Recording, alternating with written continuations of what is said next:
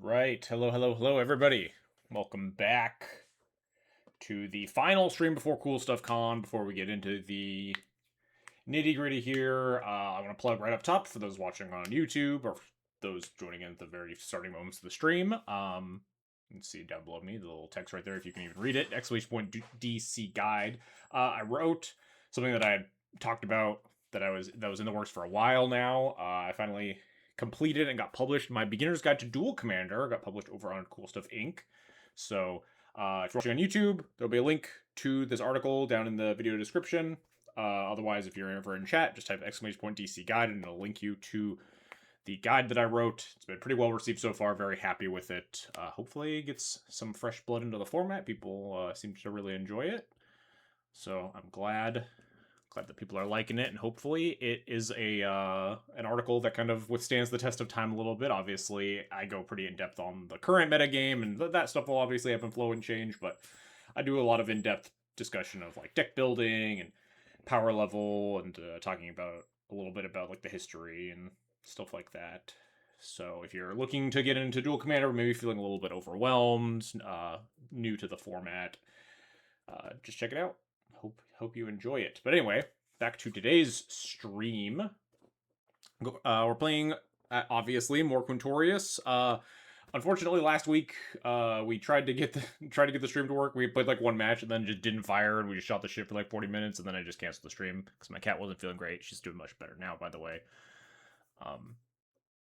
But in lieu of testing out the Armageddons and stuff, we had cut the combo packages to try more cards, and I was testing Armageddons and Fable the Mirror Breaker, and I finished the league off stream later to a 4-1 after colossally punting a bunch in my loss. I really liked the Armageddons, and I really liked the Fable, and I want to fit it in the Fable even into this list, but I just wanted to play the list that I'm likely just going to register at CoolStuffCon on Sunday. So I just went back to the combo stuff. I did want to fit in. I don't know if I'll be able to I'll probably be able to find one in like the 2 days I'm strolling around the con. But I don't even know how to spell Seven's Reclamation. But I was informed that Seven's Reclamation was a really good ancillary combo piece that also just worked well with the deck.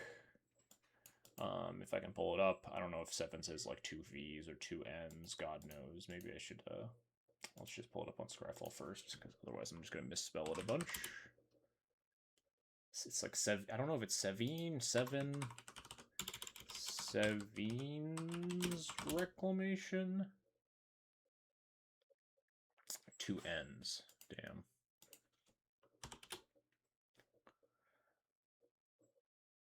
Do I have one? I feel like I have one. Maybe I don't. I do. I have 2, in fact. Anyway, Seven's Reclamation brings back any permanent with mana value 3 or less from your graveyard, and if you flash it back, you get 2, basically. So this is a way that if you just have the Mesmeric Orb part of the combo, and you're just like milling yourself out a bunch, if you mill past your Basalt Monolith, you can also mill into the Seven's Rec and just kind of get your Basalt Monolith. Basically, it kind of makes a Mesmeric Orb close to a 1-card combo, just kind of over time. If you untap enough permanents enough times, you will eventually just find the Seven's Rec and the Basalt Monolith. This card also just like works pretty well by itself.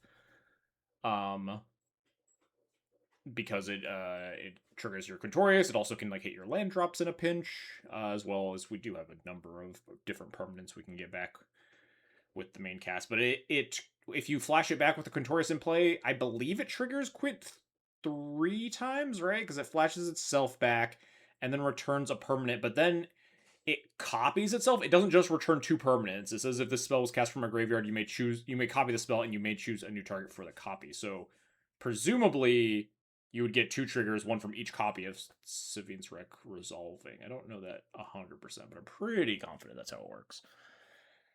Anyway, so I want to fit this into the deck. I'm not exactly sure what I'm going to cut right now. I'm going to think about it for like 20 seconds, but then really get into it.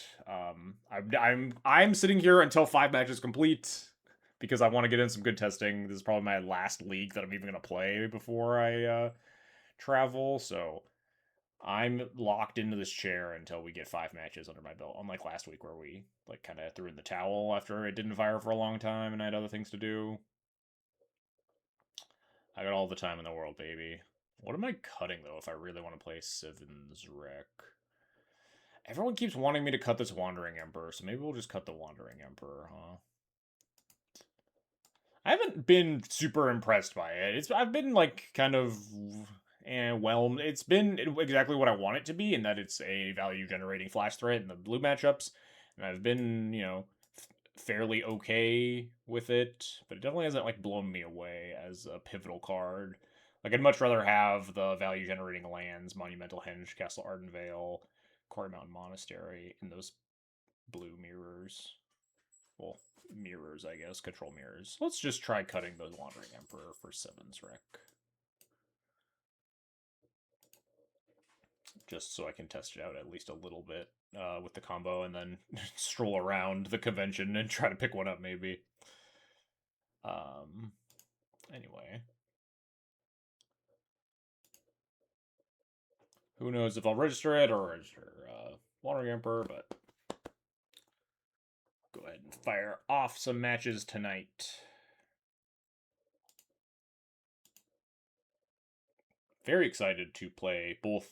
The first time I've played Paper Magic in a while, and like the first time I've played Paper Duel Commander in basically ever. I mentioned this a few times when I talk about my history in the format, but I used to play Duel Commander in like a local league I had in college, where we would compete basically against. Oops, a second thing of Magic Online open for no reason. Get that out of here. We used to play and compete with like another stores league. Basically, we had like five people on our team, and they had five people on their team, and we all played like one-on-one matches of Duel Commander.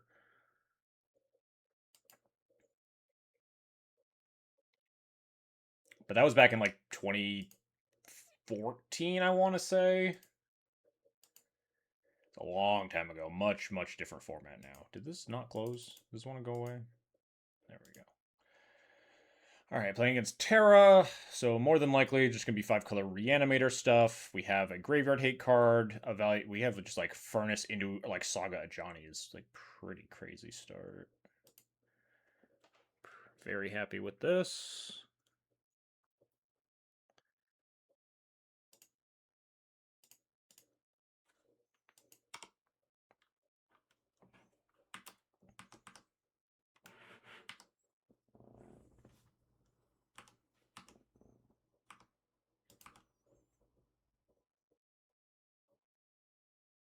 I think I'm just gonna go ahead and play Saga here. This deck's not super good at preventing a turn 4 Quint or whatever. In terms of like, doesn't have a ton of counter magic. It's primarily a permanent based deck. Permanence and removal and like Reanimator stuff. And I think we're gonna put the shields down on Phyrexian Furnace, like exiling a thing on turn 2. Specifically. And then turn 3 we'll just be able to hold up Urza's Saga activation. And also, if, emergency sack Furnace. You can, like, plow Johnny or something? Yeah. That's completely fine.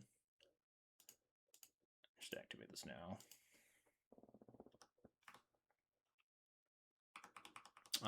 And then turn 4, if we want to play Quintorius, we can just go get Ghost Vacuum for targeted Graveyard Hate, and we don't need to hold up the mana for Phyrexian Furnace again. Although, we're also not guaranteed to be able to play Quint on turn 4, now that I'm looking at my mana. That's certainly scary.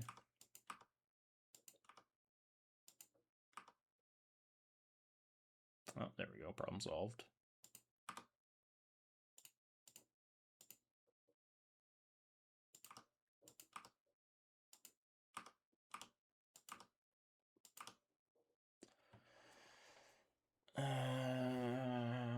How do I want to do this? I don't think my life total matters a lot, and there's a world that we draw another untapped land. We can use this to fetch out a Surveil instead later. I think I'm okay taking a couple of pings of damage here.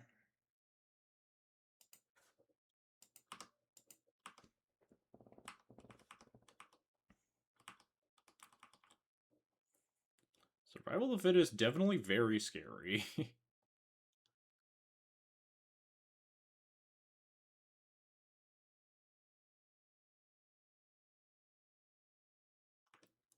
can they survival into something that I need to be worried about? Like, I don't think this deck can, like, survive. Is going to survival into subtlety me. Like, they can't survival into, like, mirror shell crab or anything. I might just make guys and beat them down.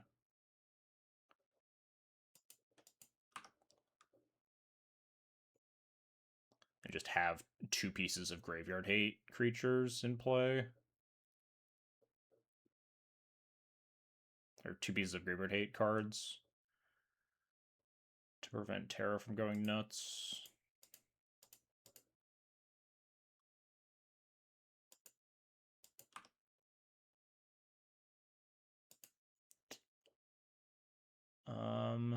Yeah, I think I just want Ghost Vacuum.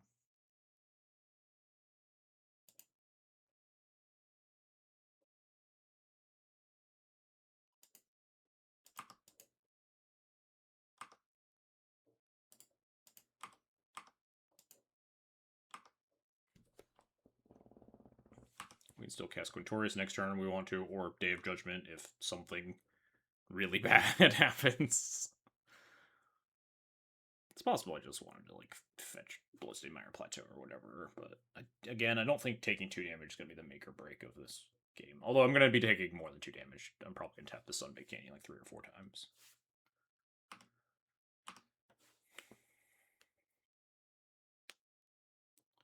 Intuition target me, huh? Are we gonna cheat a card into play from our hand? Are we gonna grab, like, Flash, Show and Tell, some third thing?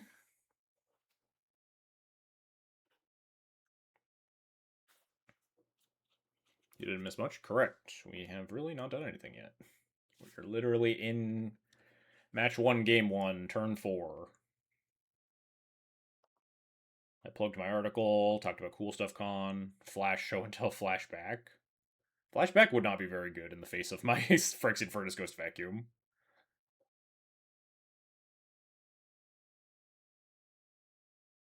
Flash is legal. It's one of the, I would say, one of the best combo cards in the format, but it's not, like, insanely broken because you get 1 copy in your deck, obviously. But it's definitely. Oh, all right. Nope, we're just getting 3 giant guys. Maybe we already have Show and Tell or something. I think I want to give them Spira. This thing doesn't do anything.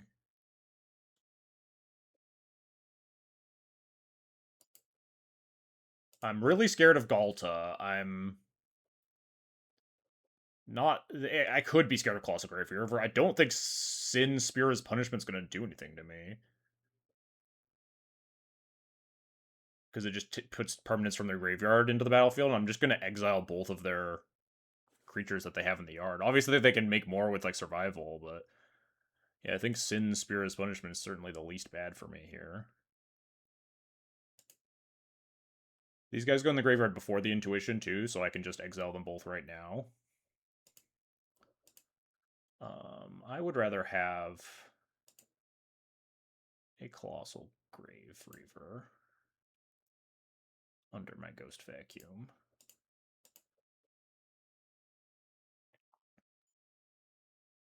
Wait, what is Sin? I already forgot what Sin does. In terms of, does it only put copies of permanents into play? Is it going to cast an Intuition for free? I don't know. I literally...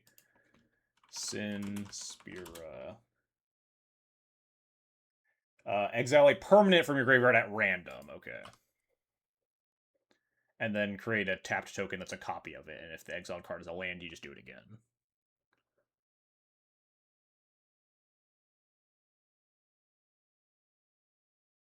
But even if they, like, Show and Tell in Spira and also discard a giant creature to survival, we just activate Phyrexian Furnace and exile the only scary creature, and then they die.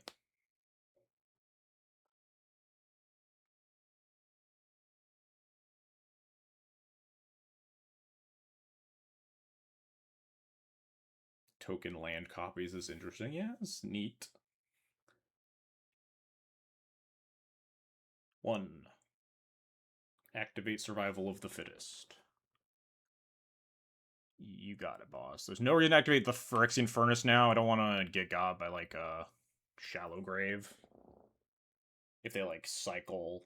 If in response to my activating Phyrexian Furnace, they could like cycle on Phyrexian or on Survival again, and then Shallow Grave the Spear. I guess no, opposite order. Sorry, they put the Spear into play first, and then with the trigger on the stack, activate Survival, put a giant creature in the graveyard or something like that. I don't really think I need to exile this Sin unless they activate. They literally put something on the stack that's going to put it into play.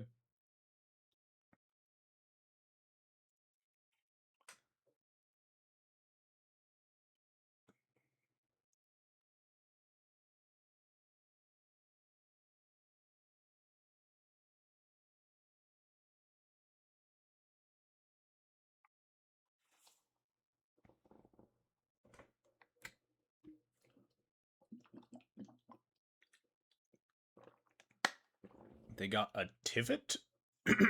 Interesting. Oh, we are Shallow Graving. Okay. I'm just gonna let this resolve then. Because they'll put in a Sin, and then if they cycle in response, we exile the card that they put in, and then they just get a Wooded Foothills, and then nothing else happens. And they get to, attack me for 7. First time playing this matchup? No, I've played it a few times online so far.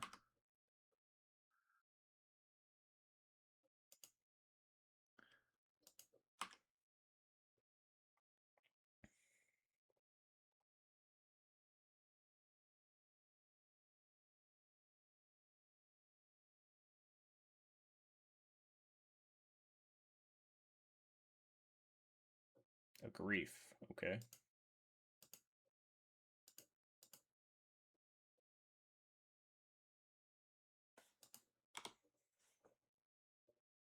You get tapped Wooded Foothills. They aren't dead. They're not really alive. I guess maybe. They grief my Basalt Monolith, so I can't lethal them. I only put them to 2 here. But I have an active Ghost Vacuum again after that. Oh, they get the grief back, too. That's fun. Oh, the grief's tapped, though. That's less fun for them. We can also just draw an artifact and they instantly die. That's fine. I mean, I guess I'm just playing Quint, huh?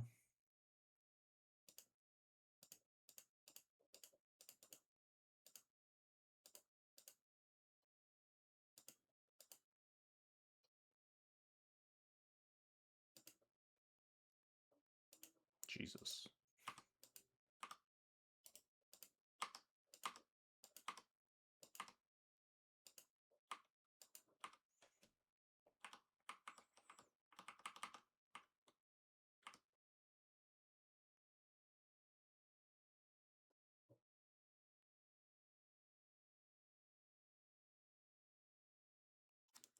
What you got, opponent?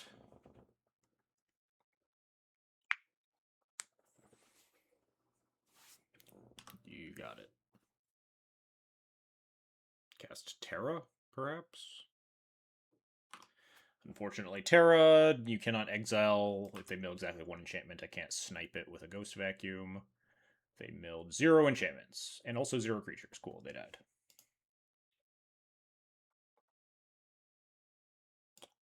Awesome. This matchup generally pretty good because you just have like 1, 2, 3, 4, 5, 6, 7 artifact graveyard hate pieces. More if you start including like Urza's Saga and Enlightened Tutor and stuff. They are like kind of a weird fair deck. Not really a fair deck, but like they play like Mana Dorks and can just like cast Terra a few times and get up to like casting their giant creatures if you give them enough time, and a couple of like quality cards in their 5-color uh pool like Minskimbu and stuff. Back on the combo, I see. I mean, I was talking about it up top, but obviously not a lot of people are here yet. But I want to go back to the Geddons. I thought they were really good, but I just wanted to try the list that I'm likely to play at CoolStuffCon just because I have all the cards and I don't own a Ravages of War and a Geddon to add to this deck. I do own 1 copy, but I'm loaning my Cloud deck to a buddy of mine to play in the event. Fair adjacent. Yeah, it's like it's a reanimator deck that has like other plans. It's not just like dedicated reanimator. Where if I'd like play Ghost Vacuum on turn one, they're just fucked. If they can easily just hit some land drops, play some removal spells, play their Terra. Terra is a 4/2. Terra does just like beat down sometimes. Kind of hate this hand. Orm's Chant, not the most exciting anti-reanimator card in the world. This Pyrokinesis is very stranded for multiple reasons. Wrath of God can be pretty good against them. Not all their reanimation hits are just like you lose the or you win the game. But I think I'm fine mulliganing. This hand's also not thrilling here. Man is really wonky. It's kind of funny that you can we could turn one Disruptor Flute and then Boros Garrison back the City of Traders. That honestly might be what we do, especially if they lead like turn one Mana Dork. We just turn one Disruptor Flute named Terra, and then turn two, maybe we don't play the Orb. We're probably gonna put the Orb back against the Reanimator deck. But I will keep this, and yeah, I don't think we want Mesmeric versus Reanimator. It's kind of hot. Yeah, it's kind of sweet. We just get a free soul land. Okay, well, we could also just play our tap land here instead of. Yeah, as fun and cool as it is, I don't think we necessarily want to do it because I think I want the option to Flame Slash something on turn two here potentially.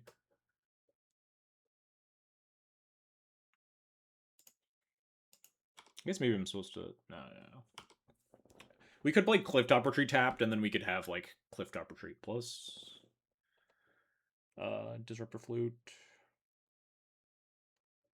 Being a responsible adult is so sad. True. Alright. Low key, we might just fourth them next turn. I'm gonna Disruptor Flute Terra on their upkeep here, depending on what they do. Please don't. I'm not gonna say it. I'm not gonna summon it. It's fine. Everything's fine. I think I will just slam turn 3 Quintorius, though, off the City of Traders. Alright, that's fine.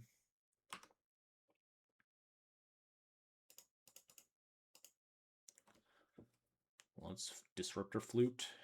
Terra Magical Adept.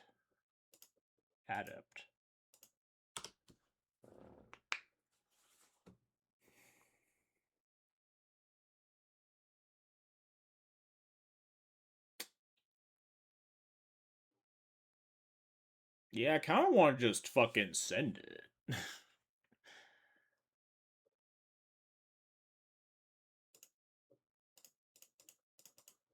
mean, I guess I get punished if they have exactly 2 removal spells, but...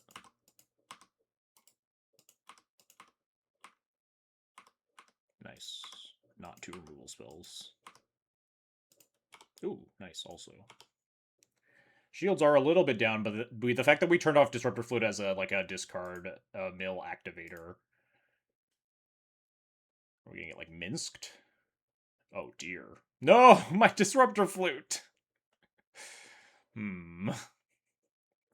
Can't flicker that Disruptor Flute here, huh? Well, nevertheless.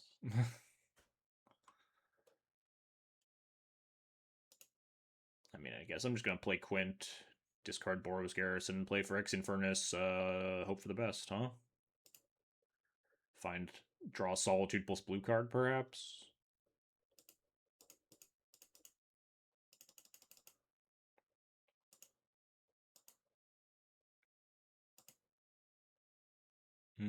Those are neither Solitude nor blue card.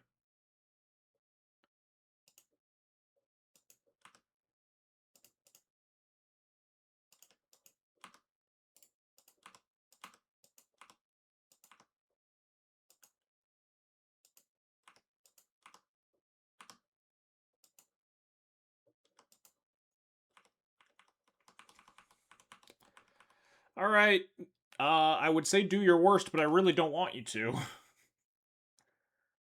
That's pretty bad. Definitely not great, as far as sneak attack options go.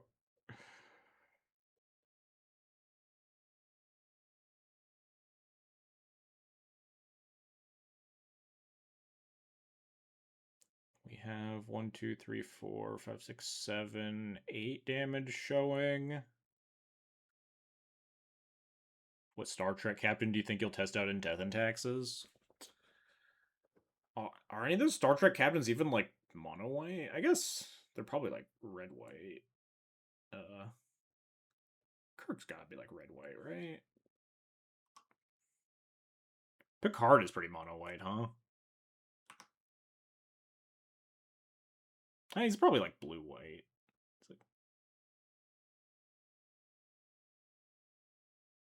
Discard Metamorphosis Fanatic, I see.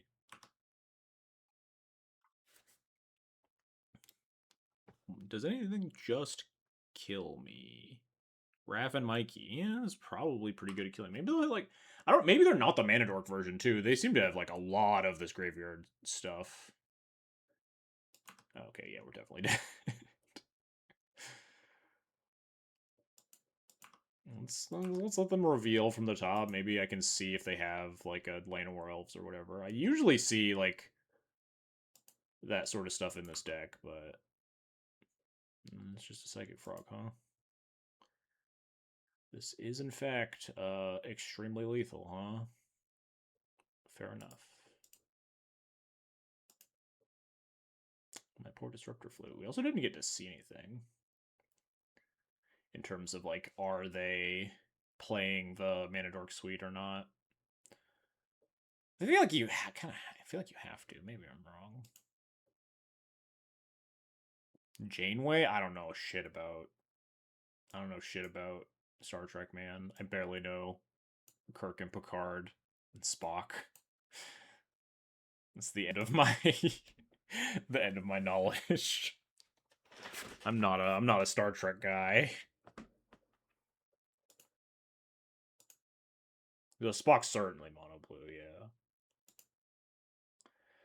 But we could also play the starships as commanders in Duel Commander, right? Because they said that legendary spacecraft with power and toughness are allowed to be commanders. So we should be talking about which which vessel from Star Trek is going to be the best in Duel Commander. What am I doing? Am I keeping this hand? Turn 4 Graveyard Hate on the play. Turn 4 like play Quintorius plus play Graveyard Hate. Untimely Malfunction is okay, not great. Chainlining is good again if they are on the Mana Dork stuff, which I'm not 100% sure on.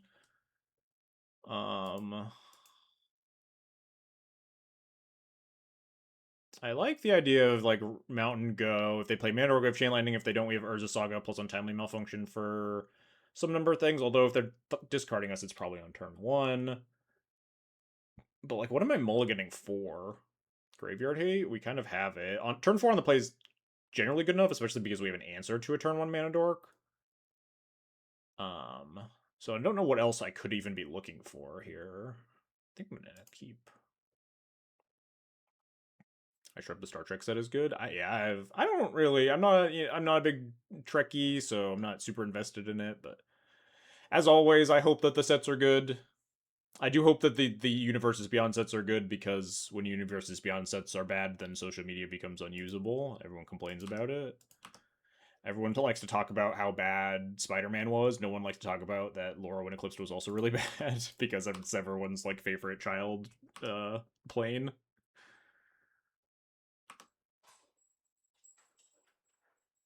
No Mana Dork. I'm starting to feel like they don't have. I don't think a Johnny's that good. We could like chain lightning our Johnny token. I don't really care that much about that.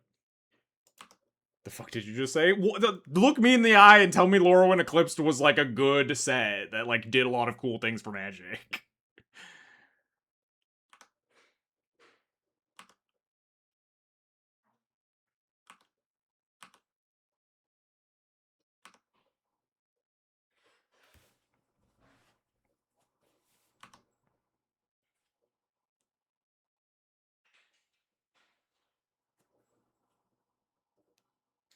We got Hexing Squelcher. This is true. I hope they Thoughtseize me.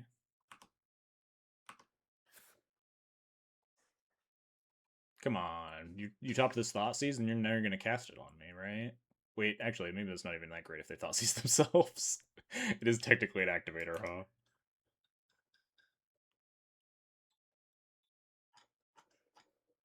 Have we considered maybe not casting Survival if it is? That would be really nice. Hey, Eureka, thanks for the resub. Much appreciated. You came here for Vials and Spies. Is this the right place? Perhaps. Perhaps not. What the fuck is this?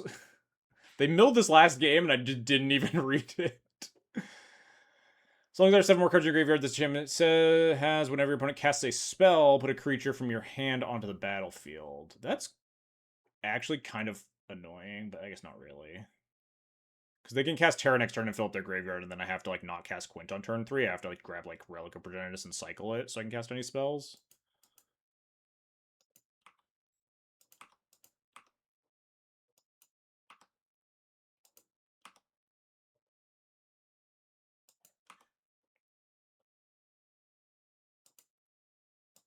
Is it concerning? It's, like, kind of concerning, I guess. I don't think they can fill up their graveyard that fast, except for Terra casts. Which means if they just cast Terra this turn, I'm just going to activate Saga into Activate Saga, grab Relic of Progenitus. Then I do kind of get brick walled by a 4-2 a little bit. Oh, are they not even? Okay, never mind. I thought they were about to cast a spell that wasn't Terra. Alright, well, I suppose that also fills up your graveyard. Wait, does it? Not if you take a card, right? Oh, there's a fly in here. Fuck. They took Overlord. They can cast Overlord, then fill up the graveyard. Oh no. Yeah, no, they can just fetch.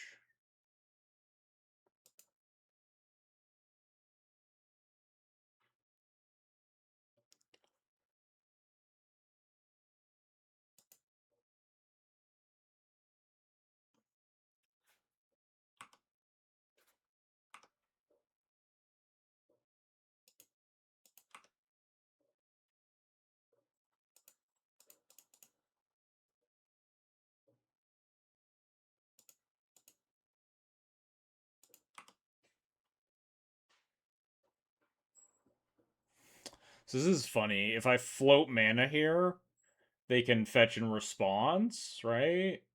They get a round of priority here. If I activate, I think I just have to activate. It's kind of fine. We have other things to do with our mana.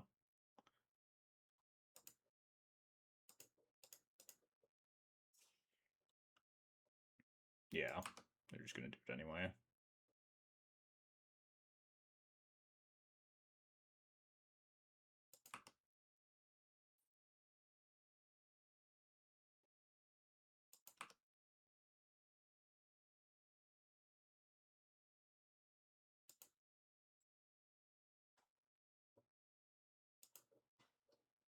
There's a world where I want to get Ghost Vacuum, but that seems really, really greedy.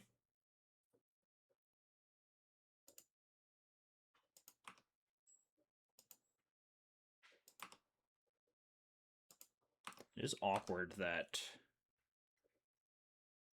I can't cast a spell until I cycle this, which means they probably won't play Terra until after. Like, they have they have ways to mill in their hand right now, but I guess they do have to take some amount of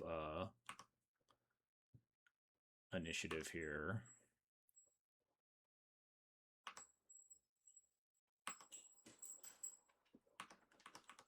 Because I can also just eat away at their graveyard with the Relic. I'm just gonna, like, hard cast Overlord here. I actually don't have a good answer to that. I guess I can attack with both and then, like, Chain Lightning if they block and Day of Judgment if they don't. Okay, no, we are just playing out Terra. This cannot pick up already milled enchantments. They also just don't have any milled enchantments. So just let this happen. They milled Bitter Reunion.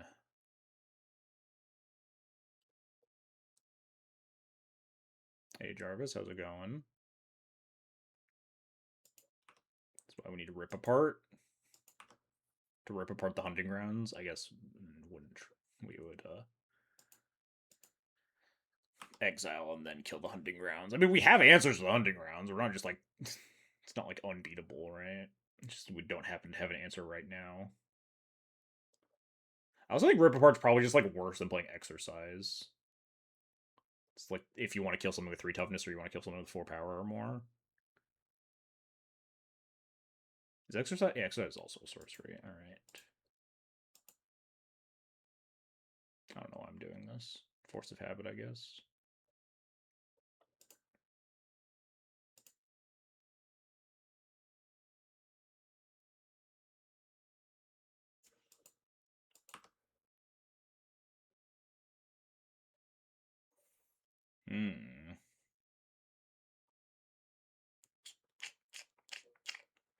I would just want to Pyrokinesis their board and cast Quintorius here.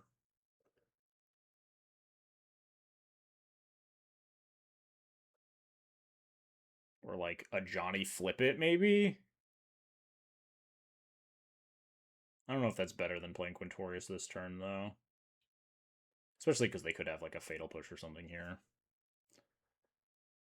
Pitch this Untimely Malfunction. I think the Chain Lightning is better both for face burst and also for potentially, like we just talked about, flipping the Ajani.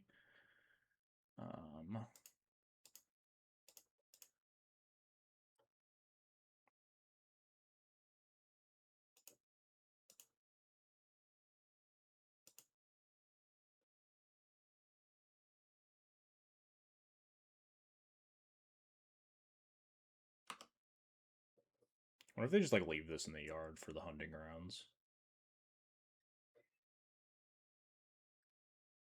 Yeah.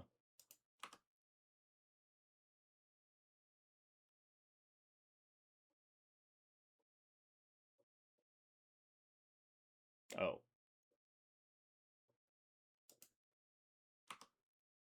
This is awkward. Well, I guess I get to cast one spell here, huh?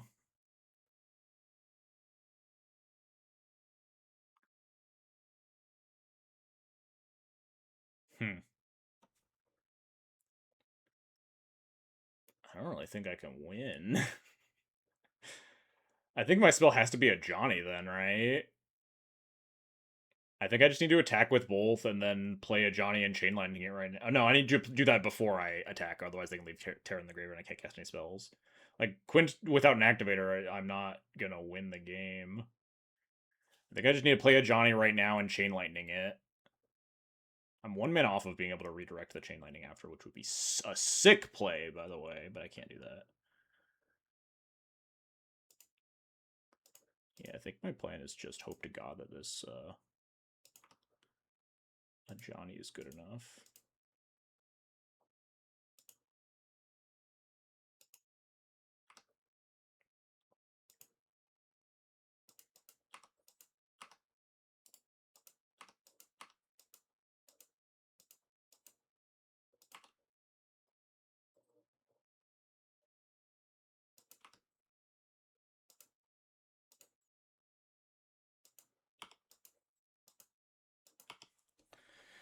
Smart, the only deck you've registered without the card basic planes. Like, no, I've played like Eldrazi, like pre MH3, Eldrazi Stompy.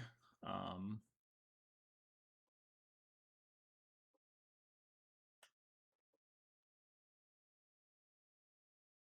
think they might have really gotten us good here. Okay, they don't discard like a giant creature. That's a very good sign for me. Do have to be watchful of the ability for them to haste a creature to attack with. They didn't mill anything big, though. They should have this Cavero.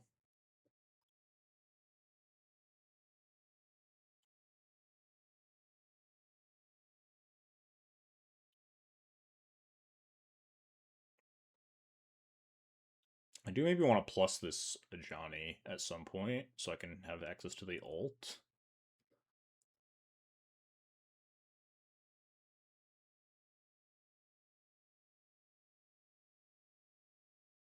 Okay, that's fine. A little surprised. Oh, that's less fine. Yikes. Surely my 1/1 construct will get there over the next 11 turns. Notably here, they have exactly one card in hand, and it's Overlord of the Mist, Overlord of the Bale Merc. So if there was ever a window to resolve a spell, it would be right now. That being said, Quintorius doesn't really do it. If I play Quintorius and they put an Overlord, like, my Quintorius just gets checked.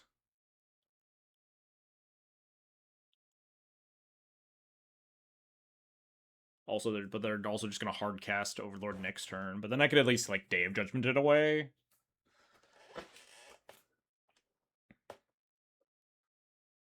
Like, I just don't think I'm allowed to cast anything here. If they have, like, land, though. Draw, like, land, they get to, like, play Overlord and then sack this and get a shit ton of value. That's really not good for me, but I don't think there's a lot I can do about it.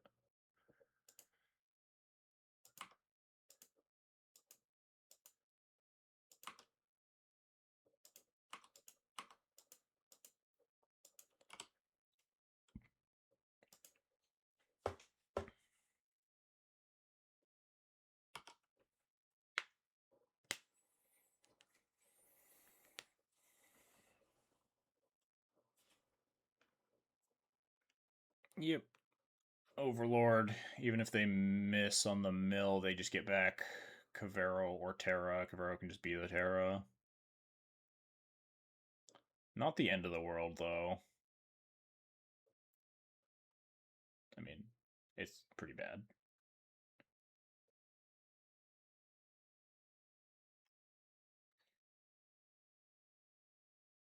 If I... Now's the turn where I want to resolve something important, I think.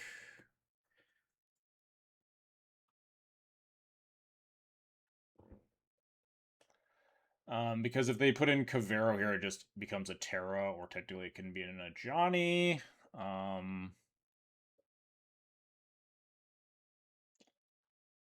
think I just have to cast Day of Judgment, and then they just don't put in anything. And then I can't cast a second spell to follow up, and then they just Cavero the Overlord, which means I can't do that. But do I have another option? Activate Quarry Mountain Monastery, try to hit. Try to hit, like, exactly Ghost Vacuum. Yeah, I'm in a bind. Cast Oliphant. Try to kill them. Oliphant plus Construct Token is 9 damage. But also they'll have blockers.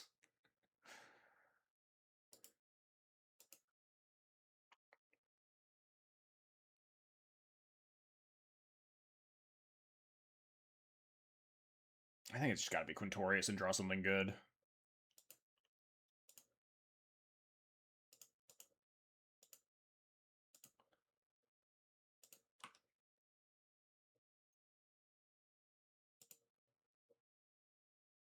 That seems a lot worse than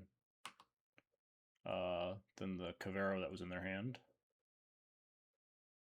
What does this even do? Put any number of those permanents on the battlefield? Any number? All right, yeah, I'm good. I'm good. We can move on. That's fine. That's fine. That's a pretty good draw step. That's fine.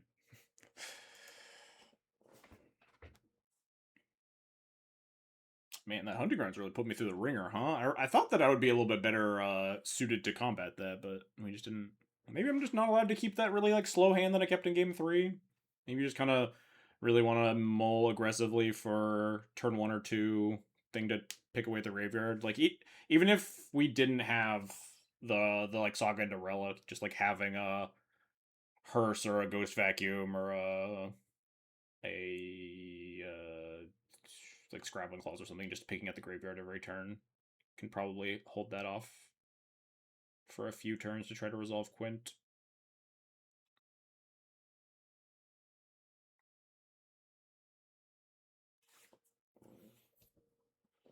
It was also really unfortunate that they had, like, immediate answer to my Ajani. Just instantly having the Lightning Axe plus the... I guess they didn't really need the Lightning Axe. They had a 2-1 covered pretty well, but the Bitter Triumph to kill the Ajani. I think that Johnny, like, very well could have just gone the distance if they were just, like, playing really mopey creatures instead of cheating in, like, a giant 7/7. They were just, like, casting their Overlord and then casting a Cavero that copies a Terra or something. But they very well could have like attacked with the Overlord that turn and hit a giant thing, and then the Kagero copies it, and then we still fucking die, even if we had like 2 extra turns on that Ajani. But 2 extra turns on the Ajani could have meant also that we chip them down just enough that we can like cast a Quintorius, they get 1 activate, they get 1 trigger of Hunting Grounds, and then we have the red permanent, and then we just like Ajani bolt them with like 4 or 5 creatures to play. Like even if they did all that, I guess they hit Cast Filer specifically, that would have blown up the Ajani. But you know, we definitely had options there. I guess we didn't have options that specific game, but we had outs, I guess. Hunting Grounds was messed up. Yeah, it definitely got me good. Literally a card that I did not know existed. It's a pretty cool one because it's a card that is both enabled and found off of Terra. That one's really sweet. It's like a reanimate effect that you can grab off of Terra, and also just straight up like you know Terra milling you to most of the way to threshold.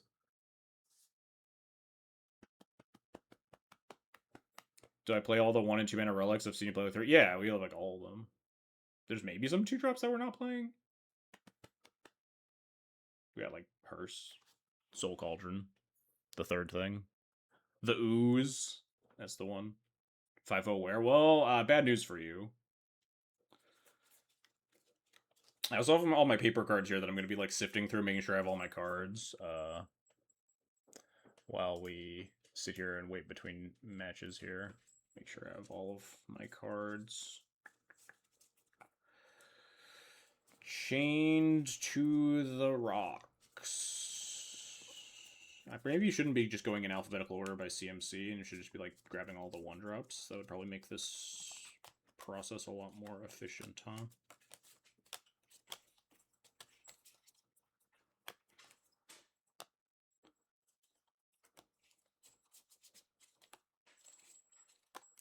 Also, I was talking like mad shit about Oliphant and how I should probably just cut it, and I was talking about like maybe you could play Timeless Dragon instead, a card that I kind of made a little bit of fun of, but I've been playing a bunch of Blue Mirrors, and I'm like, uncounterable giant creature that also hits my land drop seems pretty nice. But then like the day after I was talking a bunch of shit about Oliphant, I had like a really sick game where I got to Arena of Glory and Oliphant into play, and also copy it with a flipped Fable of the Mirror Breaker.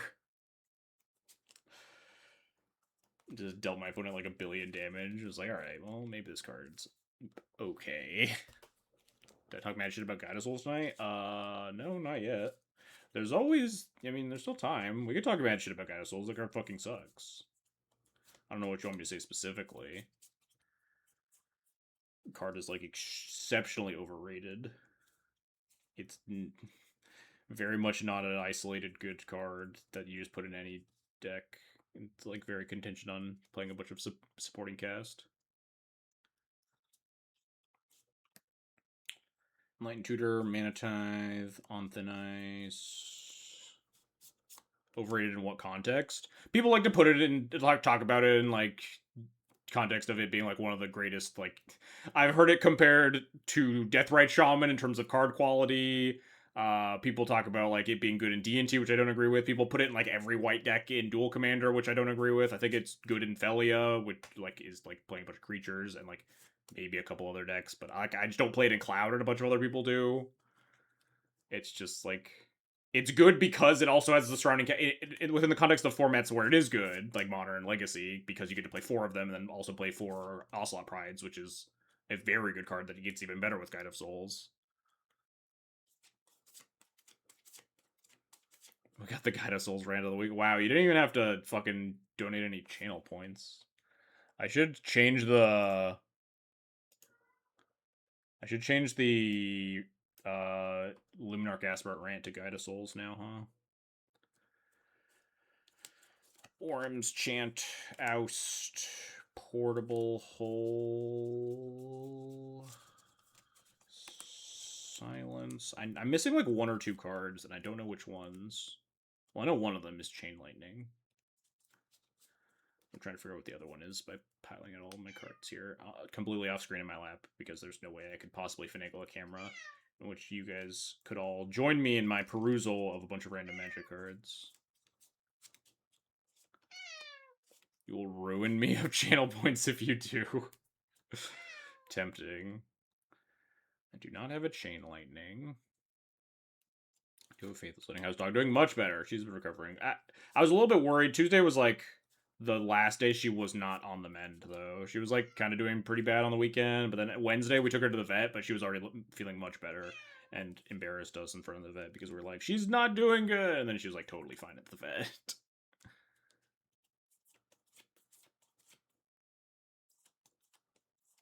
Okay, but Luminar Gasper is actually bad. Yeah, there are degrees of badness. I'll admit that Guide of Souls is a much better card than Luminar Casper. Galvanic Discharge, Gamble. What's the point of Hostility Blue decks? No, it is a combo with Basalt Monolith and Mesmeric Orb. Dog hurt her back, Jarvis. We don't know how. It was like last Thursday night. She, instead of jumping on the bed like she usually does when we were going to sleep, she like sat at the foot of the bed and started crying, like meowing.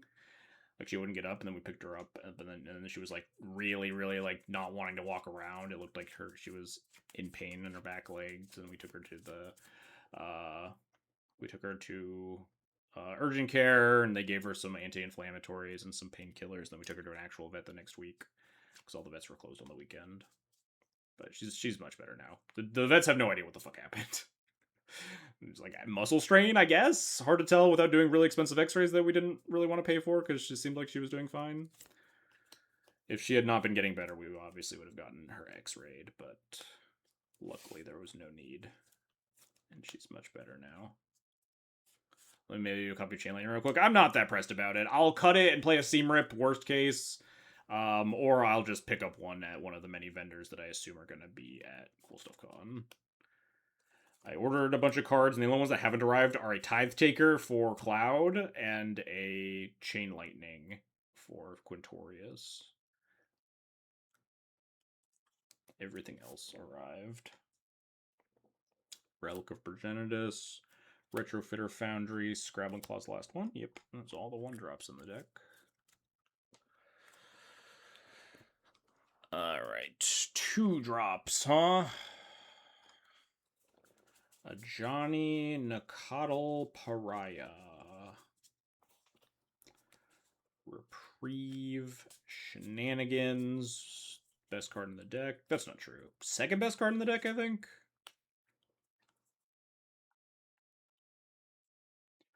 I think Currency Converter is the best card in the deck. Agatha Soul Cauldron. Arcane Signet. Disruptor Flute. Felwar Stone. Mesmeric Orb.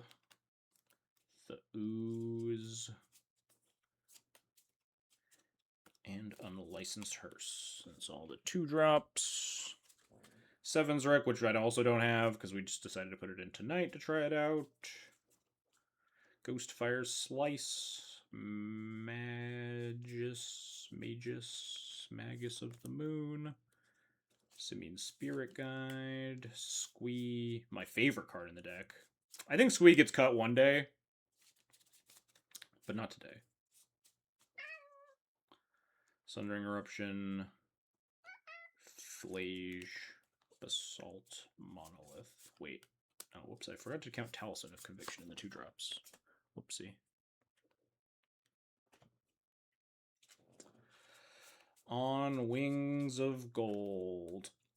Witch Enchanter, Day of Judgment, Parallax Wave, Wrath of God, and Anger. I got the fucking cool-ass Final Fantasy one that doesn't exist on Magic Online. We did it. We got the fucking sick-ass one. Oh, and this Wandering Emperor that we cut to try the 7's Reclamation.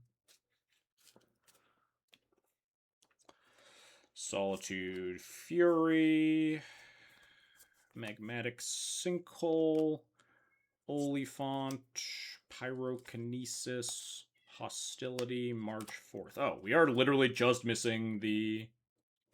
I guess I miscounted then. We're just missing the Chain Lightning.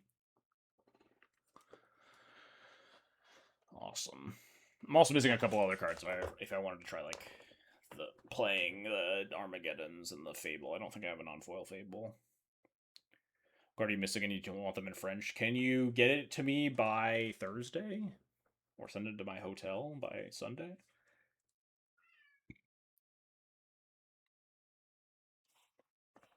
That's a joke. I don't actually need any cards. Again, really don't care that much. If for some reason none of the vendors have a singular Chain Lightning for me, I will play a copy of Seam Rip and not be that unhappy about it. Seam Rip is a card that I've been too lazy to fit in the deck, but probably should be in the deck somewhere. I should probably cut a couple of cards for just quality removal.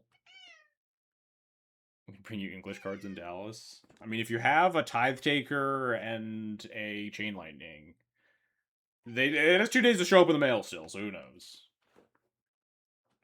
They might show up. Can I check their status? Probably not, because it was fucking 40 cents worth of cards. There's no way they shipped it with tracking or anything. Alright, what do you got for me? All in TCGs. Track order? I doubt this track order button's going to track my order. I think it's just going to take me to the order history page. Kitty, what do you want?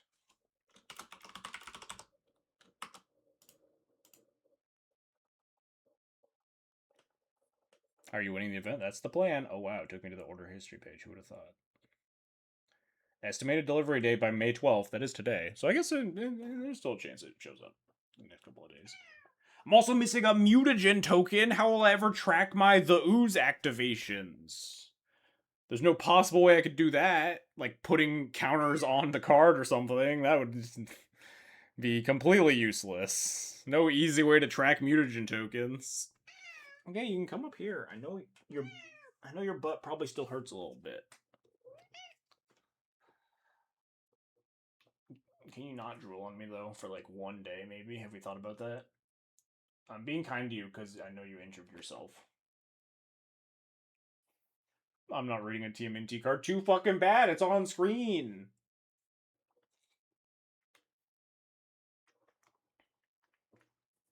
Drool on the XJ. All she does is drool on me. When she rubs her face on me, it's so fucking gross and wet. Ugh. Ugh. You nasty little gremlin.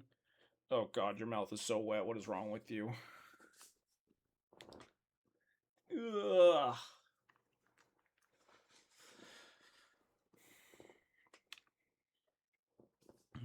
Like I said, we're sitting here until 5 matches queue up. I don't care. We're playing matches tonight. We're testing for CoolStuffCon. I'm sitting here until I fall asleep at the desk. Or we play 5 matches of Magic.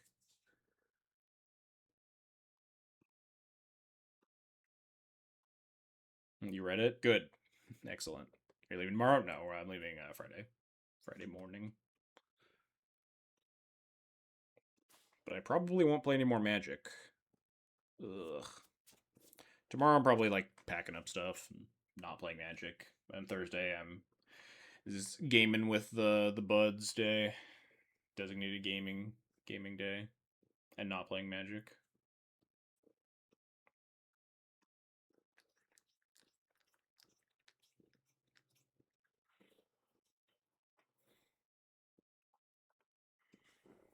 Where's my token pile? Chad, I hope you're proud of me. I have, for Duel Commander, I very specifically non-foil the deck so I can single sleeve it so I can shuffle faster because Duel Commander takes forever. And I also explicitly have all of the proper tokens for all the decks. If we are to peruse, I got fucking a million 3/2 spirit token, 3/2 red and white spirits. I'm ready. I'm ready to make a bunch of spirits with Quintorius. All the right tokens is base. We got fucking human tokens, 1/1 white humans that are on the backside are 2/2 fucking for their Lingus tokens. We're ready. Technically, if we want to get, I don't have the right constructs because Urza Saga construct tokens are $5 or something. So I just bought the shitty Kaladesh ones that are technically not correct because Urza Saga tokens are 0/0s, right? And these are stars.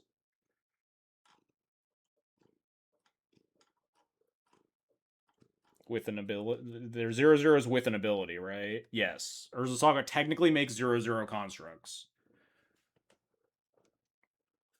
I bring 60 tokens for Legacy Energy. Respect. So if we want to roast me, I don't have proper Urza Saga construct tokens. I do have proper Urza Saga constructs in Cloud, though, I think. In this other pile that's sitting right here. Do I?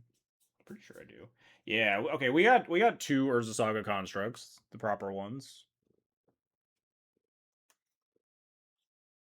I should swap so I have one. One Urza Saga construct is like just such a terrible number to have though. It's just you make 2, probably upwards of 50% of the time. Maybe not in this deck. In this deck you're gonna get away with making 1 a lot of the time. You like play it on turn 2, you make a copy token on turn 3, and then turn 4 you just play Quint.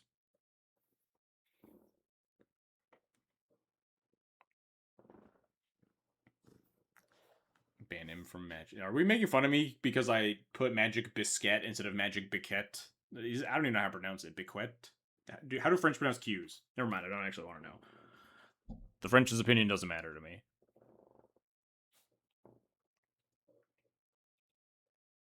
Magic Biscuit. That's the other server.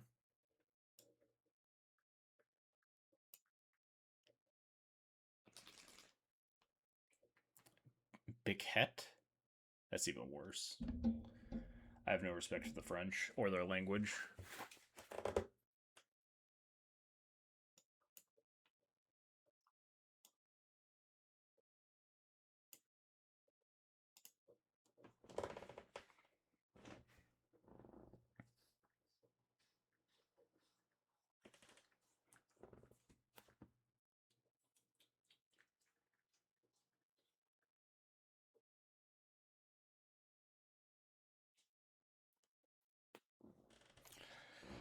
Seems like I might be eating my words tonight, though, and we're just never gonna get a second opponent like we did last week.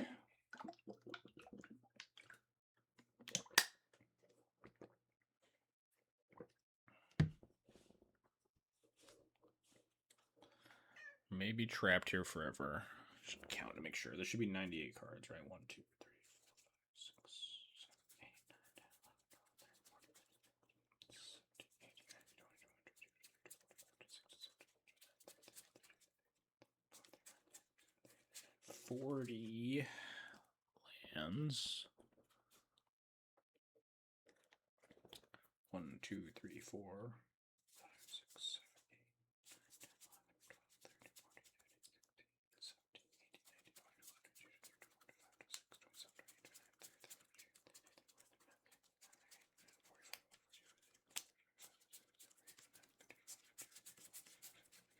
58 plus a chain lightning is 59 plus 40 is 99. Cool.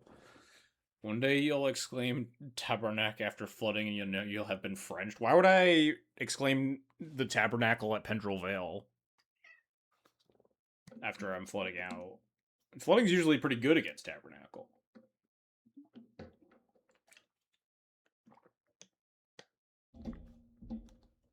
You can pay for all your creatures.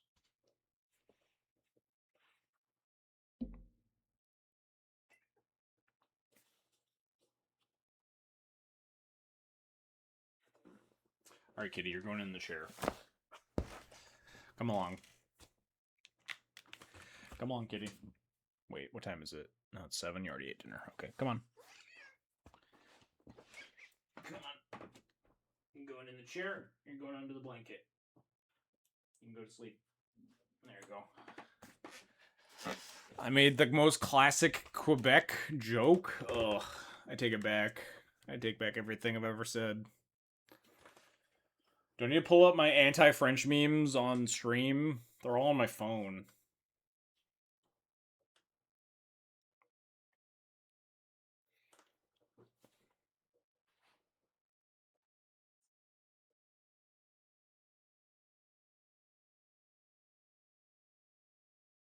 Over under 30 minutes. Should we make it a wait, how do I make a poll? Not a poll. The Gamba prediction. Well, we really didn't. We never do predictions on this channel.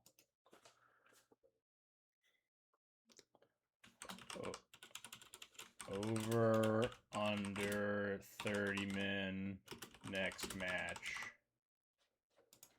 Over, under.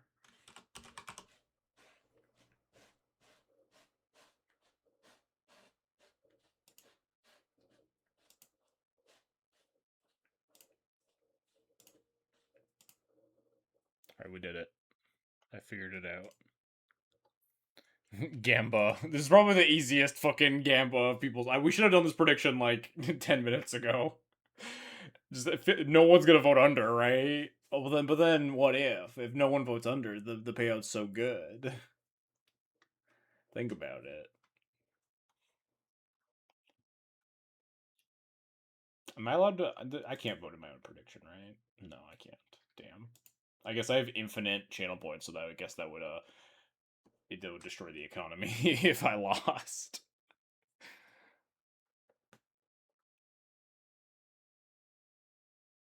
All in on over. So a bunch of people put in like 10 on under instead. Oh no, there are two people on under. Two people have faith in the format. The way that you could rig it, you vote under and then queue up. Yeah, if a chat member gets it on FGGO, you just gotta rig it for your fake channel points that don't do anything. If Dalel loses, I'm making a channel point reward that's talk shit about Guide of Souls, but only if you lose all your channel points. I would, but it's so late. It's 7 o'clock. What's a time zone? Queue up. Well, it's one match. How much could it hurt?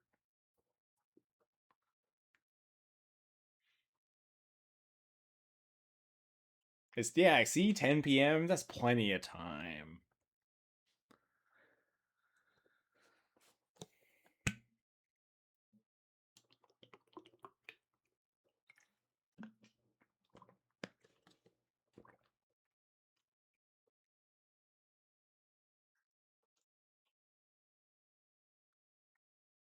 When you have two kids, it's basically midnight. Yeah, but think about then what? Then just stay up until midnight, and midnight's also midnight. What's 2 more hours? Why did you get out of the blanket? Is she on camera? I think she's just off camera. Oh yeah, I think you maybe can barely see her. Go back under the blanket. You were comfy. Don't come over here and annoy me.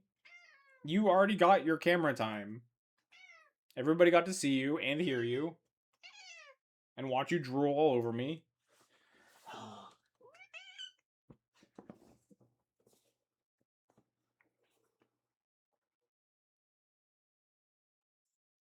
Two kids, my cat, and myself. Sounds like you have plenty of time to queue up. Although no, I guess you would probably wait 5 minutes before you queue up. Don't stop drooling on me. Cat cam? Every cam is a cat cam with dog. Why are you staring so intently out at the window? Is there something there? I don't see anything. I'm a kid and so is my cat. Oh, I have two kids, comma, my cat and myself, not I have two kids, comma, my cat, comma, and myself. I don't actually have children. Hey, look, I don't know your life. You could not even be a real person for all I know.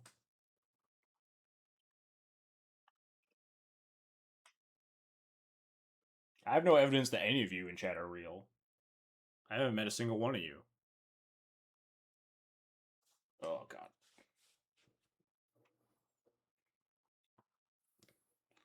Maybe you're all just bots.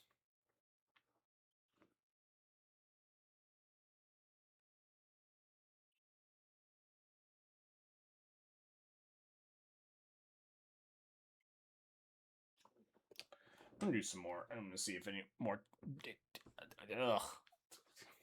God. You so much saliva, you disgusting creature. I'm gonna do some more deck list homework while we're sitting here.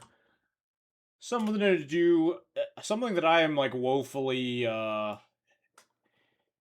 underprepared for is like kind of knowing deck lists. Like maybe I should know what that card did that we got killed by that I've already forgotten the name of in all the Terra decks. Because it seems really good. It makes sense that it's probably in all the decks, and I've just like never fucking seen it before in my life. And since we're definitely just sitting here killing time, it's probably good to know a little bit about what's going on in deck lists lately. And we got a lot of time to kill because for some reason the matches don't seem to be firing lately. It just kind of ebbs and flows, I guess. They were firing just fine, and then last week and then this week they just dead stop for no reason. I'm gonna kick you off. Or at least just climb up there so you stop drooling directly on me. Ugh.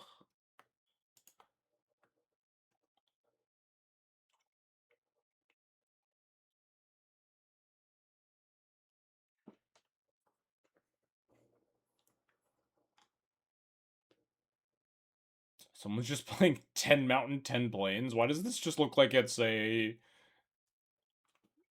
fucking pre-con? It's not. It's they got good creatures in there and also informed ink, right? Jesus God, I want to see this deck list so little. Get it off my screen. What is the average basic count? About 5-3, we play 4-3. That's pretty good. Respect it. Maybe we're supposed to play like 5-2 or something.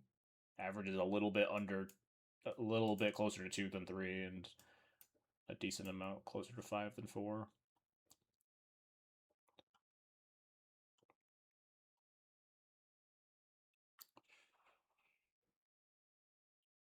I do find it a little peculiar that people don't play a Johnny. I think this card is very cracked.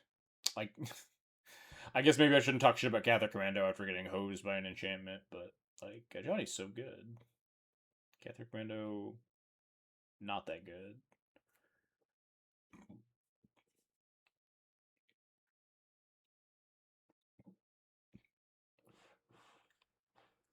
There are people playing the Timeless Dragon. Maybe they're on to something.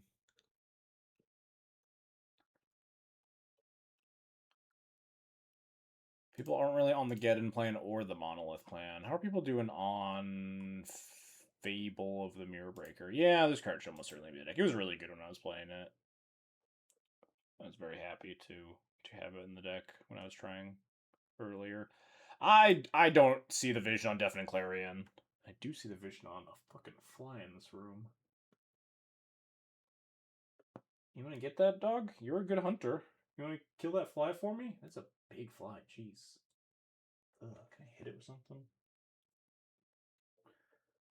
One moment. I have an opportunity to maybe hit it, and I don't want. Oh no, it flew off. Go hunt it. Go hunt it, girl. Get off me and go.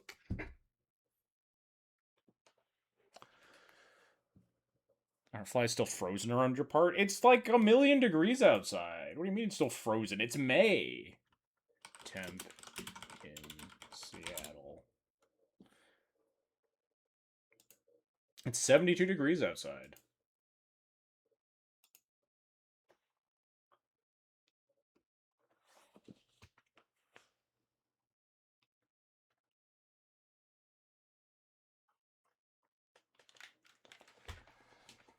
Doxed.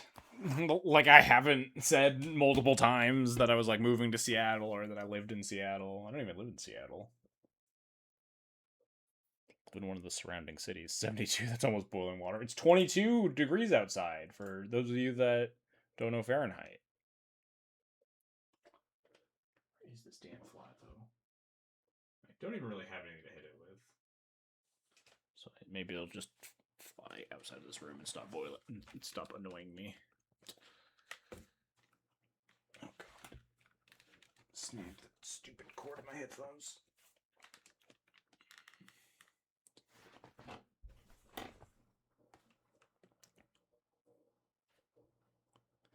Are you winning the poll? It's probably been 30 minutes, huh? 31 minutes. All right. How do I could rig the poll, huh? No one can stop me. I do have all the power.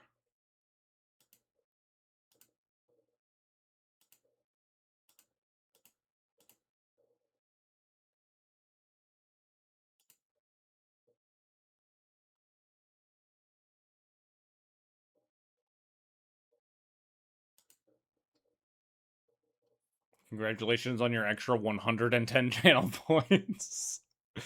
Streamer I've missed the last couple of streams. Why have we left the cool hair sword boy behind for the elephant of peculiar headgear? Does Quid have headgear? Oh, he does. Look at that. He's got a little hat on.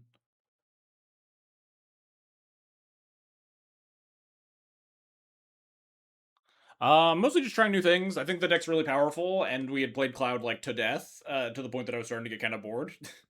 I think Cloud's still very good. I would put it at probably one of the 5 best decks in the format, but it's fun to try the new thing, and I think this card is very good. Maybe better than Cloud long term, but still hard to say. People still haven't like settled on the perfect list or anything. People are still testing, and when I enjoy a deck, my favorite part of the deck building of like the playing process is like, tinkering and stuff and making the deck as good as possible.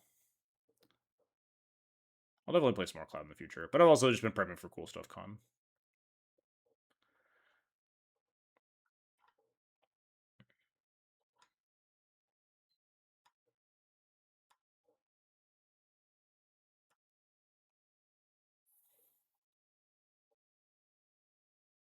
There are 0.1% of 0.1 decks playing Rip Apart. I do think the deck could maybe use some more removal that's not that shaped, but like something that can hit some more stuff that can hit artifacts and enchantments. Council's Judgment feels not very good though. Yeah, not in a lot of decks. Are you allowed to just play like Wear Tear in this format? Probably not, huh? A 5-color commander would give you the largest tinkering pool. So, while technically correct, I understand with the understanding that you are being a little tongue in cheek here. The 5-color commanders, generally speaking, have very small tinkering pools in that there are so many like must-have cards in them. Like so many of the 5-color decks in the format are just like 5-color good stuff piles, and then you're just like, oh well, I have to play all the best removal spells, and then I have to play all the best counter spells, then I have to play like the super like quality efficient creatures and all the colors, and then like that's already your whole deck. You're just done, and there isn't a lot of like room for like tinkering and stuff. I think Hey Bye is cool. Is it High Bay? Hey Bye? I forget. The 5-color like panda, because that deck gets to like play a couple of like cool flex cards. You get to play the shrines and stuff, which does add an element of like not just boring good stuff pile to it. If you were to make 5-color combo, you get to ignore all the need for good value cards. That is true. Something like Terra, like we got to see the really cool, what was it, Hunting Grounds or whatever. We did get to see a cool card out of the 5-color Reanimator deck, right? But even that deck, like, is probably a little bit victim to good stuff syndrome, but it is more like dedicated deck building.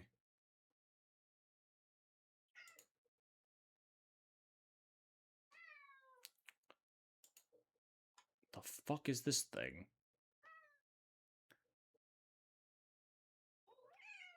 I don't want to read all that.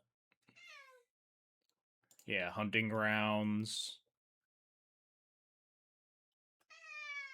What? Go bug your mom. You don't need to be here.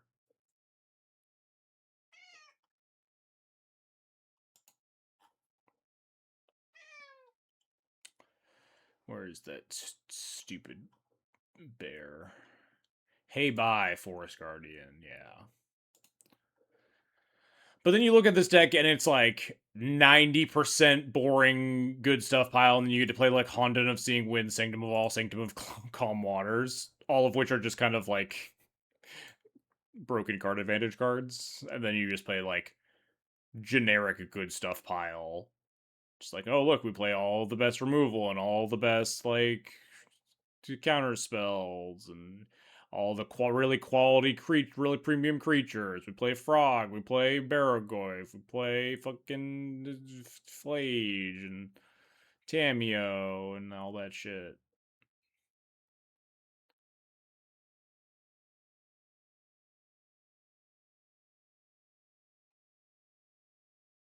But then you play a couple of cool cards at least. Unlike a deck like the 5-color Spider-Man or the 5-color Turtles, which is just like that except even more boring. I imagine Ashling the Limitless is also very similar in that like 90% 5-color good stuff, and then maybe a couple of random elementals that you get to cheat in with the like evoke ability. Gain evoke 4, so you feel like a really big enchantment and some like a really big elemental, I mean. Yeah, like a Maelstrom Wanderer. And that might genuinely be the only one. How greedy mana bases? Our greedy mana bases like this Punch Duel Commander, a lot of Blood Moon back to basics, right? Most of them are banned. Magus of the Moon and Harbinger of the Tides exist. A couple other like mana based punishers like Dust Bowl, Winter Moon, Winter Orb technically, but not a lot of people play Winter Orb. I guess Winter Orb isn't really a mana based punisher, just punishes all mana.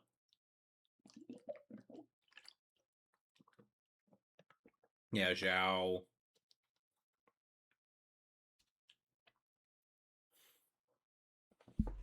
Also, I punish.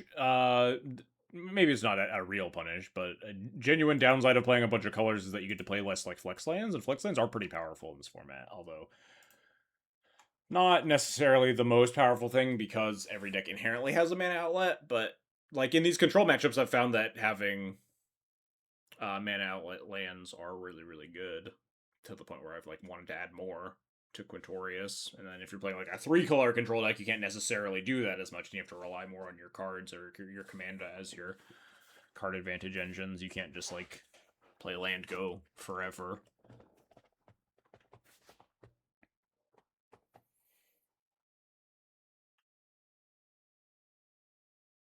I should really familiarize myself with like what's going on with like Light Paws and Tifa. Those are probably some of the most budget decks of the format, and if they have any like tricky cards that I'm not up to date on, I could definitely take a loss to these decks that I like just don't see a lot online. I've played against Tifa a couple times as Quintorius and it's felt pretty decent. But I've not played against Light Paws in a long time. The big thing for this deck is Brilliant Wings, right? Is that now you can give your Light Paws hexproof. Which is like a very good upgrade to the deck. But as far as I know, there aren't a ton of 2-mana auras with flash, right? Okay, maybe there are some.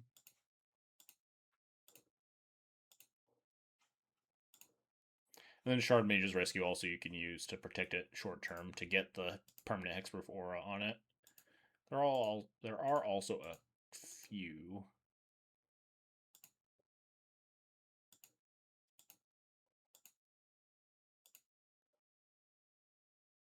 Hey, we did it! Look at that. Our patience is rewarded. I told y'all, I'm sitting here until we play 5 matches. I'm not locked in here with MTGO. MTGO is locked in here with me. Ketramos versus better Ketramos. Okay, now we have to win because I said that. Ketramos versus the cooler Ketramos. His hand's maybe a little mopey. I'm gonna keep.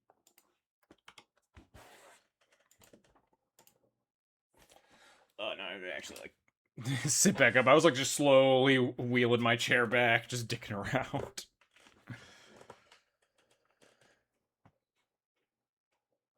I'll fetch a Surveil. Grab a Plains here for the Magus potential. Oh no, we're losing? What do you mean we're losing?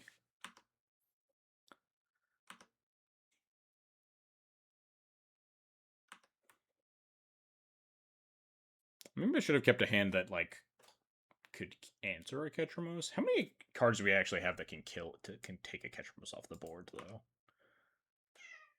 I'm told this is a tough matchup. I have no clue. I've never, ever played it. I imagine all my red removal, instead of having more white removal, is definitely not an upside here.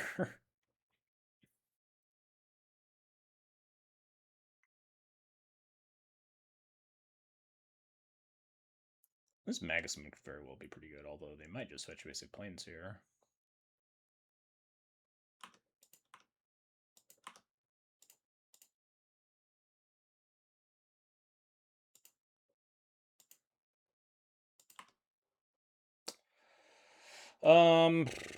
We have 1, 2, 3, 4, 5 lands. I'm gonna mill this.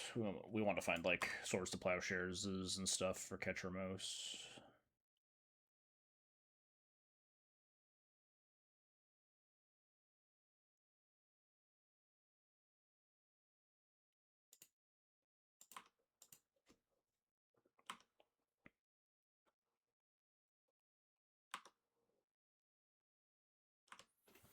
Hopefully they'll just fetch Godless Shrine.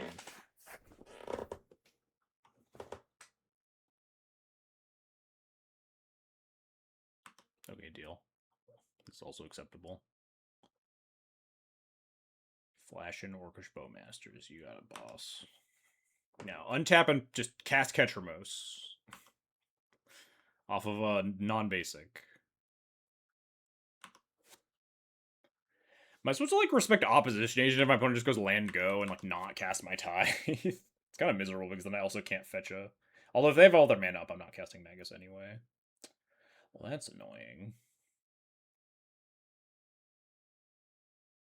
Well, that's not that annoying. I mean, I think I'm just slamming Magus here anyway on turn 3. I don't have a much better play regardless. Although killing the Orcish Bowmasters before I cast Quintorius would be nice.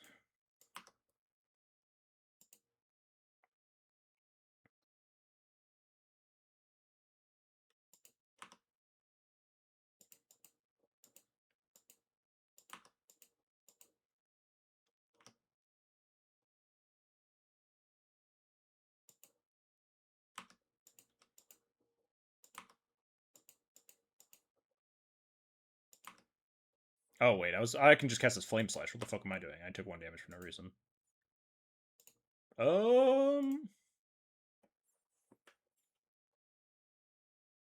I'm probably supposed to kill the Kaya. We can kill the Orcish Bowmaster later with the Flame Slash.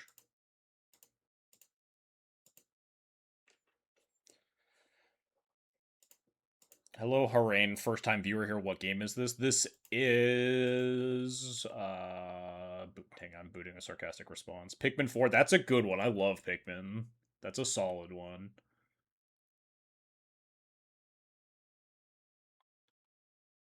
I'm supposed to get, like, red mana here.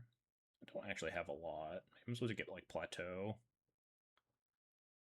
I don't think I need the Mistveil Plains.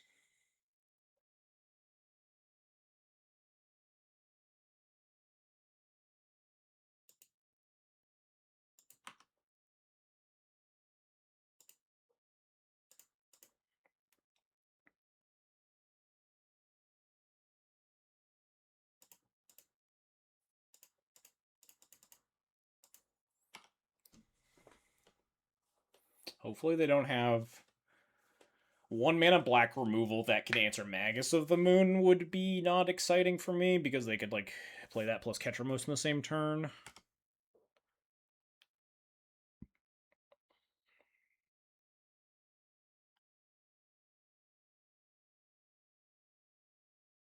Vault of Whispers. I wonder what that's for.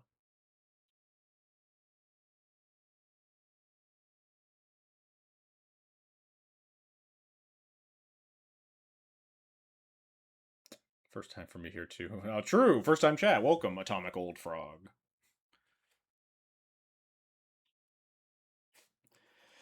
Yeah, unfortunately, my opponent had Basic Swamp. Pretty much cheating. Thank you for the well wishes. Have a good one. Basic Swamp is, in fact, cheating. It might still, like, be really good here. If they attack, I'm not blocking. Oh, nice. I just didn't really want to play into Fatal Push. Feels like a Quintorius sort of turn. Just Quintorius play plus discard nothing. Is that better than just? I think playing out Quintorius and just plussing and not discarding anything is better than just like flame slashing and doing nothing else, right?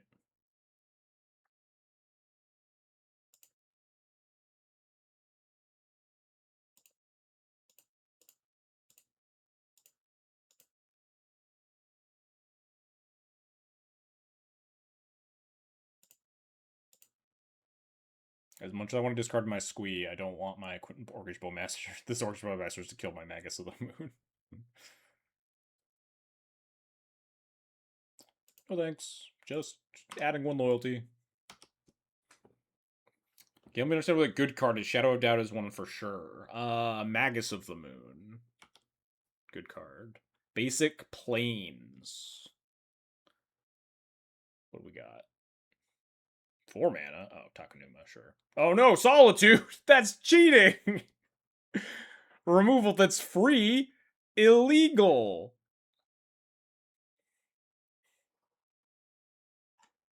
So fucked up. How could they do this? Kind of nice that we have Quintorius in play, meaning that if they want to draw cards with their catcher most, we get cards. And we get to untap and slash the Orcish Bowmaster and then start popping off with Quint.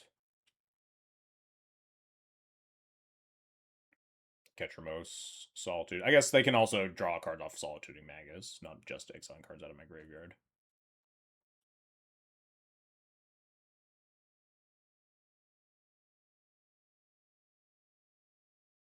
Pitch Armageddon. Alright, that's a nice dodge. There are 5 cards in exile currently. 4 cards in exile currently.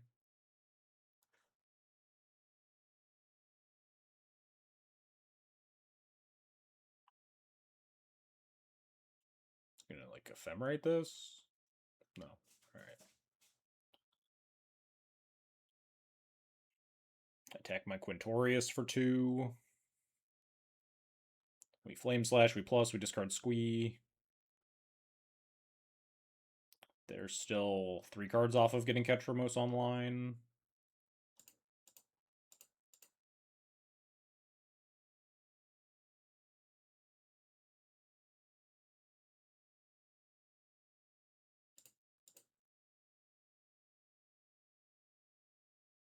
I'm gonna discard the Squee. There's a chance that they like play an Exile Activator or whatever and exile the Squee, but then we still get the 3/2 off of it. We could just discard a land because we have a million, but we'll draw some cards to cast. Yeah, I suppose those count as cards to cast, huh? I suppose those do qualify.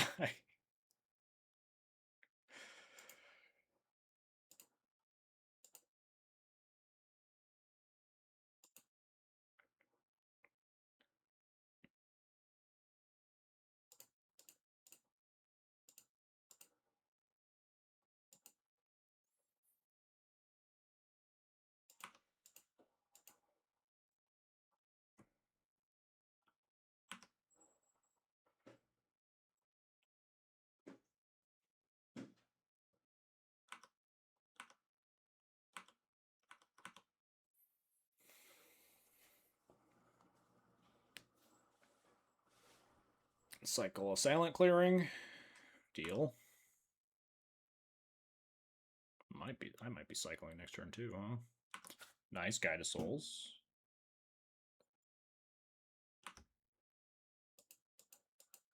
Powerful magic card. Hurry, you're looking for examples of good magic card. Might I suggest a counter example of a good magic card?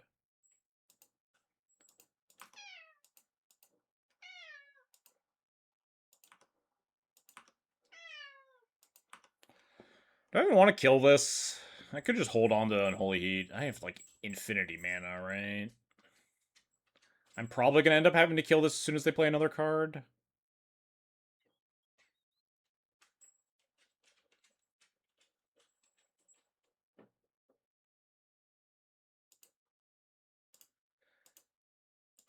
just kill it.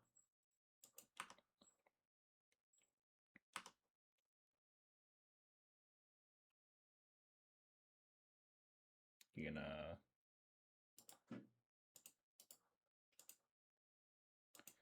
I do not play CDH. Very not enticed by that format. Ooh. It's a very good one to draw, huh?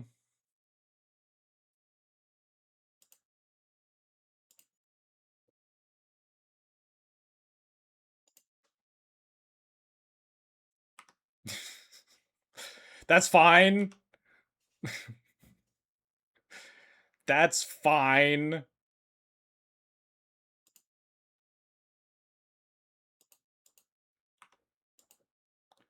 How does this work? Exile from graveyards on your turn. So I should just activate this now and see if I hit an activator for Quint and just exile a card. Because I got fucking jack shit.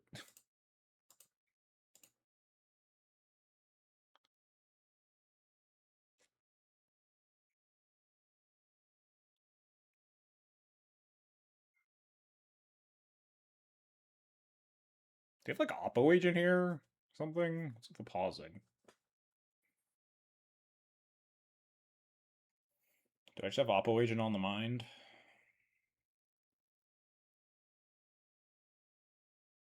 Oh.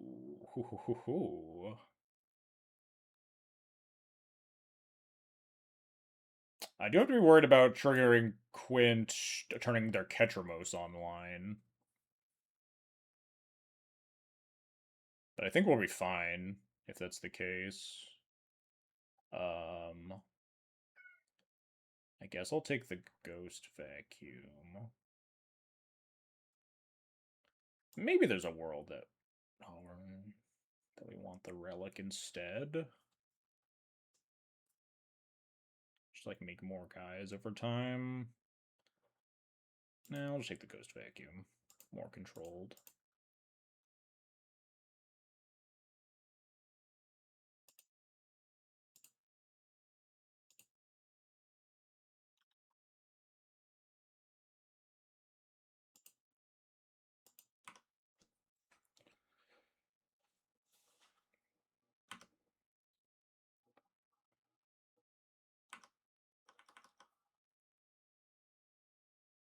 Oh, I do have to be worried. This is also a 6th card in exile that I need to put back if they exile exactly 1 card here. I hate that Moto doesn't track nice to rest total cards in exile. It's like it shows me 3 right here, but I have 5 total cards in exile. And it doesn't like tell you 6 cards exiled on Ketramos or something. What's happening to me? 5 mana. Destroy all artifacts and enchantments. Well, that's a little rude, I would say. Actually, it's not even that bad for me. I'm gonna be so real.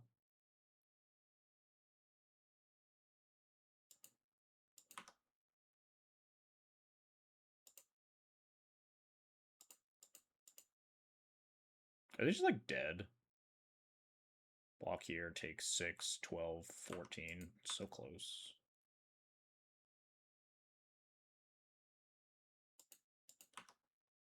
Can we just draw like Lightning Bolt?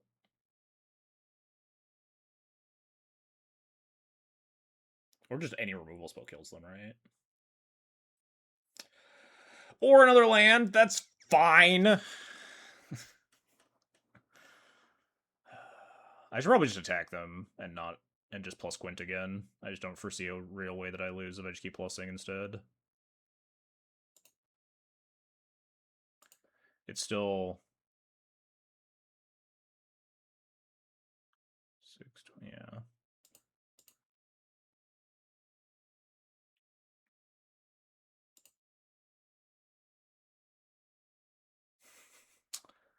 I'd say that one's pretty good. Is that lethal? Who knows? But I'm definitely going to cast it for X equals a lot.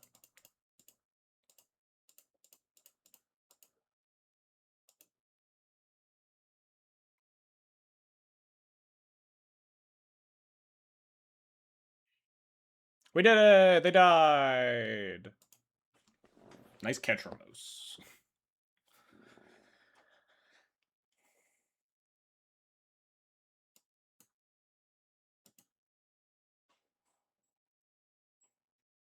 Yeah, CDH is just like so much not my thing. I like being completely in control of how the game goes, and not just being like under the whim of like someone playing bad or like weird like things about holding people hostage and like drawing and 11-hour singular games and stuff. It's just not my speed. It's really everyone like every deck being a combo deck because it's impossible to kill 3 players that have 40 life.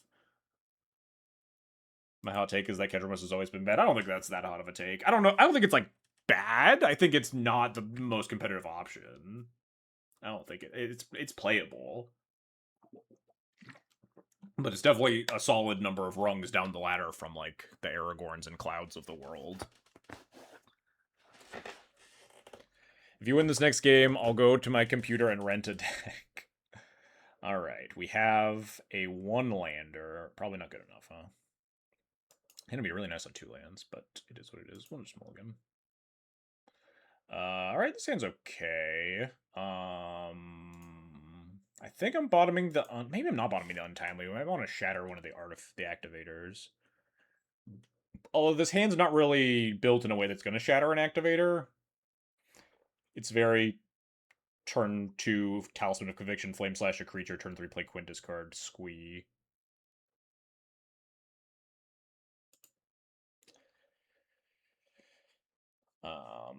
We could get really greedy and bottom a land, but that seems stupid.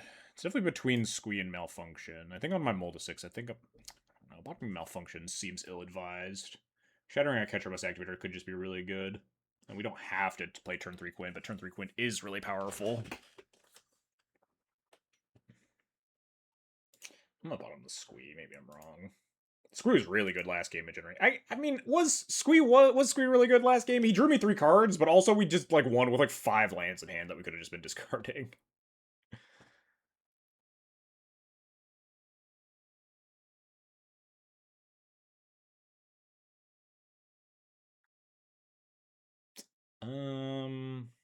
I'm fine playing the Tarn out here. If they don't play a card to Mana Tithe, I can Surveil. And if they do, we'll just Plateau. It's fine.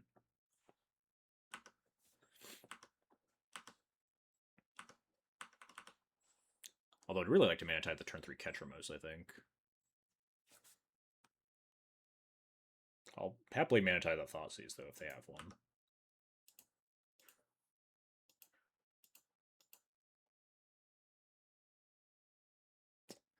That's fine.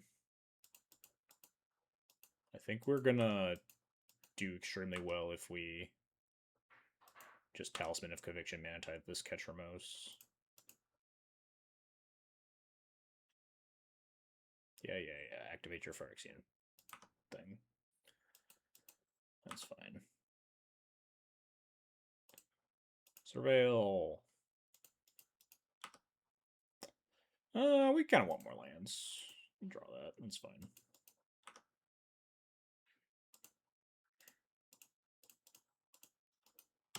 Surely they'll just slam Ketramos here. It's so good.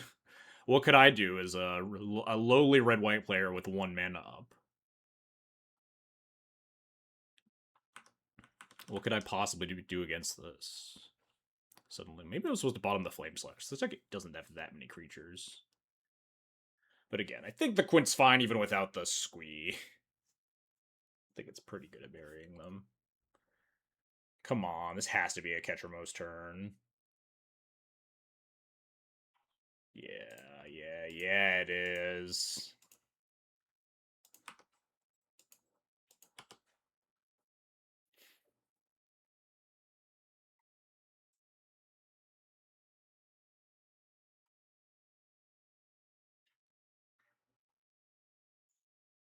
Love that for me.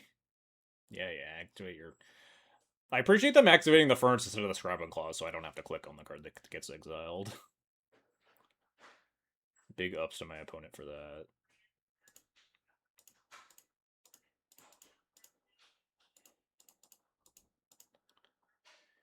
Quint.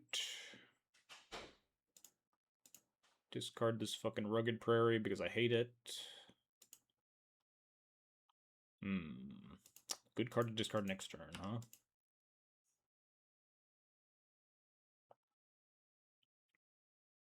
GG's, I'll go get my computer on. They're not dead yet.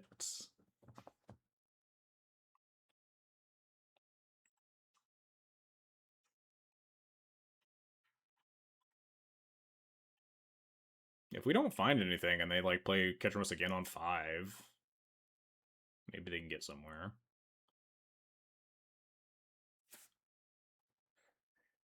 Cool.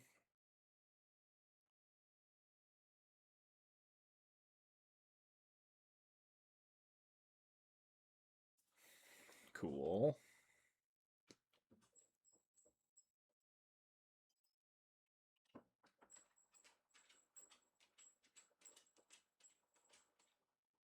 I want to plus before I play land, because I might want to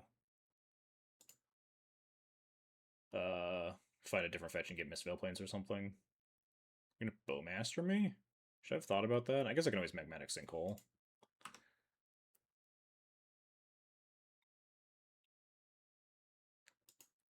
So this is fine. Now I think we tithe into Magmatic Sinkhole, right? 1, 2, 3, 4, 5, 6. 1, 2, 3, 4, 5, 6. If they exile my graveyard in response to the tithe, that's horrible, but that'd be insane, right? And I probably just want a Magmatic Sinkhole. That's fine here.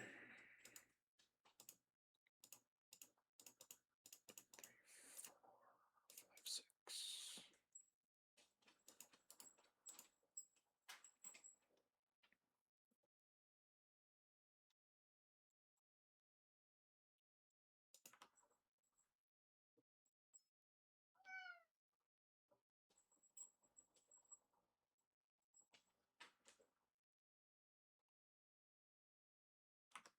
So they have, if they have Ephemerate, that's so brutal. I guess it's not that brutal. I just like don't activate. I just don't discard on the Quint.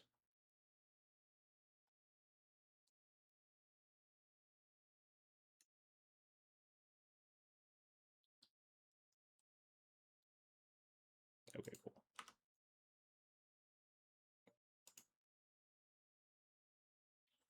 All right, that's nice. I think to kill Ketramose, they'll draw 2 cards, obviously, but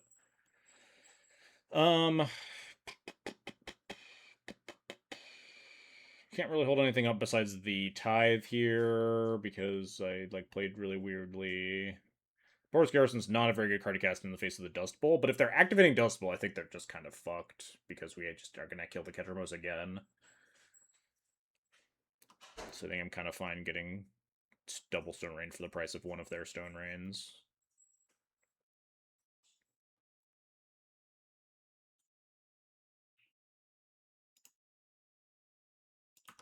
I'm gonna pick up the Plains. I don't really value the Surveil more than I value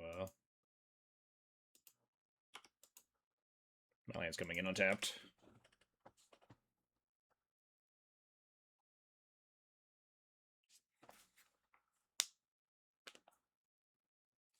I guess I could have untimely malfunctioned the Orcish Bowmaster rather than spending all my mana there, huh?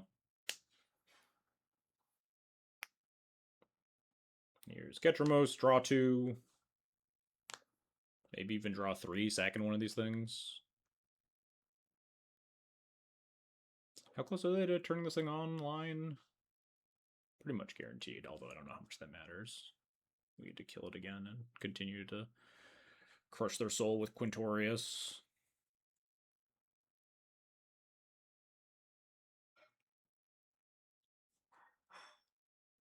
No land? That'd be nice. Sick.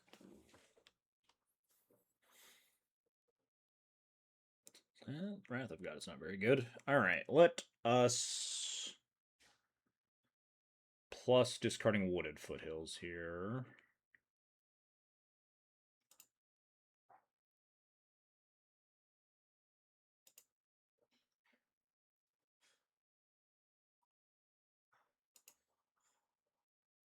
There we go.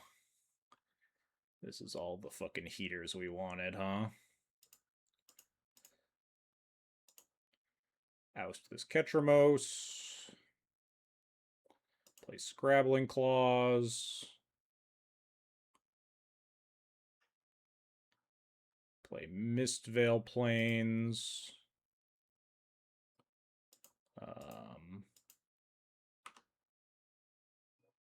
I think Flame Slash. Oh, well, I was probably supposed to do that before attacking, but that's fine. They're probably not blocking. I don't really think I want to shatter these.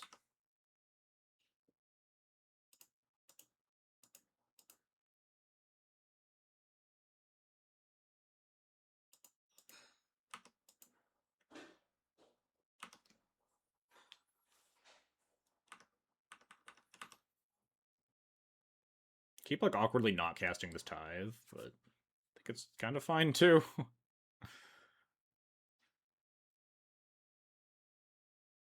Although they did miss a land drop, there's a chance we don't convert it anymore. Convert it into 2 cards. Which technically is worse for the Quintorius, but at this point I think we're pulling ahead a lot.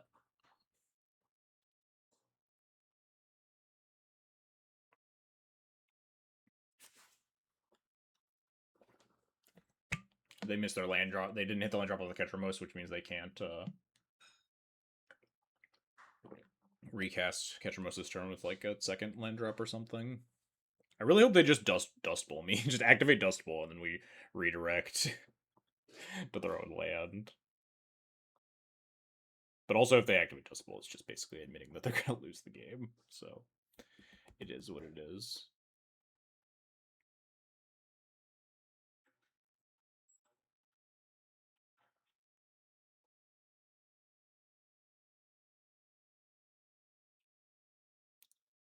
One, two, three, four. Parallax Wave. That's marginally annoying, I guess. Resolves. We can plow through that in about 2 turns, though.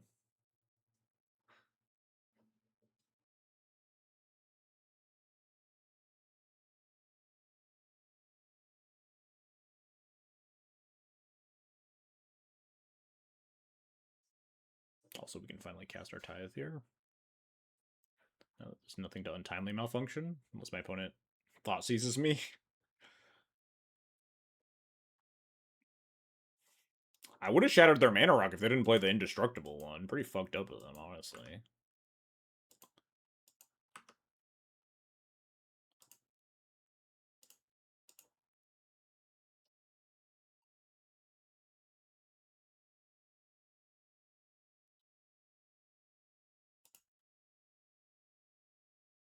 Loki, I almost just want to sack this and just try to kill them, but there's no shot they don't have anything in their 4-card hand.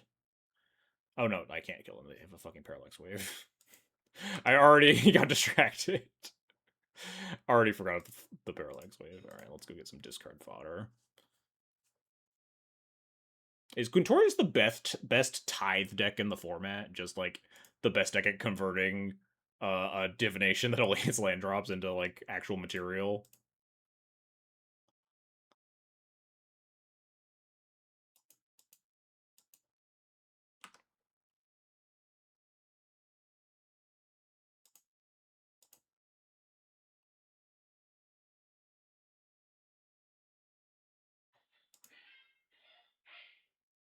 Alright, cool. Is it the only Tithe deck? No, Aragorn plays Tithe, right?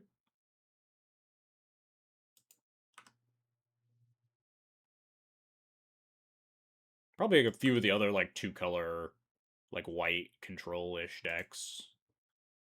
I've definitely seen Aragorn players cast Tithe before. Imagine like Aang probably plays a Tithe. Elminster. You got a boss. I'm gonna make one at sorcery speed to play around like a planeswalker removal spell, so I'll have the second one in play for the Mistvale Plains.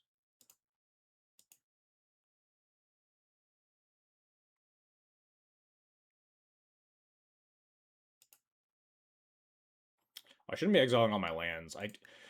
low-key, something that I'll rant about it on my opponent's turn when I have not burning my own clock.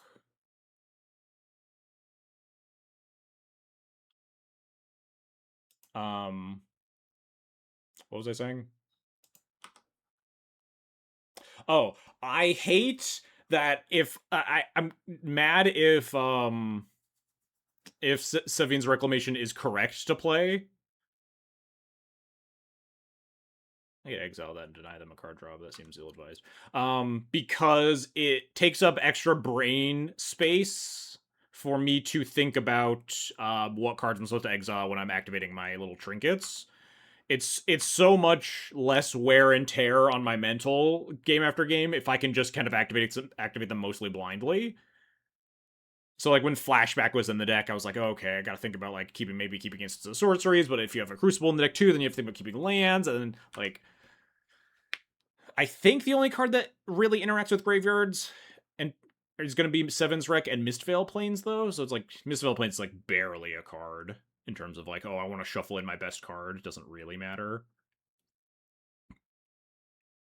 So I think that means that I'm just supposed to be exiling non-permanents out of my graveyard. I can't cast anything anyway, so that's fine. I mean, I could cast it on Tally Auction, but no, I can't. Such is life.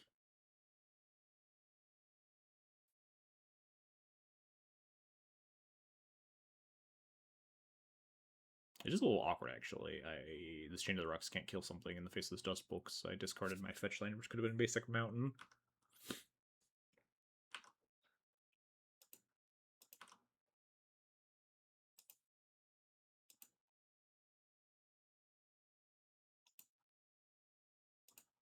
Just maybe put the Oust back in instead, huh?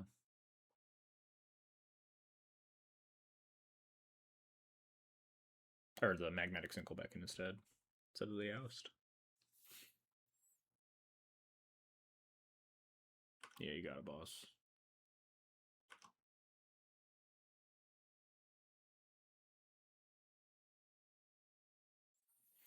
Yeah, it's fine. Oh, there's a basic mountain. Nice.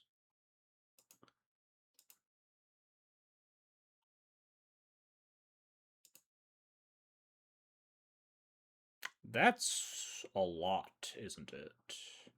Don't have a haste activator for Flage, but I imagine that just flaging them is going to be pretty good for me here, huh? I mean, maybe they just have an exile removal spell or something, but I think Flage is the best card for me to gamble for at this stage. He just kills them so fast.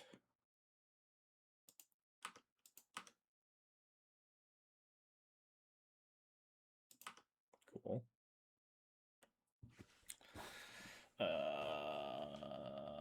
Let's go gambling.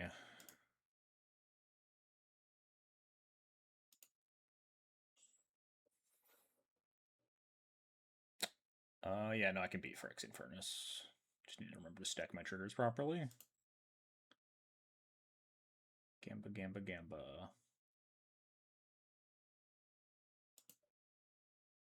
My Wrath.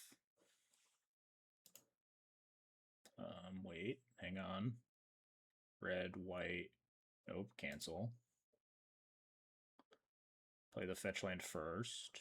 1, 2, 3, 4, 5, 6, 7. I don't even know if this is advisable, but it's just good fun.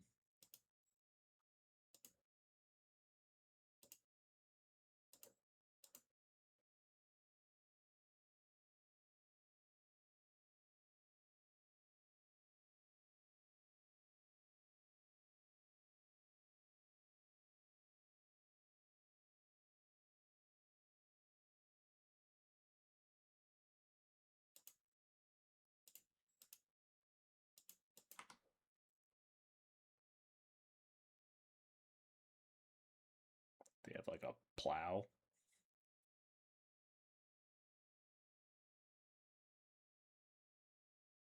Yeah, it's fine.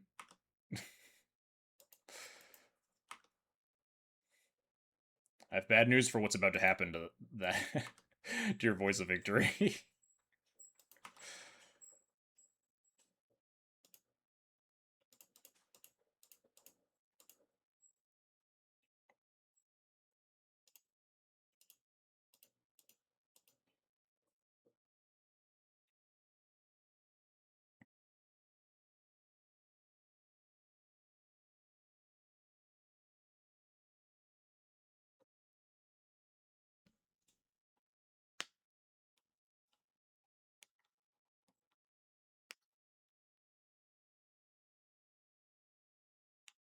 Mana Tithe me? Yeah, that's fine. I don't really care.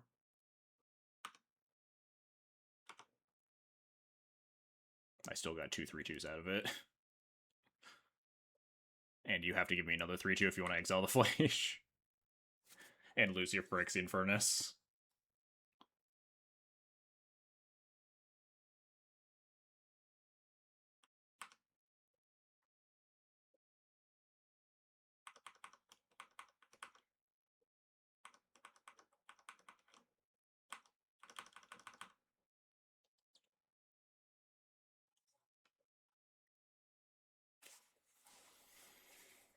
Three, 4, 5, 6, 7. 7 mana Ketramos. You did it.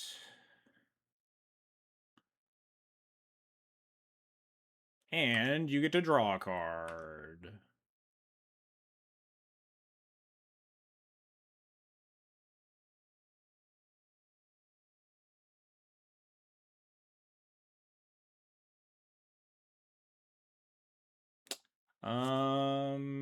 Yeah, that's fine. I get a free 3/2. I should activate my Scrabbling Claws in response to Ketramo, so well. I don't think they can draw anything that on their end step that stops me from killing them here.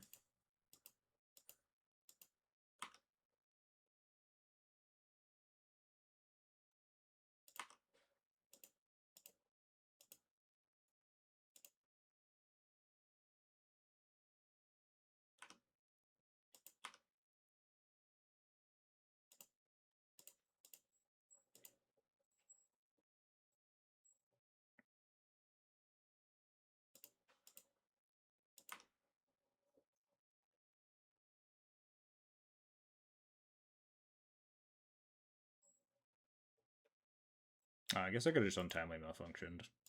Yeah, whatever.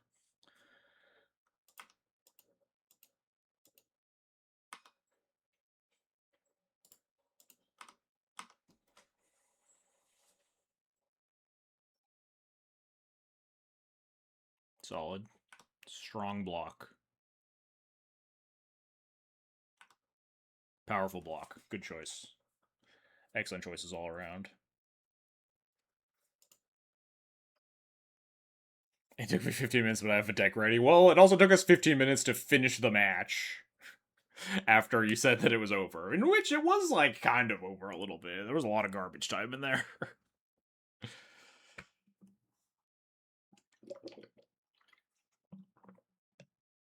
I think about how much more dead they would have been if we had, like, discarded or if we had kept the Squee in our hand. I guess, no, they had, like, they probably would have exiled it with one of their 2 guys.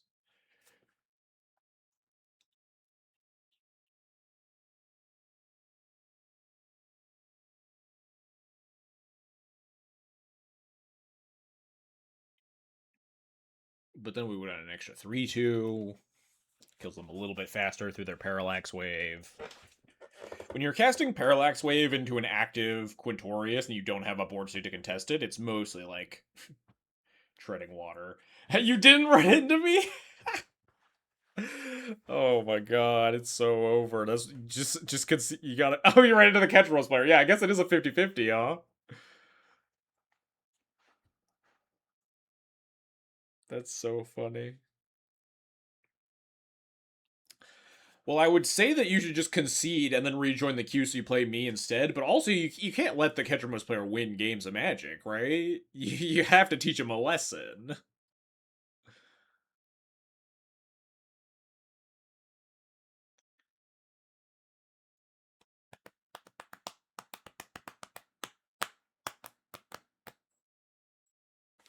Anyway, I agree. Yeah, I fully understand.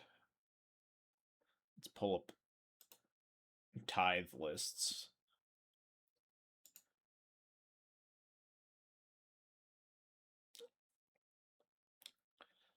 I'm pretty sure that Aragorn plays tithe. Okay, maybe not always. I'm pretty sure that Aragorn sometimes plays tithe.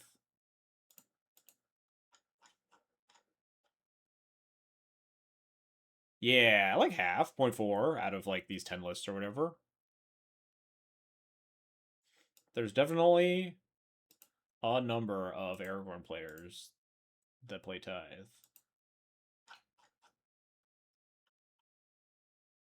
Wow, it's still 0.4 if we expand it out to 2 months.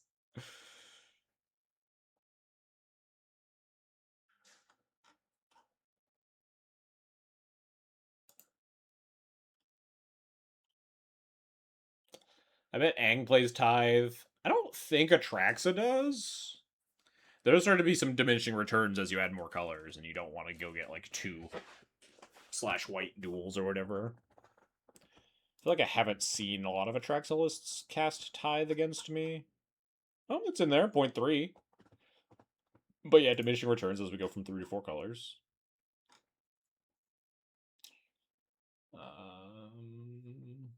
Wait, didn't I see? Yeah, Elminster. Do we got Tithe in here?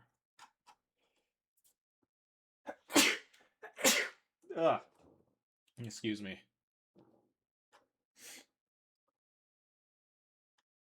Tithe and 0.8 lists? Yeah.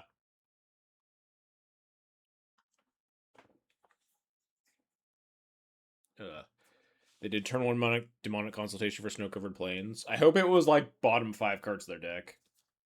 Or top 6, I guess, would be funnier.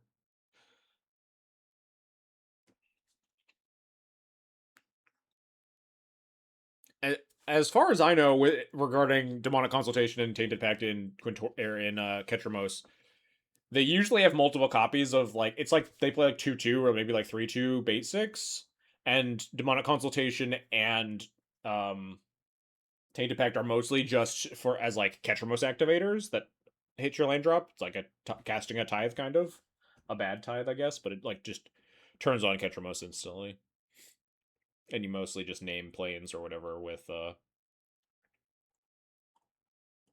demonic consultation. With tainted pact, you can like keep going a little bit to try to find a good card, obviously.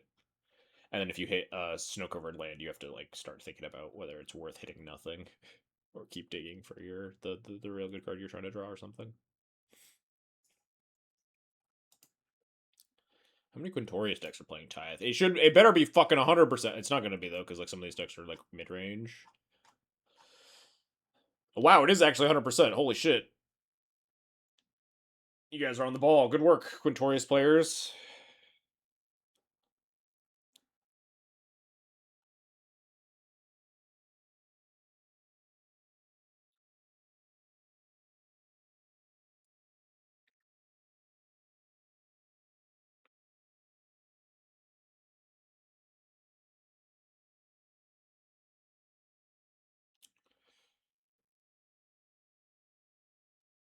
What else we got in here? What's the worst graveyard artifact? It's probably Agthas, right? Even that's in 0.9. What about the ooze? 0.9, yeah. Makes sense. Yeah, Seam Rip's in 0.8. I need to like fit a Seam Rip into my deck, man. But Chain Lightning. I think people like aren't playing a lot of Chain Lightnings, right? 0.2. I don't know. I like going face and like being able to hit your own Ajani and stuff. Maybe they're doing me a favor by not by not shipping me my Chain Lightning, so I'm forced to put a Seam Rip into my deck and not play a Chain Lightning. But I feel like I'd rather play a Chain Lightning than a Flame Slash, honestly. Flame Slash, it's like exactly Aragorn and almost nothing else that matters. In terms of the jump from 3 to 4 and 3 hits Planeswalkers or face. Or you can do the fucking sweet Ajani thing with red, red, red. You flip your Ajani and get a free bolt out of it.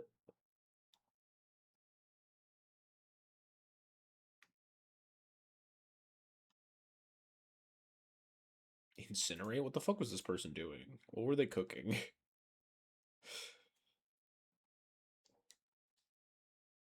Ugh, I need a tissue or something. That sneeze got me good.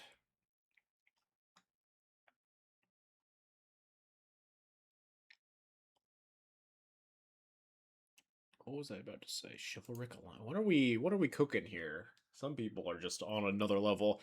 Oh, I've been doing a lot of thinking, chat, and help me talk the voices down. The voices in my head are telling me that I should try to play Isochron Scepter. How do we feel about that one? The voices in my head are whispering that I should put an Isochron Scepter in my deck, and I know it's not gonna be good, but like, it's so cool though. Don't. But think about how cool it is if we played an Isochron Scepter.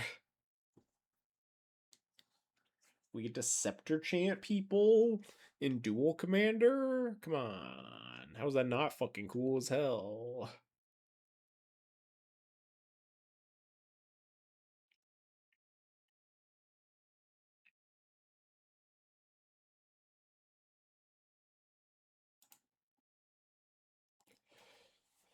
I'll be right back. I'm gonna go blow my nose.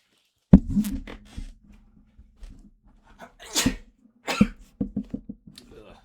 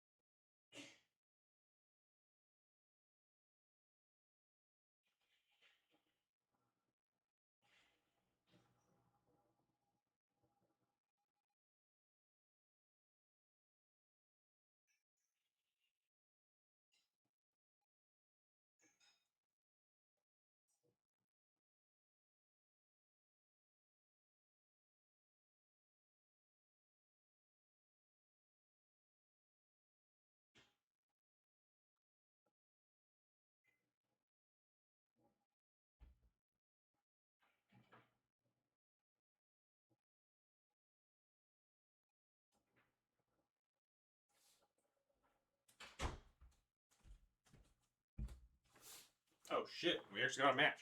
Okay, it literally just happened. Nice. Perfect timing. Ugh.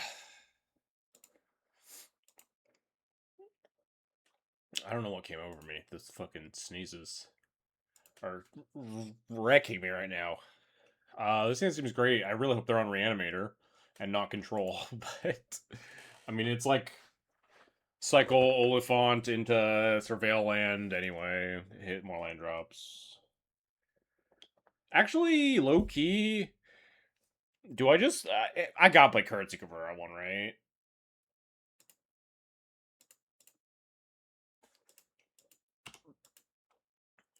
No way this would ever punish me.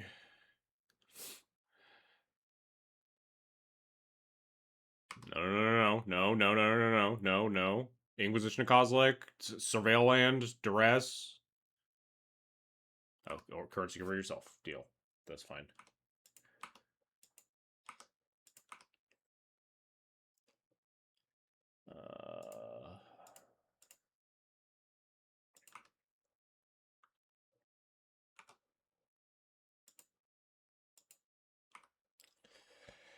As much as I want to play my graveyard hate cards, I think I do actually just need the Elegant Parlor here to hit more land drops.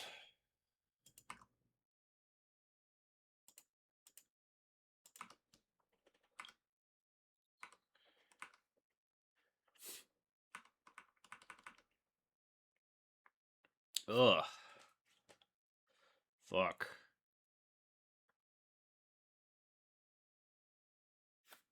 Yeah, it's fine.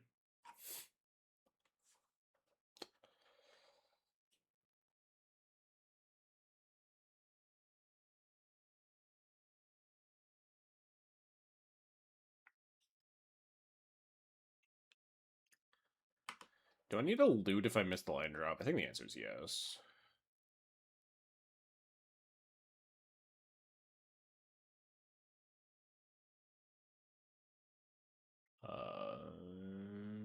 Yeah, I guess.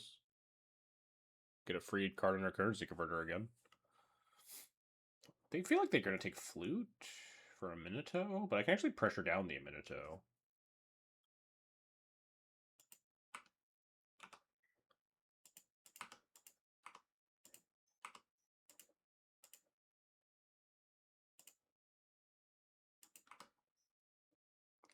Nice. How do I want to do this? What combination of spells am I supposed to play here? I think I want to cast shit while their shields are down. Which means I think it's just Disruptor Flute, a Minato plus Scrabbling Claws. Although yeah, because they 2-mana activator means they only have 1 mana left, and there's no reanimator in the format. If they are on, it feels like they're on reanimator based on how this game has progressed so far. And then I get to untap and then play out my other stuff, or just hold up to activate Scrabbling Claws.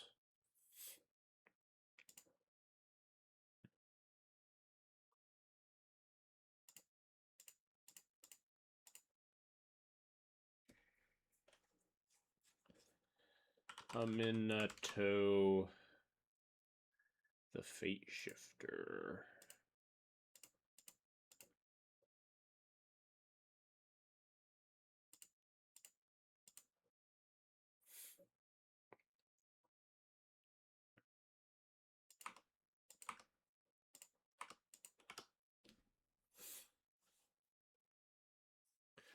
What'd they do on that preordain, by the way?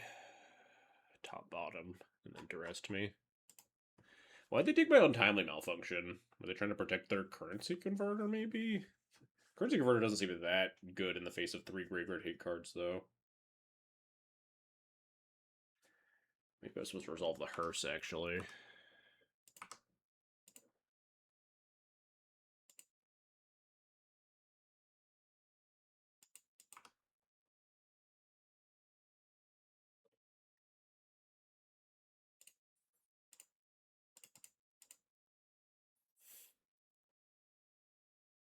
Wow, that just resolved, huh?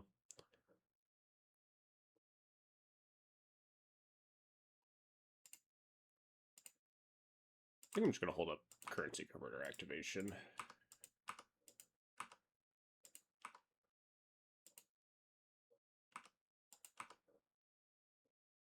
And if they activate their currency converter here, I'm... Oh, dear. Am I just going to get, like, jaced? It'd be a very anticlimactic way for this game to end.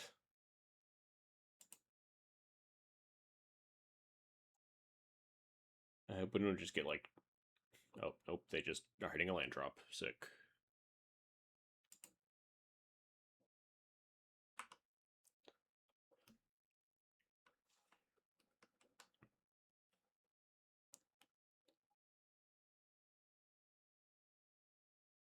Flow state. No thank you.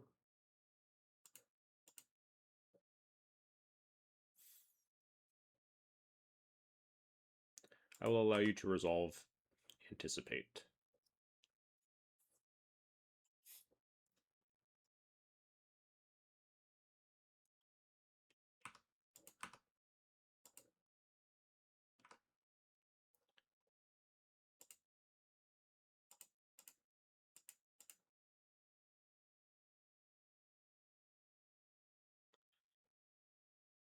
I don't think I need this Phyrexian Furnace.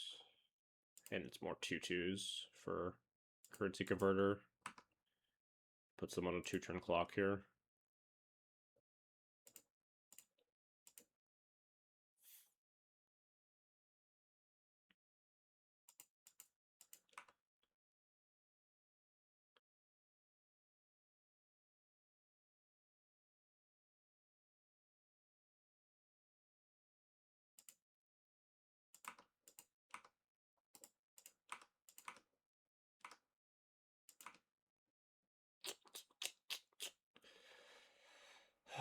I think the worst outcome for me is something like Wrath of the Skies for 2, in which case I don't want to play Quint into a counterspell because I would rather follow up with the Quint next turn. They have 4 cards in hand, though. If they just have, like, counterspell into some sort of Wrath effect and they get to stay alive, then I do want to just churn through all this bullshit. Could just activate Currency Converter again, though, if they Wrath me. No, because I want to make a guy this turn. I'm going to cast Quint.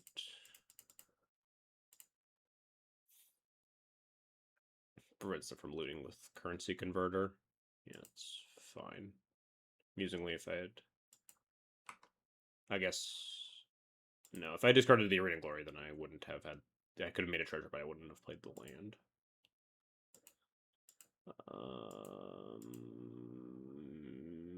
Yeah, I don't really think I want to portable hold that Currency Converter. I don't think it does anything.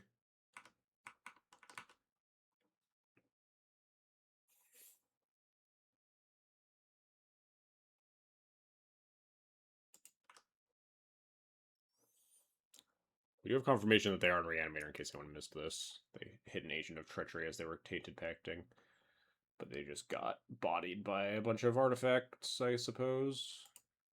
And just soloed by Currency Converter making 2/2s. Currency Converter is so fucking good. Just like good against control, good with when you have Quintorius. Some matchups you can just like ramp yourself into Quintorius on turn 3. You just play it on turn 1, activate on turn 2, looting away a land. Then turn 3 you can make a treasure, play your land, play Quintorius, plus make a 3/2. Requires a very specific type of matchup though, or like free kill spells like Pyrokinesis or Fury or Solitude to keep pace in the first couple of turns. But yeah, generally this matchup is pretty good.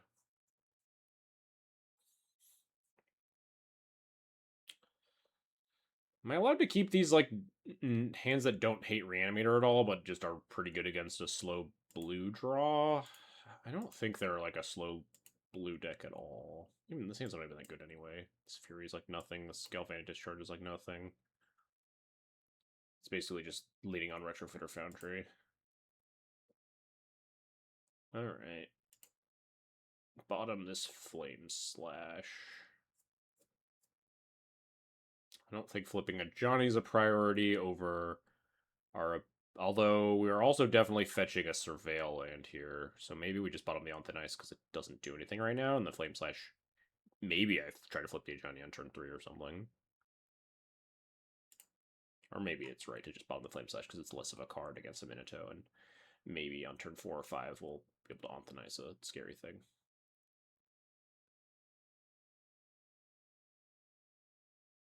Yeah, I'm gonna stick to my gut. I think it's more likely that this Anthonice is going to be relevant than the Flame Slash.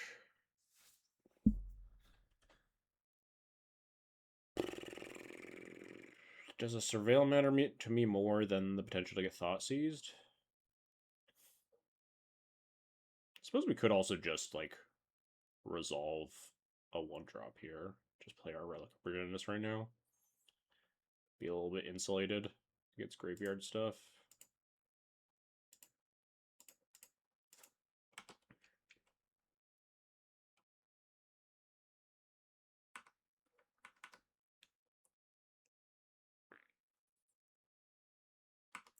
Jig is up.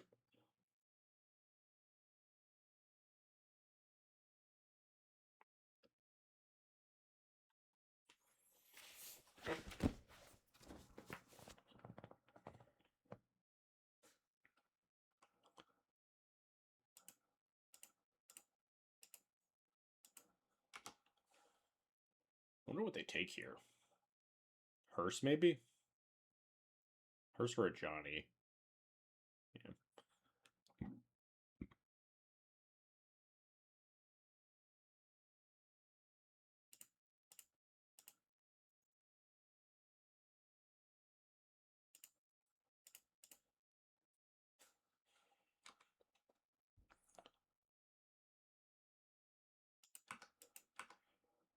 There's a world that I want to play around Stifle effects and fetch my Surveil now, but it's like, it's pretty unlikely, and there is also a world where they can, if I fetch Surveil, they just cast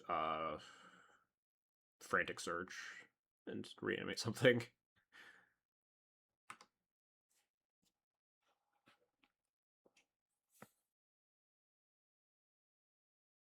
Alright, Retrofitter Foundry. Ooh, miss a land drop. Don't mind if I do. We have on Thin Ice, but I think we definitely need Elegant Parlor here. Do we just need any third land? Yes.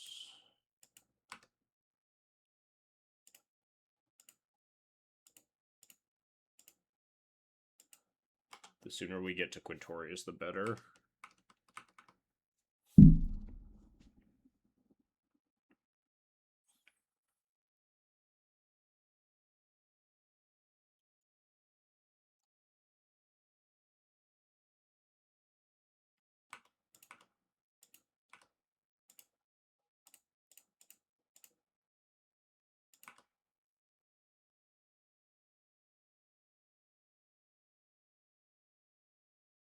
Yeah, it's completely fine.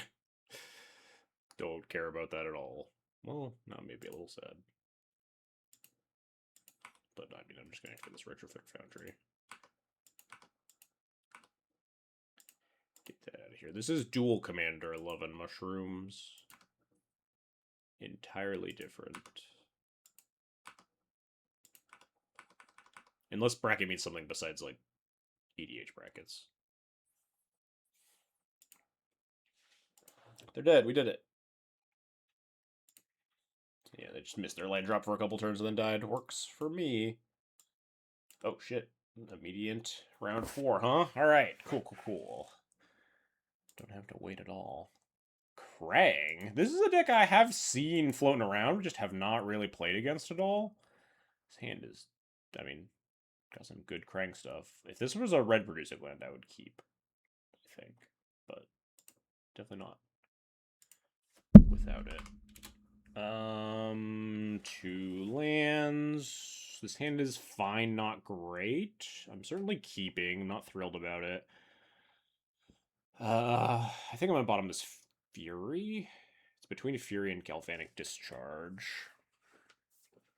I'm not nearly familiar enough with Krang decks to know how many, like, they're gonna have a bunch of little. I imagine there might be a couple cards that just like make a bunch of tiny tokens.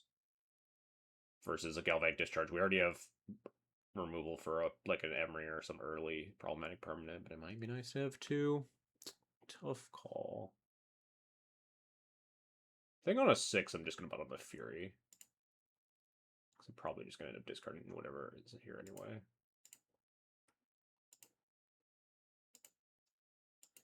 Play my tap land because this might need to fetch Mountain. Obviously sucks if my opponent does something that I really want to hit turn 1. I can't cast my Soul Cauldron turn 2, but better to do this than have to like fetch Plains Plays just to cast Agathas or something.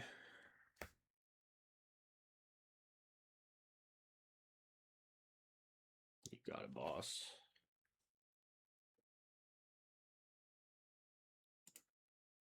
Well, maybe we'll draw a 3rd land. Would be pretty nice. All I'm saying. Be able to cast this Basalt Monolith would be pretty chill.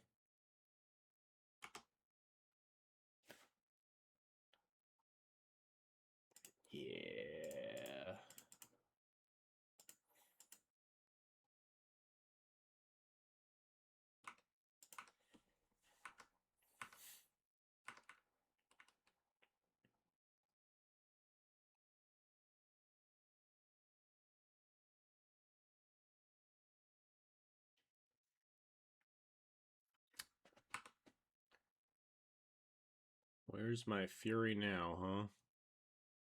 Kappa Cannoneer? Huh.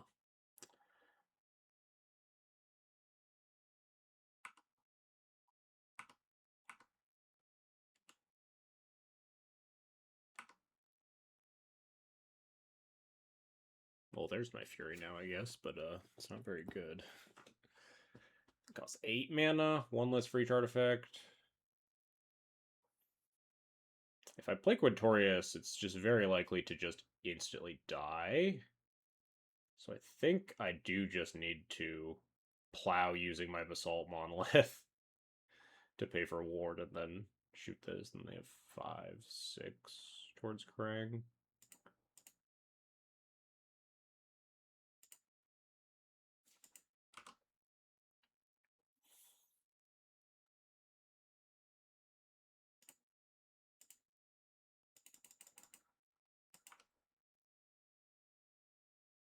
Turns out Tasker's not great against Ketramos. That doesn't surprise me, yeah.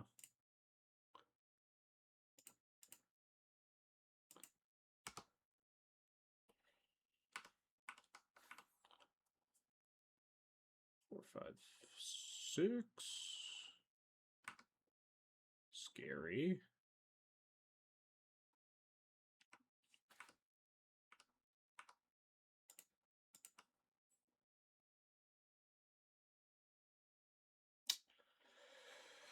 One, two, three, four, five, six. They. What do they have in hand? 2 cards in hand? Is it better to destroy this after they cast it than to destroy their Arcane Signet? Probably, right? And also, if they don't do anything, untapping my Basalt Model is really good. I think I just have to hold. So this is 1, 2, 3, 4, 5, 6, 7, 8. They'd have to, like, pay all of their mana just to cast Krang. And they'd only draw 1 card. Or, like, 2 if they draw land. But I think I'm fine not shattering this Arcane Signet. Maybe I'll regret that.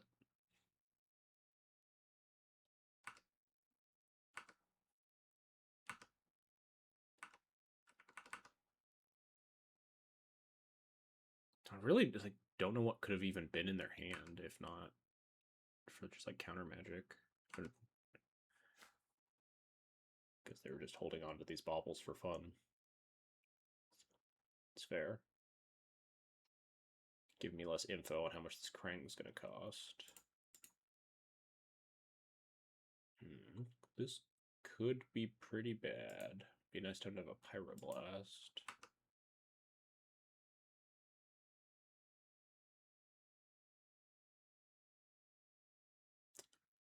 How much does this cost again? It cost them 3, so it costs them. I need to just kill this right now. There's no point in letting them draw 4 cards and then paying 0 to. I guess I could Pyrokinesis it right now and untap my Monolith. Maybe that's just more important. Although, then if they get it back in play, then I can just never kill it. I think maybe I just need to draw land. Destroy target artifact.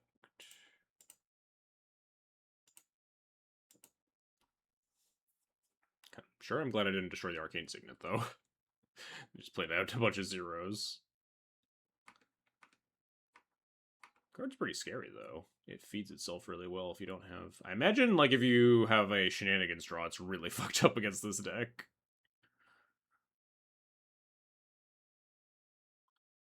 I don't want to read what that card does.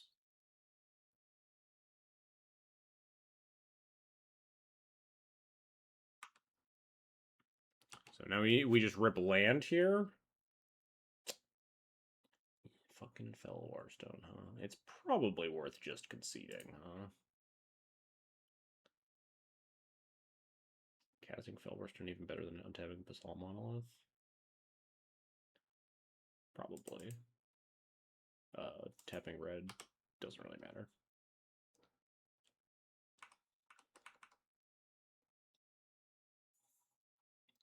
One, two, three, four, five, six, 7. So it costs 3 mana.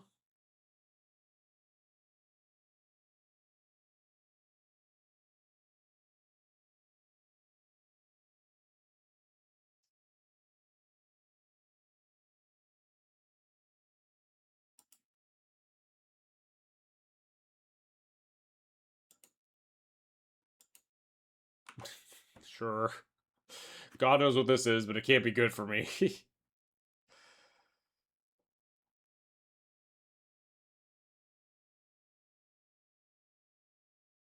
Straight up, I wonder if it's just like defense grid or some shit.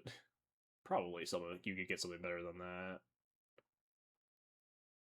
But maybe it's just like defense grid, play Krang, equip Krang, and just fucking kill him. Tangle Wire? Yeah, sure. I'm good. We can move on here. Yeah, you definitely need a fast start against this deck, huh? This is not a deck you're grinding out. You do not have a very exciting hand.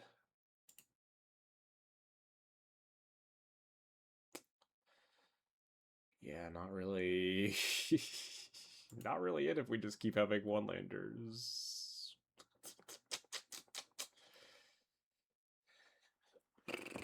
Jesus, this isn't even like a good one. Like a good. This is nothing. I mean, I think we don't even get to activate Currency Converter on 2 because we have fucking Mistveil Plains in this hand. Ugh. We have to go tapped Mistveil Plains into Currency Converter Saga into something. Just get Soul Ring with Saga. Good call. Or Black Lotus. That's probably a pretty strong option.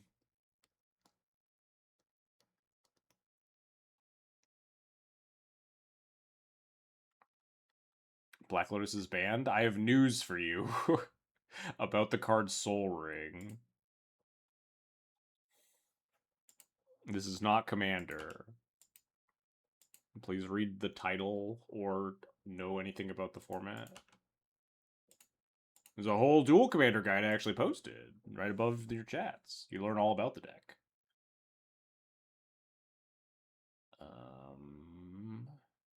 I can't even E-tutor for a land because Saga's my only one. I don't think I want to E-tutor for anything, but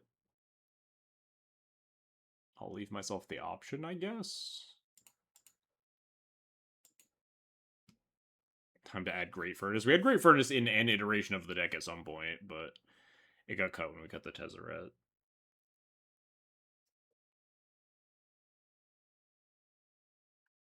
Cactus Preserve in this deck pretty hot, huh? Free 8-drop. Loki, I just kind of want to rip a red source and slam 4th for 1.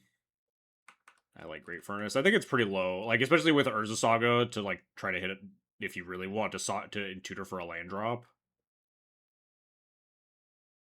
I don't think it's that important. Does it do anything? Is it just a beater? It's a big beater, but it is just a beater. Yeah, I can kind of ignore it for a little bit.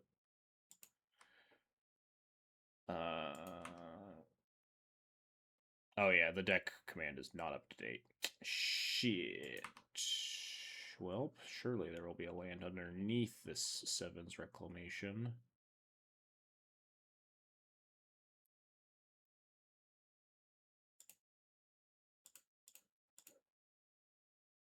Holy shit, there's a land. I mean, not the best land I've ever seen, but it's a land nonetheless.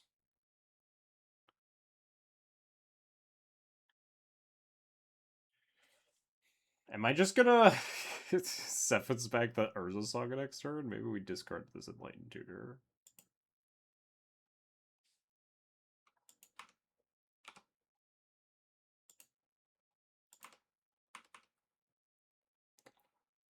Is there ever a reason that I would just kill this right now?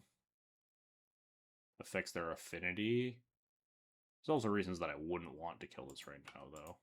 I'll let it live. Yeah, there was a while that like none of my deck list websites were updating for the Secrets of Strixhaven cards, so I just got lazy and didn't post them anywhere. But I should probably there. I imagine the Secrets of Strixhaven cards are on there now, and I should probably go update. I guess Aether Spellbomb that protects the Emissary Escort. It was not on my list of reasons that I should Fury it this turn.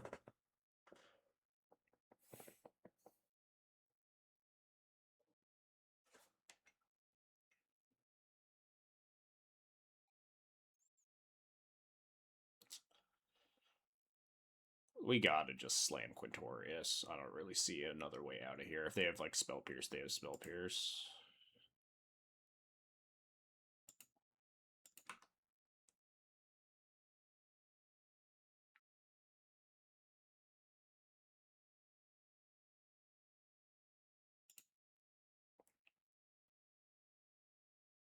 I think it doesn't really matter which one. We just grab one of these trinkets that can activate twice. Because we already have Currency Converter.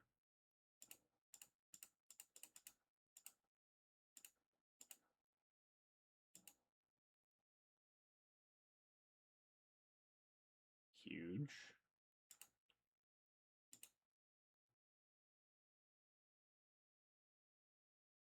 I'm gonna discard the 7's wreck.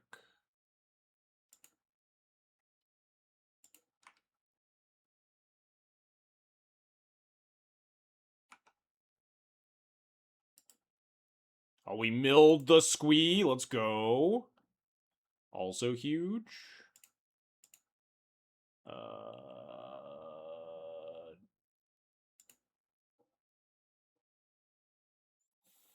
If they spellbomb to save it, then it still takes them off of, like, mana and permanence.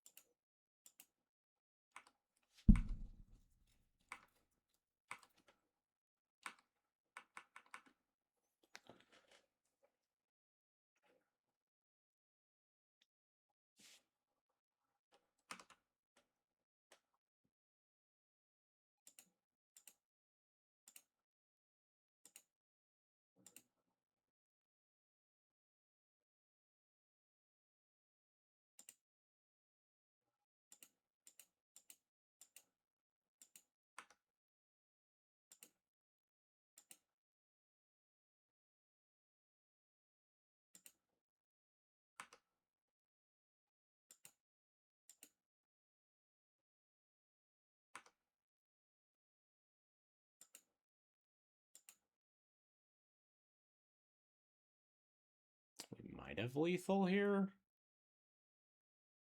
I don't think I can empty my hand enough for guaranteed lethal. Oh no, we have lethal here now, right?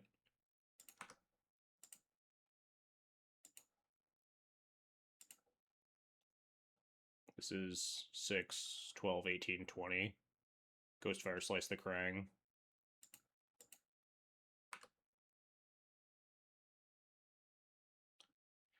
Let's play properly and cast Tithe first, I guess.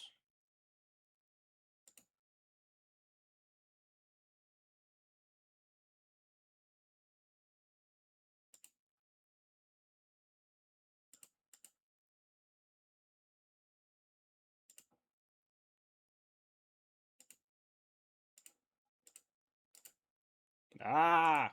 Giant Mistfell Plains.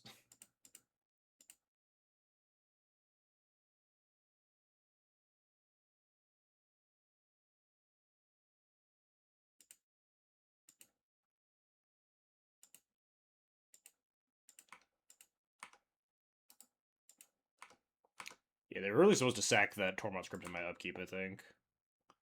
I have one less spirit token to attack with.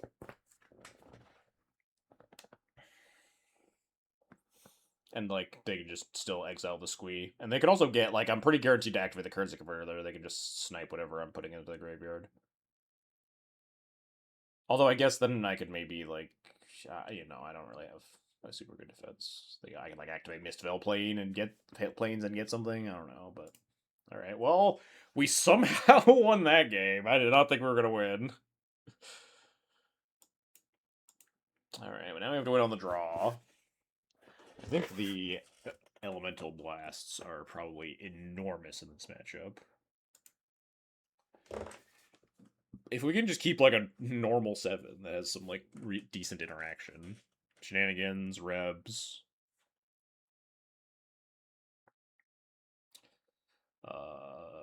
Two useless removal spells, and an Enlightened Tutor that doesn't really get anything important.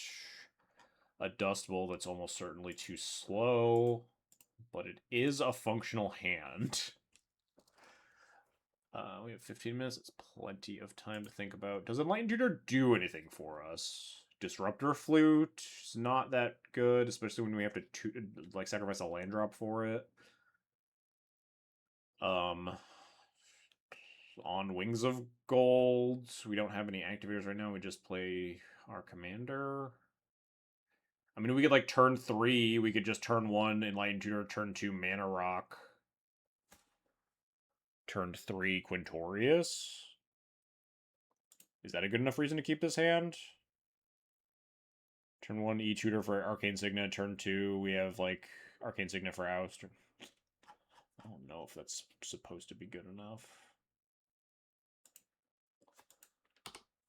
Might be like tilt keeping a mediocre hand when I should be milling to a better 6 because we had to like mulligan 2 really bad 1-landers and then keep 2 really ugly 6s previously.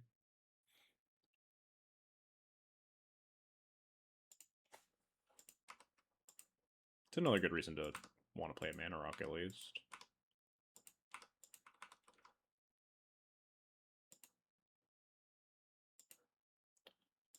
It's fine. I'm just gonna oust it.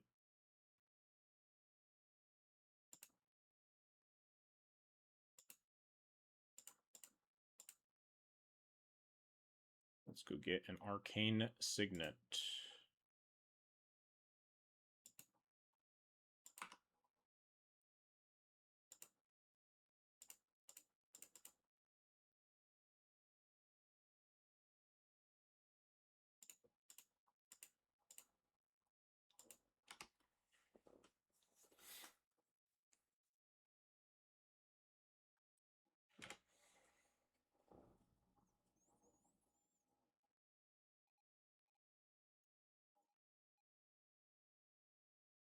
That's really annoying, actually. Means I can't play 4th. Actually, maybe I'm supposed to Galvanic Discharge this. I'm almost certainly supposed to Galvanic Discharge this in 4th for 1 here, huh? Kill their cost reducer.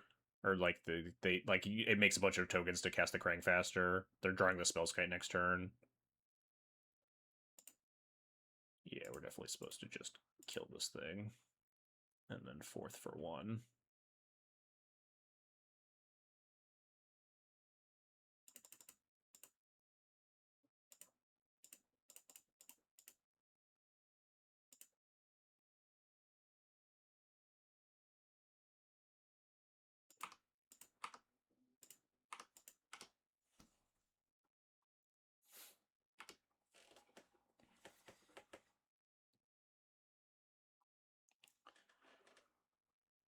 Labe plus Spellskite plus Ornithopter plus Tooth. Oh no! Tooth of Chisgoria, they could take the monarchy back. Jesus Christ! Holy shit! That was a horrible turn for me. Jesus, that was awful. My God. Could that turn have gone worse? I guess if they drew like Haste Enabler, if they drew like Lightning Greaves to play instead of the Spellskite, and then just like made the Ornithopter 1 power. Then no, but then I could have got it back. Yeah, jeez, that was just such a bad sequence of cards for me. My God. Oh, jeez. Well, time to play Quintorius and fucking pray. It really do be like that, yeah, for real. I thought I was in a pretty okay position, and then we weren't.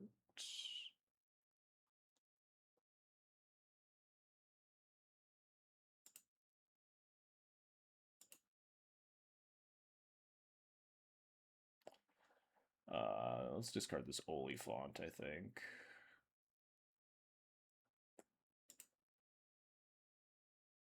Oh! I mean, we have to lose the monarchy for several turns, that looks like. But, like... We could technically Fury the Ornithopter instead. If If we had another... Oh, no, if I didn't pitch the Oliphant, we could have actually had everything, right? If I had just pitched the Dust Bowl. We could Fury pitch Oliphant. We could attack, Fury pitch Oliphant 2-2. This can't change the target because it's targeting Spellsky already, and then have Pyroblast for Krang. I mean, I guess we could kill the Spellskite next turn anyway and get through to trade Monarchy and stuff, so it's kind of okay still. Probably even hardcast this Fury instead.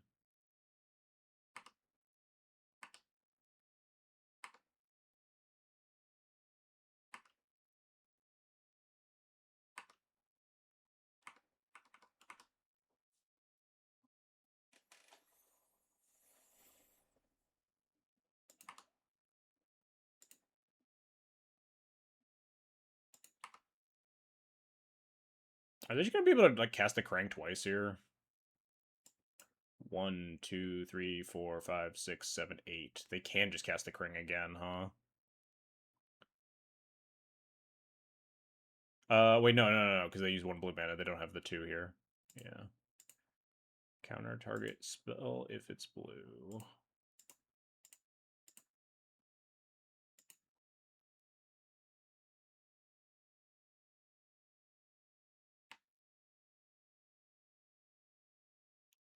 You can't redirect that one to Spellskite.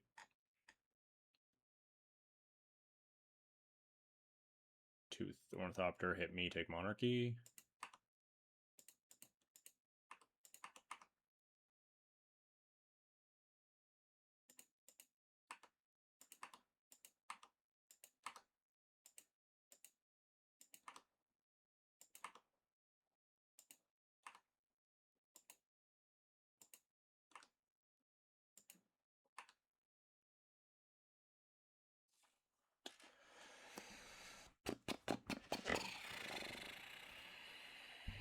I think it's just hardcast Fury and play her, so we're gonna plus discarding the Dust Bowl here, I think. Hardcast Fury on the Spellskite.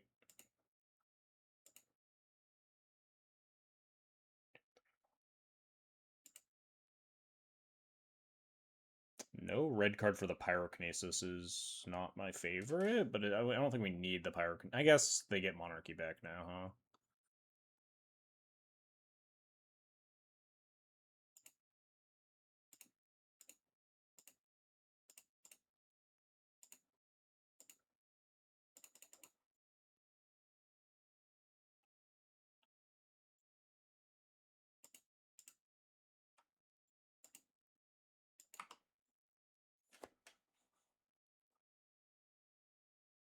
Sack to Claws of Gix, gain a life, sure.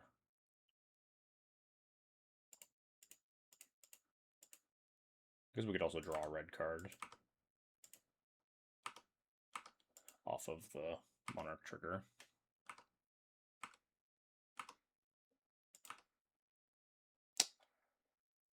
One, two, three, four, five. 1, 2, 3, 4, 5, 6, 7, 8, 9. So Pyrokinesis the Ornithopter does actually. I mean, if they just have like land, they get to cast it, but they don't get to take Monarchy. I think I do this.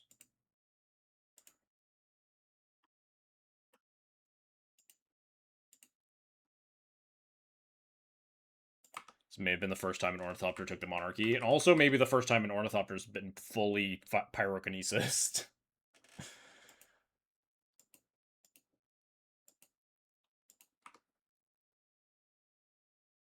Target your own graveyard. Or target mine. You could do that. That'd be chill. It'd be really chill of you if you targeted my graveyard. Damn. Yeah, I think they're 1 off. They didn't have any lands or free spells. Oh, I guess I miscounted. Oh, no, yeah, I did miscount. This is an extra artifact. Yeah. But I mean, now we're settling down enough on board that we can maybe start stabilizing here.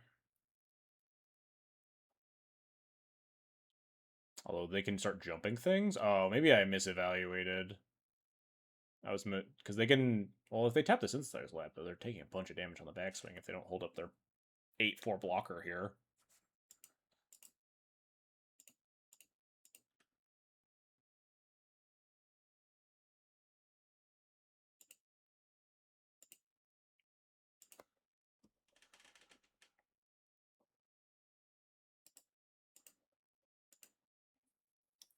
What does this do when it gets really big? Nothing. It just becomes a flying vigilance 4/4.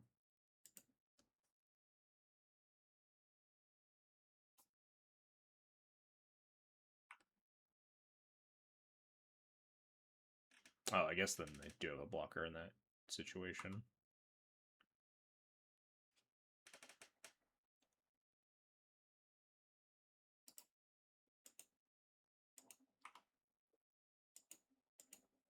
But yeah, it'd be nice to have a pyrokinesis for an extra 2/2 here, or just to have killed this. We're taking like 7. How long is this animated? Until end of turn. So yeah, we take 7 here. We have a pretty hefty backswing. Oh yeah, Quintorius is taking a hit too. It's not dying. Oh no, it is dying, but we just recast. We just absorb a bunch of damage here.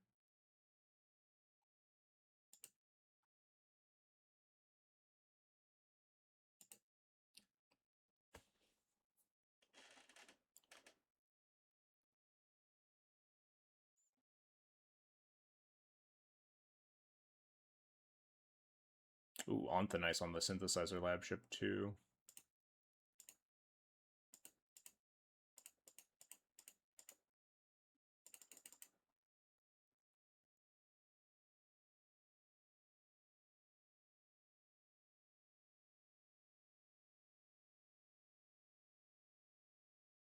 This thing is a 9/4.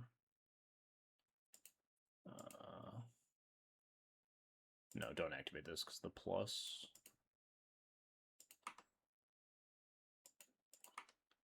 The plus will fuel the graveyard. Is ult lethal ever? No, right? This is spirit, so this is 6, 12, 13, 14. Not lethal yet.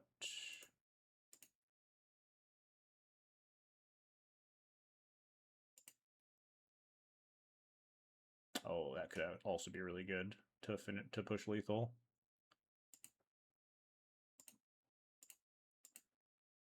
Why is that claim as Miracle Orb combo with Basalt Monolith, plus a card that shuffles itself back in your deck for infinite 3/2s with haste off of Quintorius, and because I like making people ask questions, so I just play weird cards. Sack to gain 1 life. That is something I also want to consider.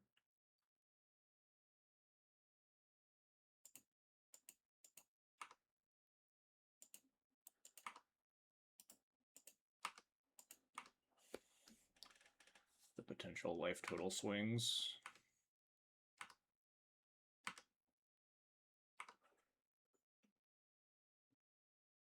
Ooh, that's a punish for not playing my land, huh? We are at 18, though, so...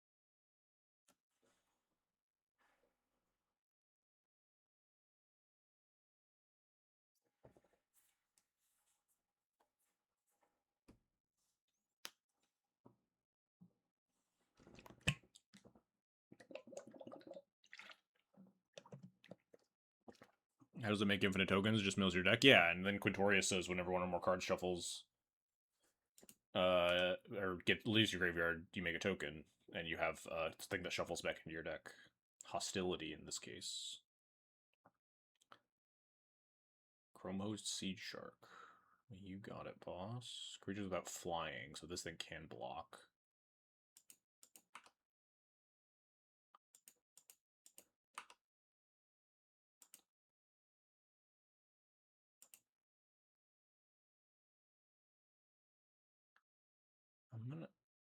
exile 2 cards here.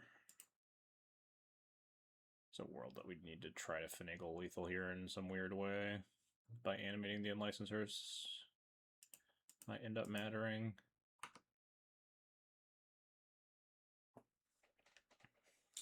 But we don't have another activator, so we can't animate the unlicensed hearse without tapping. I guess it's pushing damage on the... Alright, so let's see here. They have 2 mana up. If we cast Orim's Chant and then ult Quintorius, it's just like super lethal, right? They're at an effective 11 here, getting 2 life off of Claws of Gix. No, an effective 12 because they can actually sacrifice this and gain 3 life, go up to 12, paying all their mana. Go up to 12. Chroma Sea Shark is the only thing that can block because only flying creatures can block. So they block one of these things that attack for 6, and then they're super dead. Alright, so we start by casting Orim's Chant.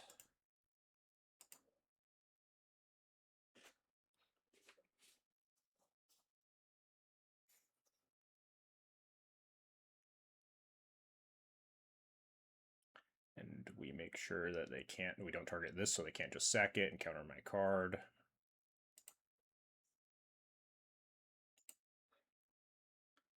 Thing cannot animate and then be sacrificed or killed or something.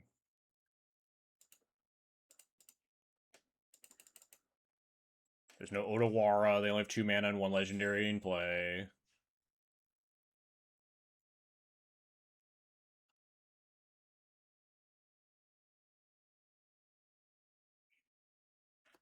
So we just minus the Quint and then attack them.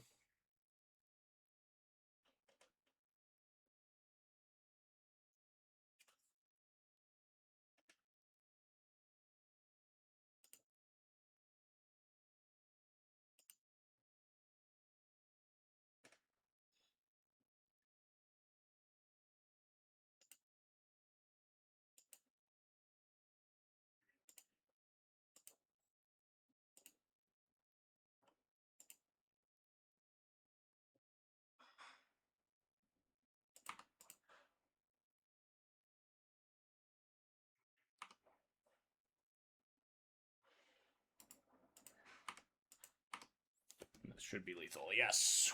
Whoa, what a game. Sorry, yeah, we were in some tight time pressure there, so I was not really concentrating too much on explaining the whole thing, but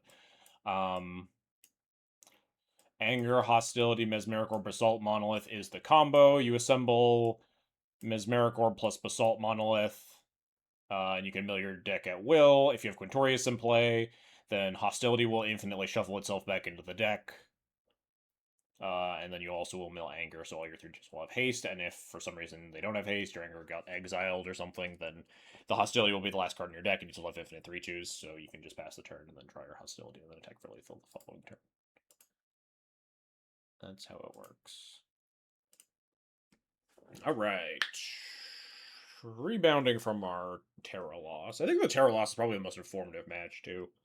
Just like I've played against Terra a few times, and I have been keeping just kind of like fairish hands. I think you kind of do just want the graveyard hate hands a little bit. I think you get like punked by the sneak attack in that game too, but I guess there's just like too many good graveyard cards. We got bodied by that hunting grounds and stuff. Kind of a tough needle to thread, I suppose. I just don't think you're allowed to just keep. Funny combo to execute IRL, I assume you can't shortcut it. Technically you can, because it's not 4 horsemen, because the hostility just shuffles itself. That's why we play it over something like an Eldrazi Titan. Like mathematically, I guess there's a world where you continually shuffle your deck and your hostility just is the top card every time and you keep milling it. No, but then you just mill the rest of your cards. You can literally just say, I'm going to activate this repeatedly. Eventually, a hostility trigger is going to go on the stack. You just say, hey, I'm just going to mill the rest of my deck real quick until I find the anger. And then you can just say, I'm going to mill my deck infinitely. Eventually, it'll just like mill this hostility over and over again. There's no like 4 horsemen. What if I hit my Eldrazi Titan before I hit my anger to try to kill them? The game refuses to pair as into each other. It's trying to not play, not let us Fucking what is it? What did people used to do in these leagues? It was like trophy, like they were like submitting draft decks and stealing trophies, basically, right? Because it's a replacement, not a it's not a replacement, but a trigger. Exactly. Yes. If it was a replacement, it wouldn't actually trigger your Quintorius, and it wouldn't work at all. If it's like a Blightsteel Colossus, it would, instead of going to the graveyard, go straight to the deck, and then just wouldn't trigger Quintorius, and the combo wouldn't. Hey, there he is. There's Aggie. All right, all right. Best of luck. This hand's pretty good against Tassiger. I don't want to play this. I kind of want to play Dustbowl Scrabbling Claws, because Scrabbling Claws being online as soon as possible is important. And you would not be able to shortcut with a replacement. Well, assuming that like the rest of the combo worked,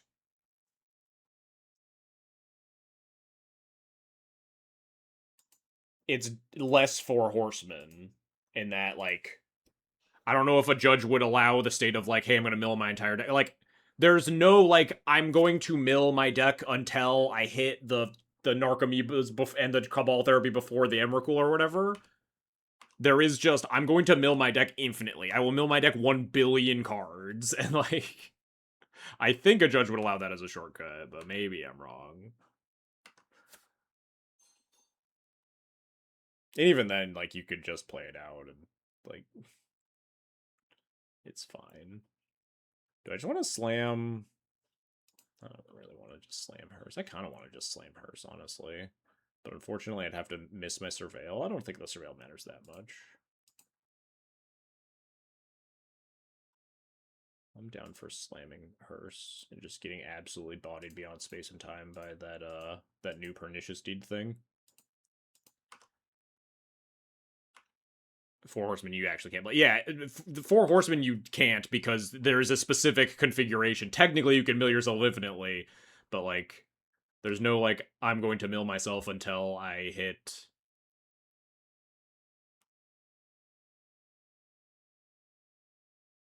Yeah, I think it would be kind of insane if a judge didn't let you shortcut if you explained exactly what was happening. Because there is an end state that's like very clear. Like, what's the argument against being able to just say, hey, I'm going to mill myself until I don't have cards in my deck anymore? Besides the one card that's infinitely shuffling itself back in.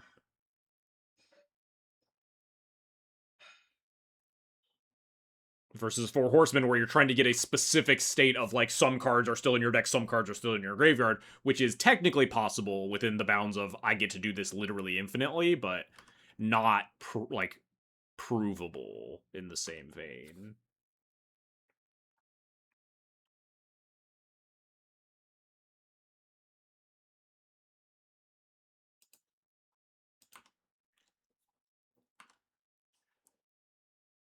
You can't give a number of iterations. You just say 1 billion. Like, there's like a what 0.0000001. Like, if you say I'm going to do this 1 billion times, is the judge just going to sit there and make you shuffle? Like, is that? Oh, my hearse. I can't. I technically could reprieve this. I think reprieving this would be not very good.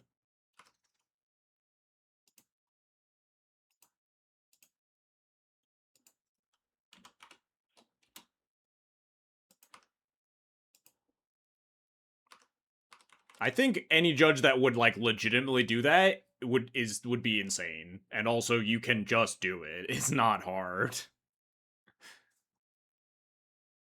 Yeah, I think maybe strictly within the bounds of the rules it's not allowed, but if you explained exactly what's going on and how it's much more deterministic than 4 Horsemen is, I feel like a judge would be like, okay, yeah, this is fine.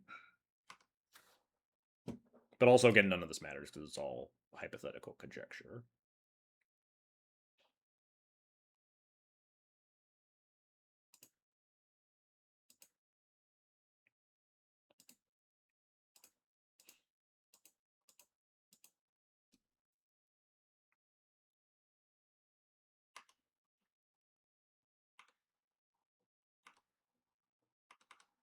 I should be like playing faster than I am. because the Tasker match. These ones take forever.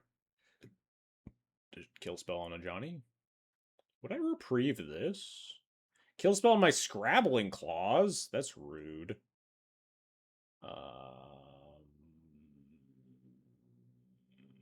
I think I'm not going to reprieve this either.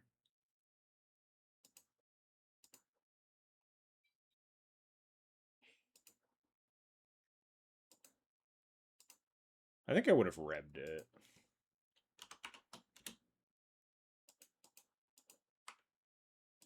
Yeah, this is fine. We have a removal spell for the Tassiger now, too.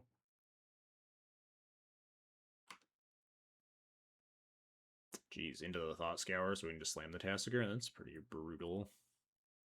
It was like 15 years ago. Yeah, I don't imagine there would be a lot of settings where it would make a lot of sense. What am I going to do here? Slam Quintorius into Tassiger? Slam Quintorius plus Reb if they cast a 2-mana Tasker with blue up, I think is pretty good. I don't think we have to kill the Tasker, especially with a Johnny and Cat token in play. And resolving the Quintorius is a big prize. Demonic Tutor, oh dear. I never love to see this card hit the stack. This card always just makes me nervous. Like, what do you get here? Just like free counterspell? Some sort of like Wrath? But the Wraths aren't going to kill Quint. Set up Jace combo, maybe?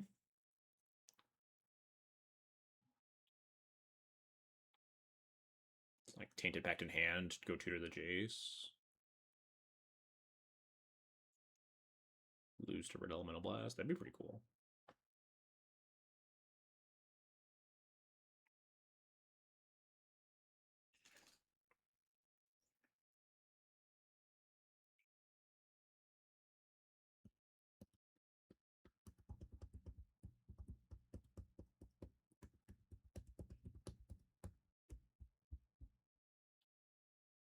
I'd like to look at your list. Let me see if I can post it. Yeah. I unfortunately have been really lazy because I already talked about that. Oh, nope, that's the mid-range version. Copy. I think we're just slam jamming Quint here. But we are casting Tasker. Yeah, this list is currently it's minus Wandering Emperor plus Sevin's Reclamation, but there you go.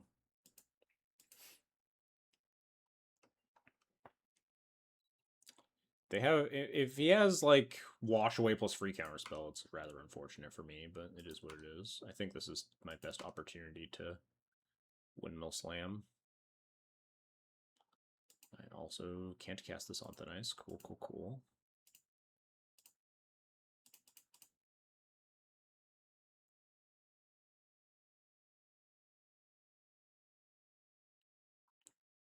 I guess I'm discarding the on Thin Ice.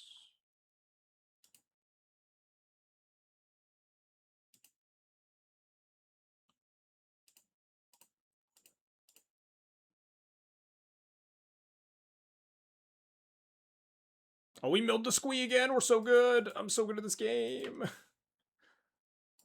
I need to get in a better habit of looking at the card I mill.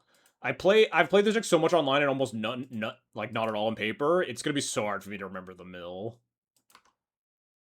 Because the mill just happens automatically. I just never think about it. I don't have that muscle memory. I'm gonna like play some like practice games though. Before Sunday, obviously, I play with some friends. Kind of, what is this Demonic Tutor for? Some like crazy bullshit card that's gonna murder me. I feel like it's setting up the combo, but we have Chant, Reprieve, Red Elemental Blast.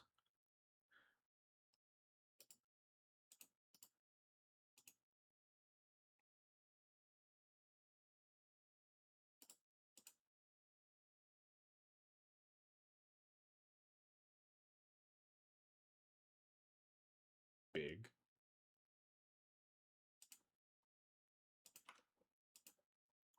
Am I supposed to attack with the Ajani here? I think so. Yeah, if they have, like, cast subtlety, I just don't really think I care.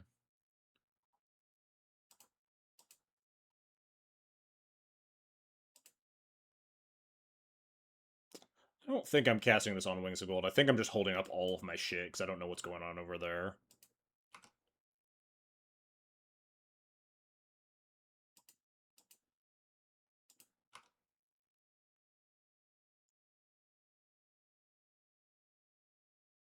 We tainted pacting. Oh boy.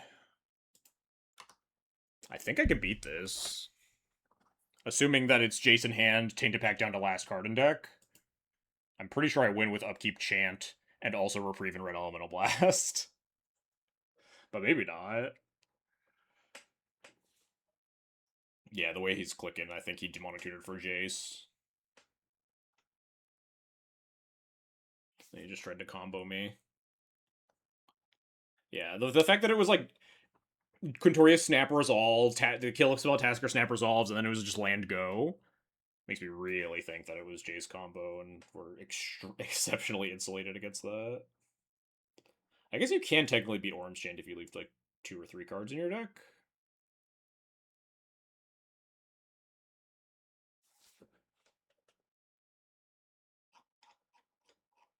What's the best mode order of operations here?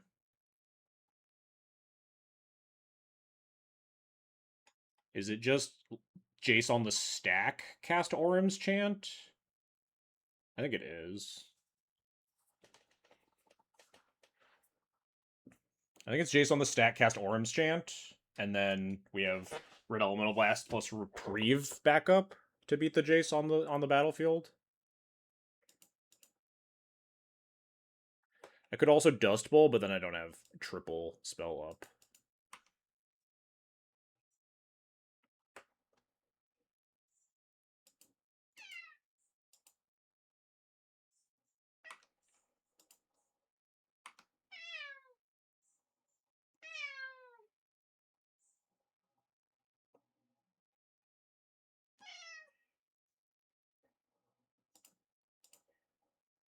I guess, no, I want to wait till it pluses, right? No, I could just counter it and then they also lose.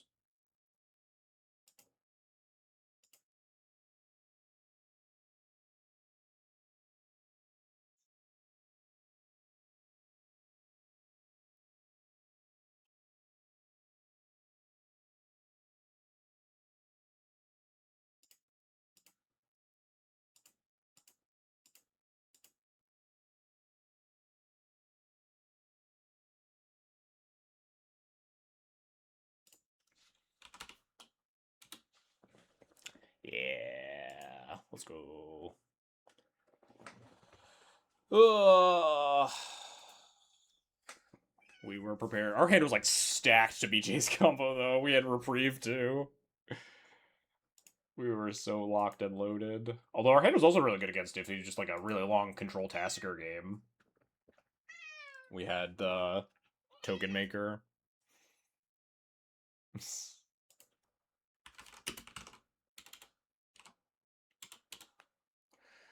This hand is a lot worse versus a Tasker. Am I allowed to keep it? March is basically nothing. Dust Bowl's not very good against Tasker specifically. The Silence is nice. Silence plus Spirit Guide means we could potentially play turn 4 Quint, which is maybe good because sometimes Tasker can't play it out early if you're not casting spells. I'm gonna maybe keeping this is really stupid. Oh, if we get Thoughtseize, that's also a bummer.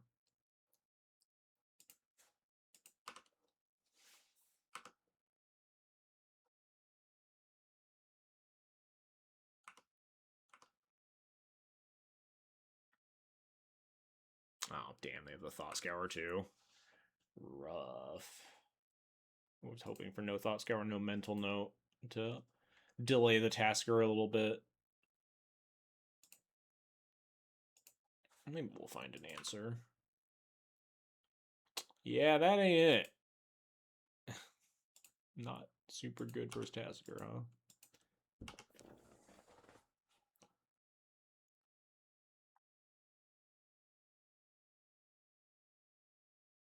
No fetch land, thank God. Is Furnace in the deck that forces opponent to graveyard? Yeah. Phyrexian Furnace. Ooh. Don't mind if I do. I will happily reprieve a Tasigur if that's what it comes down to.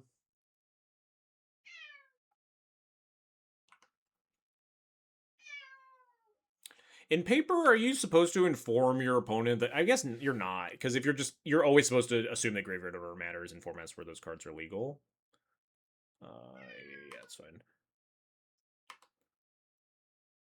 And if your opponent is savvy and also actually cares, then they'll order their graveyard properly when they resolve effects like that. And then obviously, if they start to rearrange it, then you go, whoa, graveyard order matters. Please stop. But like, if you're playing against a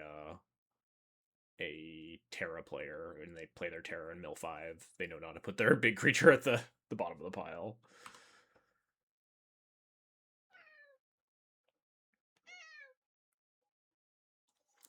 Good old 1-mana Tasigur. We will reprieve.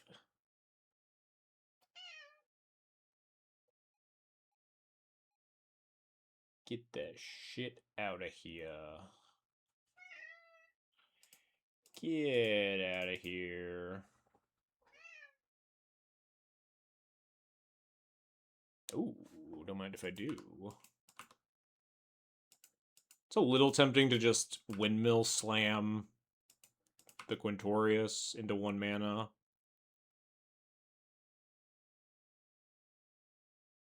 But I don't think it's tempting enough.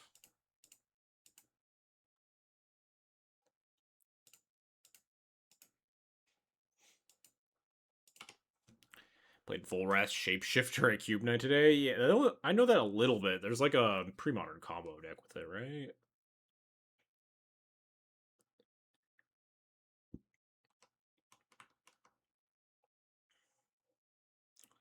Next turn, I'm tempted to just lead on Silence.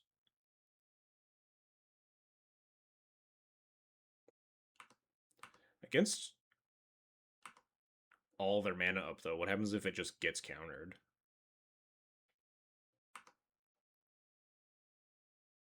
Like, they have to know something's up if I cast the Silence, right? Maybe I'm supposed to wait a turn.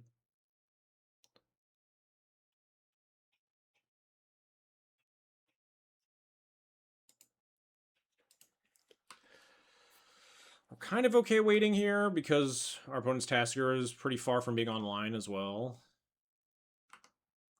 They might miss a land drop at some point down the road here. Are they gonna blow up my Ghost Vacuum? Rude as fuck.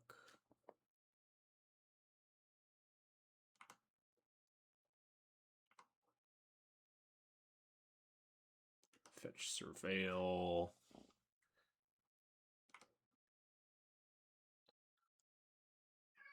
Their Tasker will cost 3-ish. They're pretty incentivized to mill here, unless they're like really trying to hit a land drop or find like a really juicy spell or something. Or I guess maybe an uncastable. I don't think I'm allowed to just be Dust Bowling here, because they're just going to slam the Tasigur. And they haven't made any signs they're going to miss a land drop. They still have 6 cards in hand.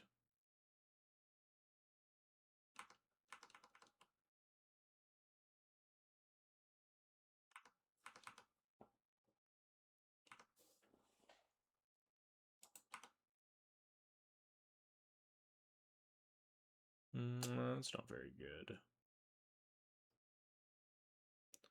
Imagine there's one basic island in my opponent's deck, at least.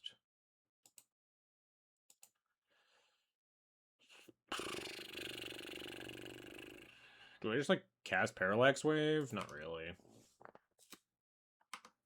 We're almost to cast March of Otherworldly Light on the Tasigur. Casting spells, I can't beat those. Is this the draw 2, the consult the star charts? Oh. Yeah, I guess. I suppose this is part of the combo as well, right?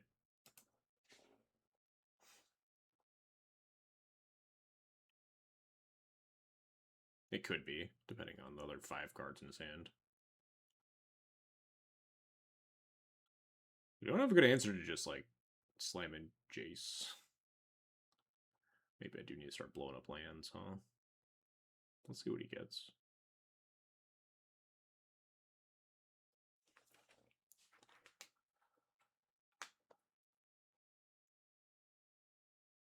Unfortunately, we only have one more land. Oh, this is... They just tutoring for a Quint counter? Alright, yeah, this is, not a thrilling game for us, huh? Weird choice of cards to tutor, though.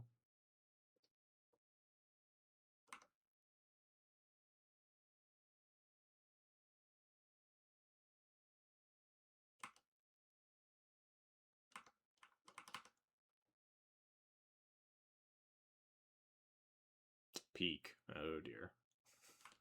I think it's over for us. The jig is up. We got nothing. We have Stone Cold nothing. I think we're gonna die.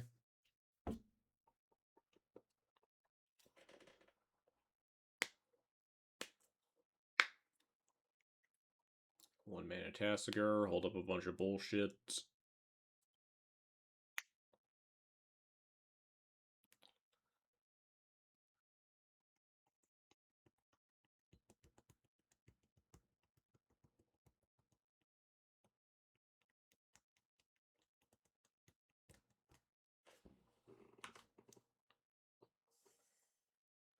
I wonder if I do just march this low key. Just like pitch the Parallax Wave, just to march it right now. Or actually, do I? Maybe this is actually Dustable Watery Grave angle.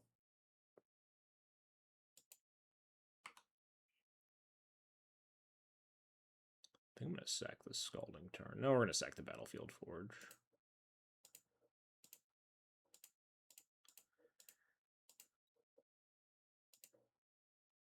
Fetch Sacred Foundry.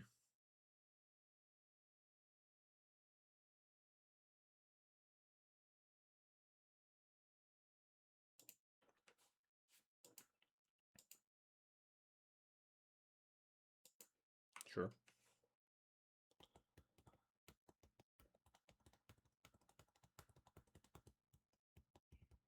And we're gonna silence plus Quint here.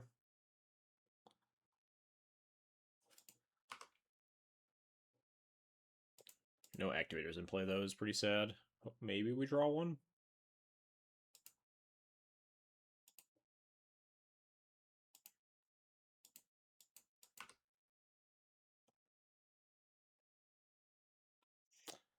Monumental Hinge ain't bad. I think we're gonna discard... I guess we discarded Gagandra over Sunray Eruption, I think.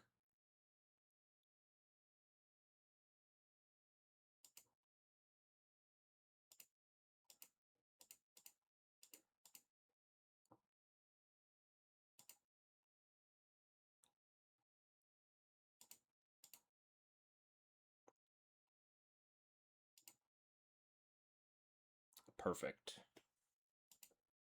Oh, mill 7's Rick, alright. We're on fire with these mills, huh?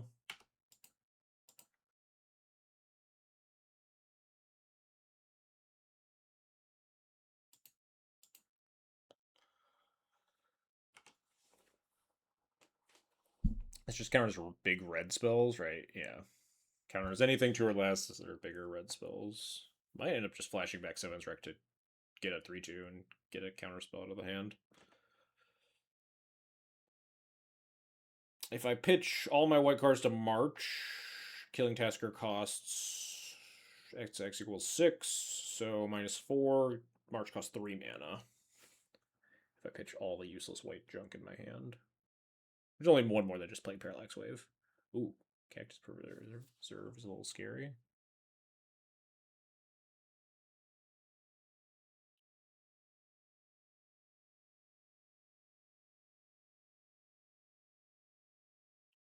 I guess we can try to Sundering Disruption it, although I can't do everything here. Well, let's start with plussing, huh? Let's discard a land, because we have plenty. Alright. We got a lot of options here now.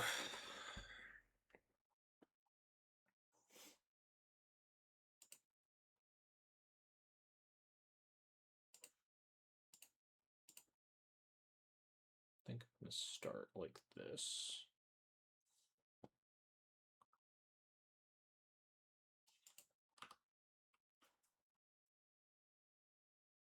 Stifle? Sure. Change the equation up here. They also have 3 other cards in hand. 1, 2, 3, 4, 5 mana only. March can always tag Cactus Preserve, notably. I mean, I guess they could always counter it to change the equation, but... what's my best sequence here? If I play Agatha's, it gets changed. We can't really do anything else. I could play Parallax Wave. I could pitch 1 card to overpay March to avoid change. Yeah, that's maybe loose, but it is a possibility. Portable Hold's not doing anything. I feel like it's Parallax Wave. Seven's Wreck could also be good if they don't have anything. Seven's Wreck always makes me a blocker, and if it gets countered, then they have to then animate the Cactus Preserve and send both at Quint. And that taps them like really low. And also, if Seven's Wreck just resolves, it's insanely good. There's no way it resolves, though.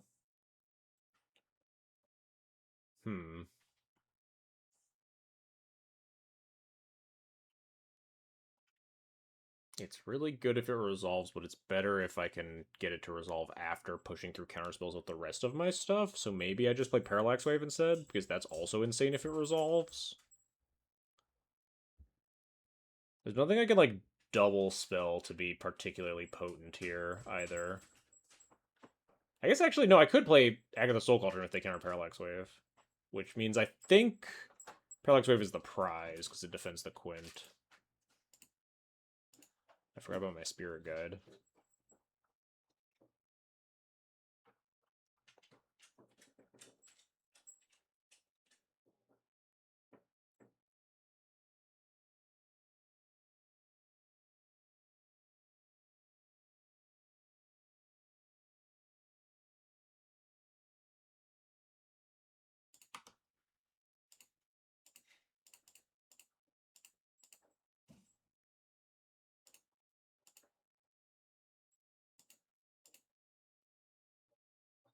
Give me that.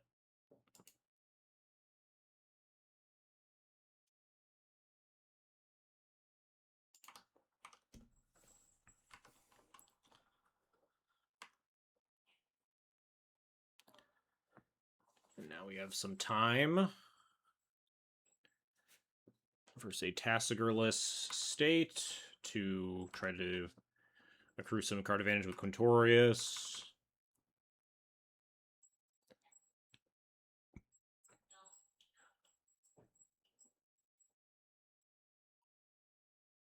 This is Animate Cactus Preserve. I think we're just in fucking business. Okay, it's not Animate Cactus Preserve. Oh dear, are we dead? Well, couldn't really beat that, if we are. Not dead, just making value. Alright. Cool. Could be dead at any moment.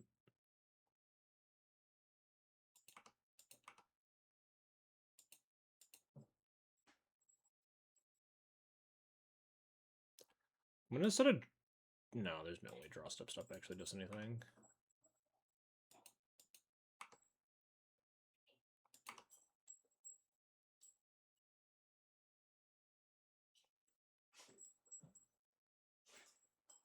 Sevens is always getting countered.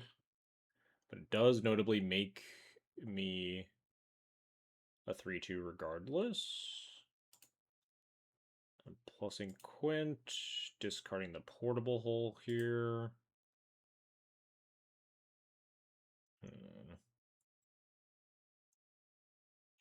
1, 2, 3, 4, 5, 6.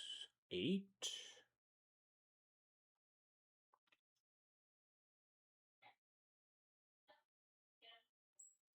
March does not hit Planeswalkers. Either copy or Reclamation not good enough. Reclamation doesn't copy unless it's resolving, right? That's how this card is worded. I don't think casting it from the flashing it back instantly puts 2 copies on the stack, right? Am I incorrect in that assessment? The way this is worded, it seems like copying is part of the resolution of the ability, right? Yeah. Okay, cool. I've never cast this card, so I could have easily been wrong. I think we're just casting Fury. But then if Fury gets countered, I think I just want a little bit of board presence, which means casting the 7s rack.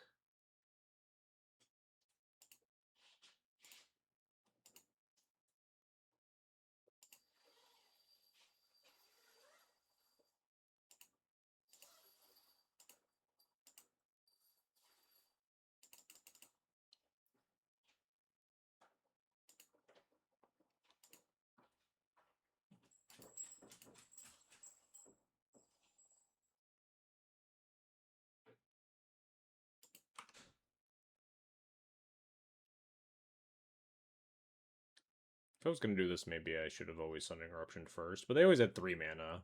They were just considered a response, and then I would play into like Mana Leak or something.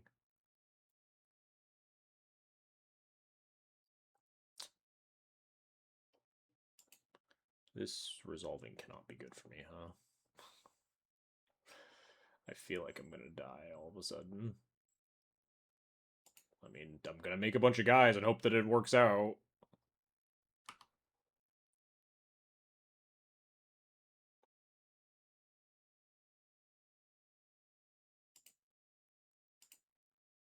I feel like I'm gonna get hit by the new Wrath.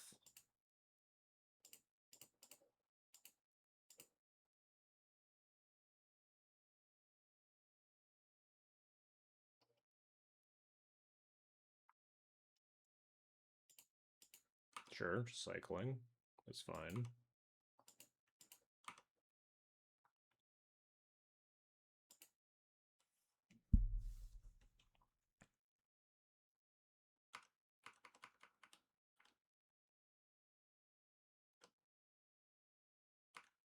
Maybe he just doesn't have anything. It's distinctly possible. Just got nothing over there. Ah, well, that's something. That certainly is something, huh?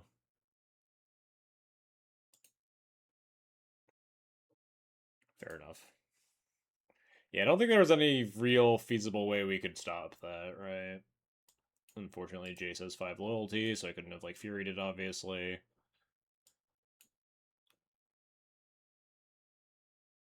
It was a pretty bad sign when all my shit started resolving.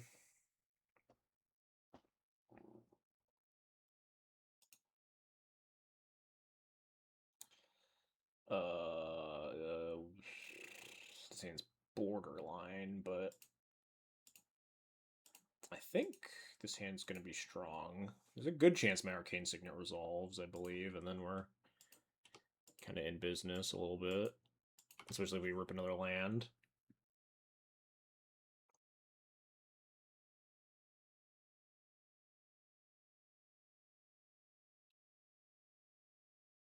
It's like the top, like, 4 cards in my deck are all lands, and I think we're very well off.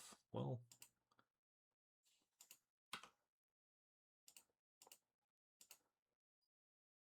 Am I supposed to gamble for a land here? I don't think so. We don't need the land, and we have, like, multiple good cards to hold up here. I do think I just want to Mana Tithe almost anything. There's not a good chance that I'm going to be able to Mana Tithe a Tasigur.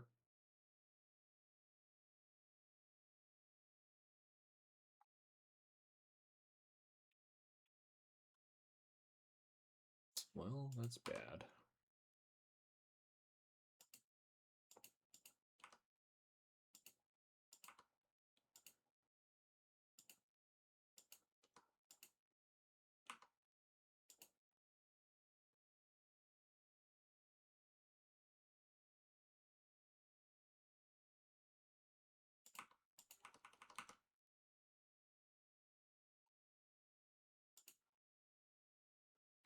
get most of the way towards being able to Unholy Heat a Tassiger, which is also nice. Land off the top would be spectacular, but we'll see. Well, I guess maybe I should have been a little bit more specific. Am I supposed to even play that? Yes, because I'm going to go get a currency converter.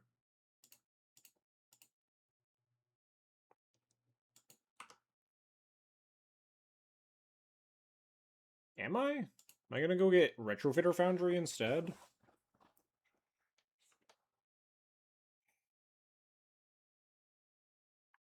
No, currency converter makes sure that my Unholy Heat for Tasker is going to be online as well. So I think currency converter is just going to be better.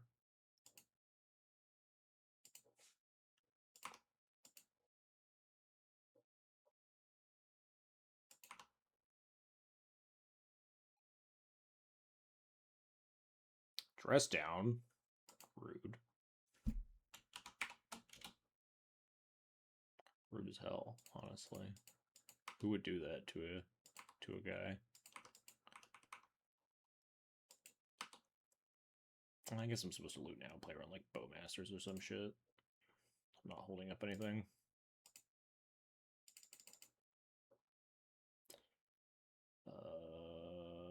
We don't have. We have we have enchantment instant land, so I'd have to discard the sorcery. This gamble's also not really very good anyway. March is also not very good, but I want to be able to put a sorcerer in my yard to Unholy Heat a Tassiger. Although now we can also Chain to the Rocks a Tassiger. We do this Bloodstained Mire.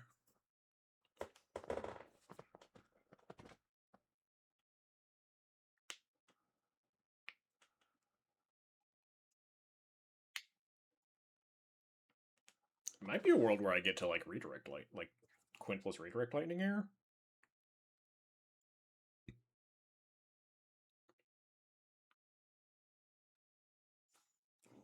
Three mana up is an inconvenient number for me. Because it means there's more likely to be two removal spells. I mean, I could just spend this turn casting a Johnny instead.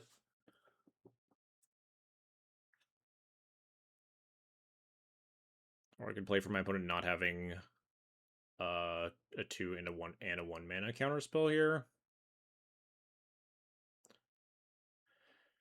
We'll have 3 mana to recuperate after, and we'll be able to like play the Ajani. We'll have Unholy Heat and stuff for the Tassiger.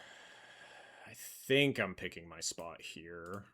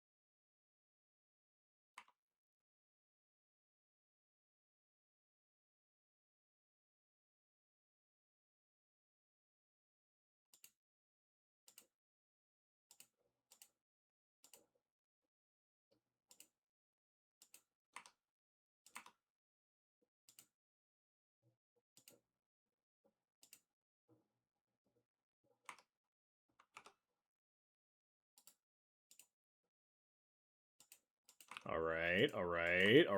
We're doing something. We are, in fact, in business. What is that hand, though, that you're going to hardcast Force Negation there and not, like, hold it? Do you have no other counters? Why not just, like, cast a different counter spell to hold up Force Negation in case I have 1 mana thing? Oh, is this the Wrath everything? We can recover from that. Yeah, this is just destroy all artifacts. Alright, let's put a thing in the yard. We can definitely recover from this.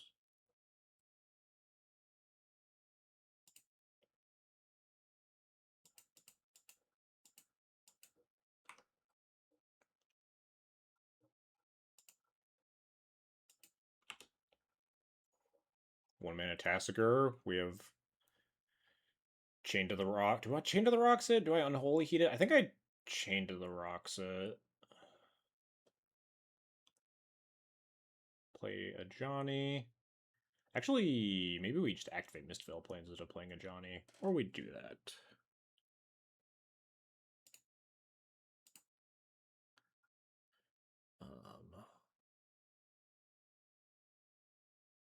Chain of the Rocks isn't as good. Unholy Heat is instant speed, notably.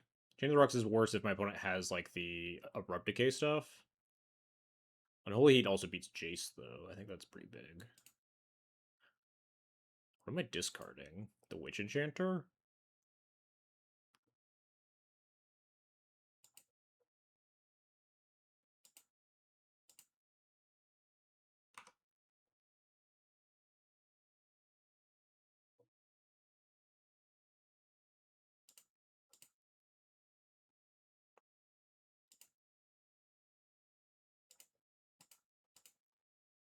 Maybe it's stupid to kill the Witch Enchanter.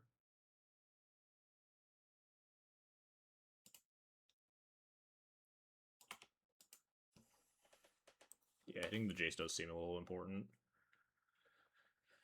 I think my Johnny's pretty important, though, to get my opponent dead. We can start holding up Unholy Heat after this turn.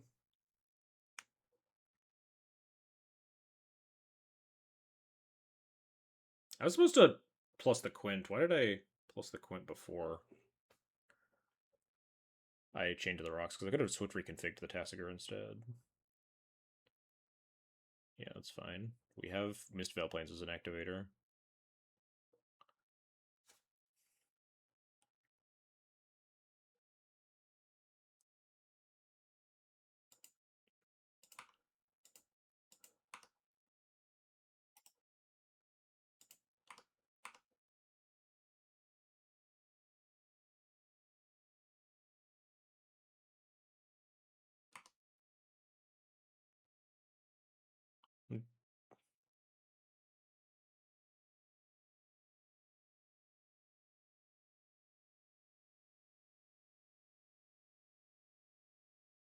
Dismember. Sure. Well, I'm not discarding the Lightning Bolt anymore.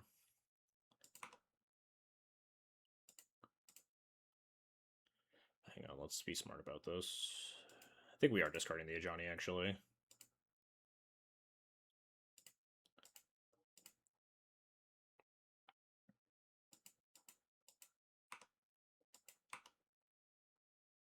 Am I silencing them here? I don't think so.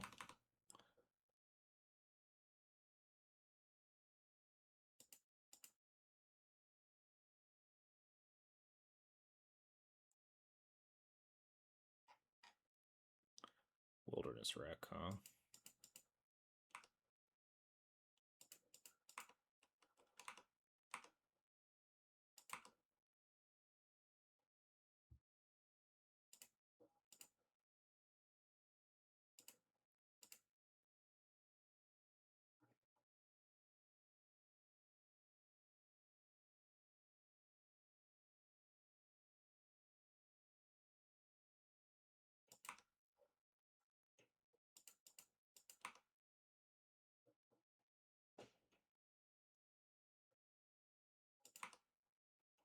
Two cards on hand, huh?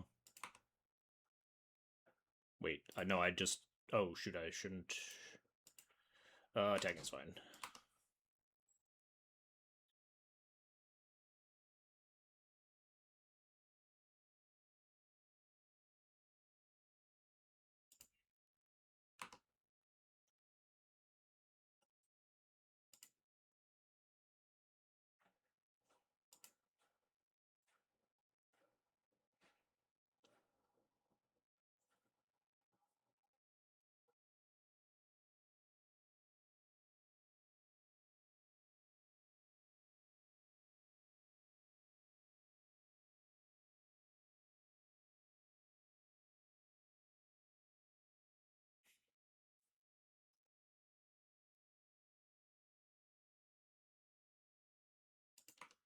One card left.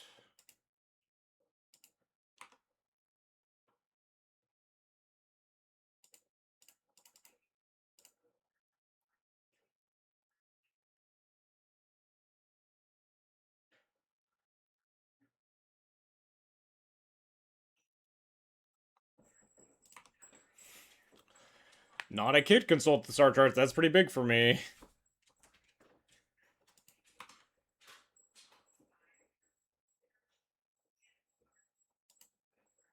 Remand, not a counterspell.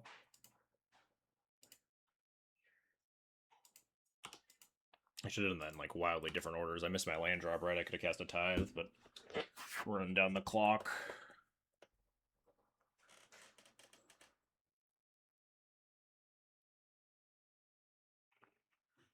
I could like animate Cactus Preserve, but it doesn't even kill the Quintorius.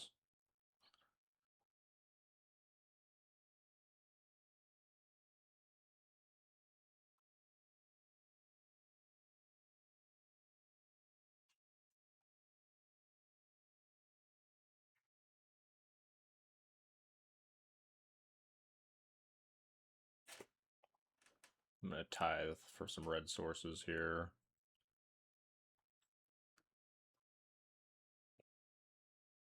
Okay, sure. Attack down the Quint a little bit.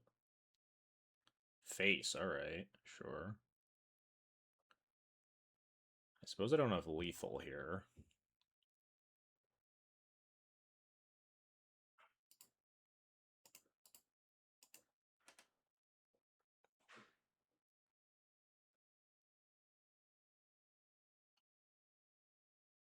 Oh, we just hit lands. I just don't even want to cast the Tithe.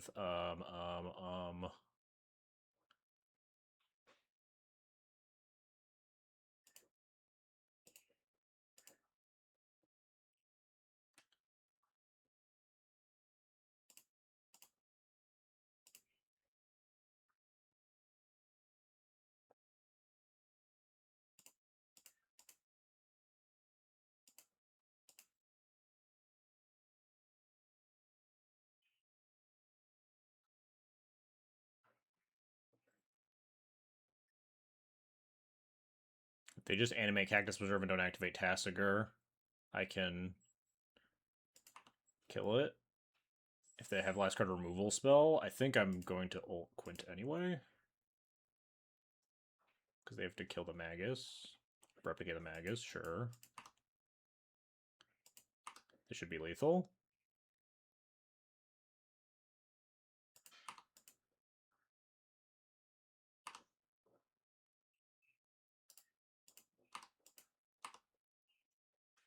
Oh no, it's not! Fuck! Because they can block with the Tassiger.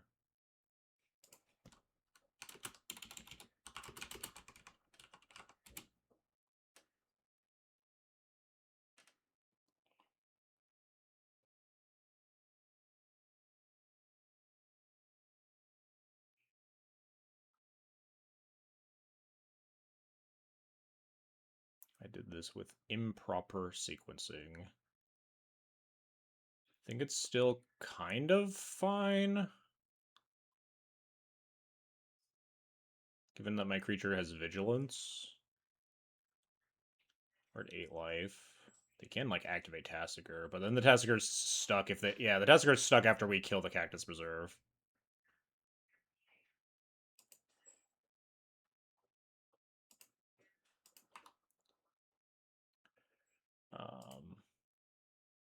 We actually just let them go to blocks, right? And save our creature.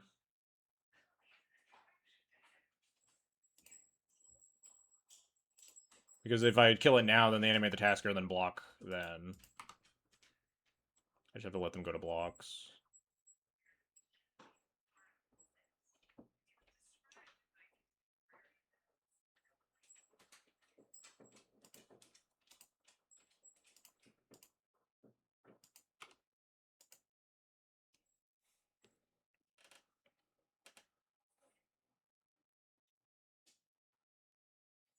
To life. We got 3 attackers.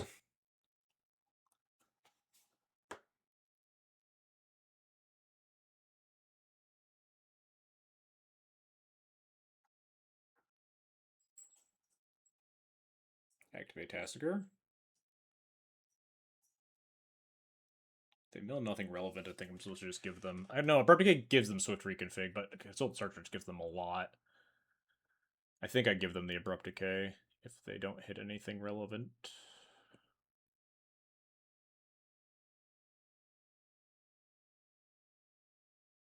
Oh, nice. They hit a Memory Lapse. You can have that one. I'm a little scared to give them the Upheaval, even though I think it's probably correct. I guess it's a sorcery. I can just always give it to them. Yeah, you can have that Upheaval, actually. I'm also just going to win on time if I get Upheavaled at this point.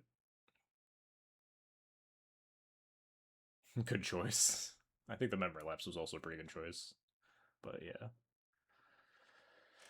It's possible that, like, they find another removal spell and then Memory Lapse.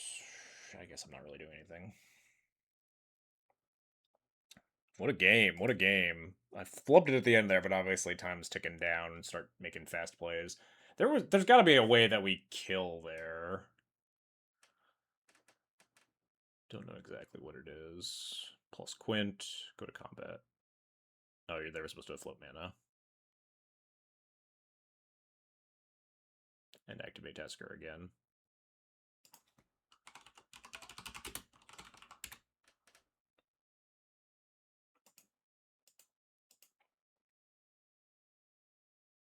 But yeah, with like Unknown plus Upheaval in hand.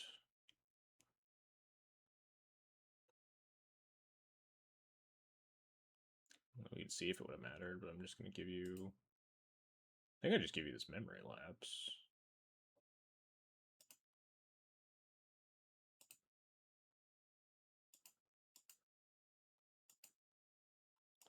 GG's. Whew. There's got to be a way to like kill that turn. It's always really awkward with like swift reconfig turns. I think if I just unholy heat the Tasker, right, then it's just lethal. We just swift reconfig the big oaf.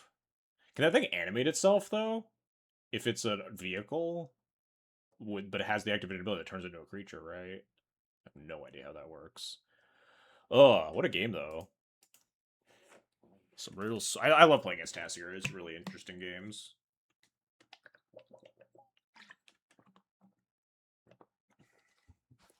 The control matchups are always really sweet with this deck. Playing a red-white control deck is like so alien. But you just get to like grind with the best of them. I really think we didn't think we were gonna win too with that that dress down. That dress down was rough at the start, especially with my like mana situation early.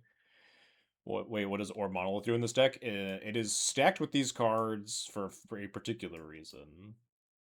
It's because you infinitely mill yourself with a Quintorius out, and Hostility shuffles itself in a bunch, and Anger gives all your 3/2 haste, and then they die. There's also a bunch of added stuff where like Mesmeric Orb's a pretty good card in your deck just as a value piece because you have several cards with flashback. I've beaten a lot of decks just like playing Mesmeric Orb and like casting Flage over and over and again. You discard Hostility to Quintorius, you get a free 3/2. Basalt Monolith just like ramps you against soft counter magic. Anger is just really good in Haste Enabler. Wasn't intending to say about what I am, but here I am. Hey, at least we had a really sweet match, huh? Some really nice games.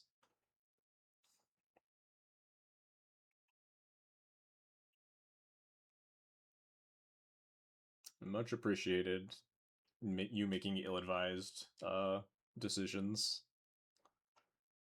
I can't believe you had a Reb. My hand, you were casting the Tainted Pact and like clicking so fast. I was like, we're gonna get him so bad. My hand was Orm's Chant Reb Reprieve, and I was just like, this is so over. It's like he can counterspell the Reb. We can reprieve our own Reb and then Reb it again. We're in business. We're ready. We counterspell the Reb after also counterspelling the Orm's Chant, and then we still have the reprieve up. I had it all.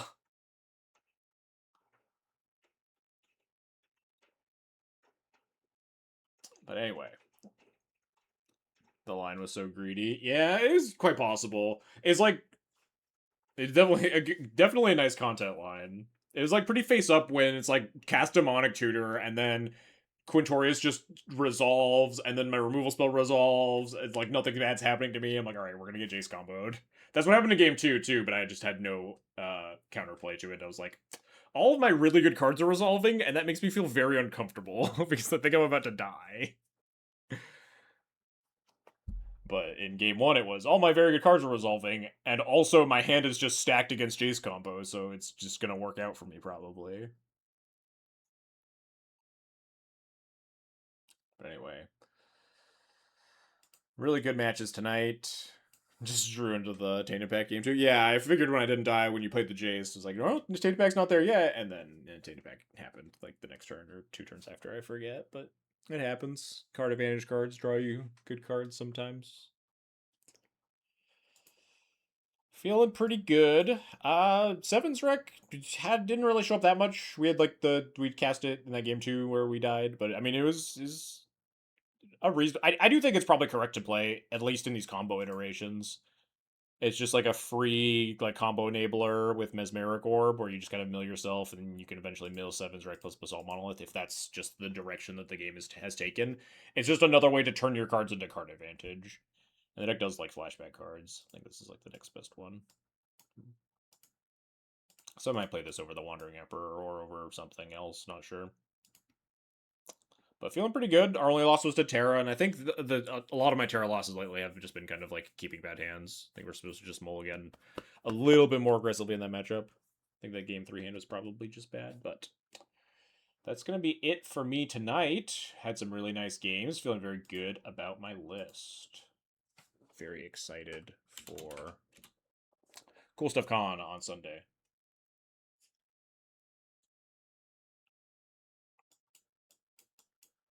Let's find someone to raid, huh?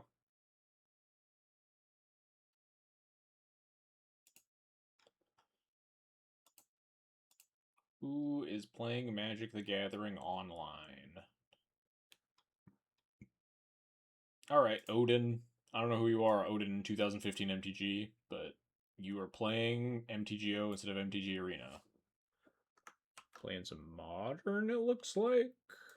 Well, let's ship you off over that way. Alright. Raid. Well, thanks everybody for watching. Hope you had a good time. As always, I don't do as always. What the fuck am I saying? There's nothing as always. So we'll be back next week, same time. Aggie says wait. So we are waiting. Was that last match? You were last match. Yeah, that was the end of the league. We 4-1'd.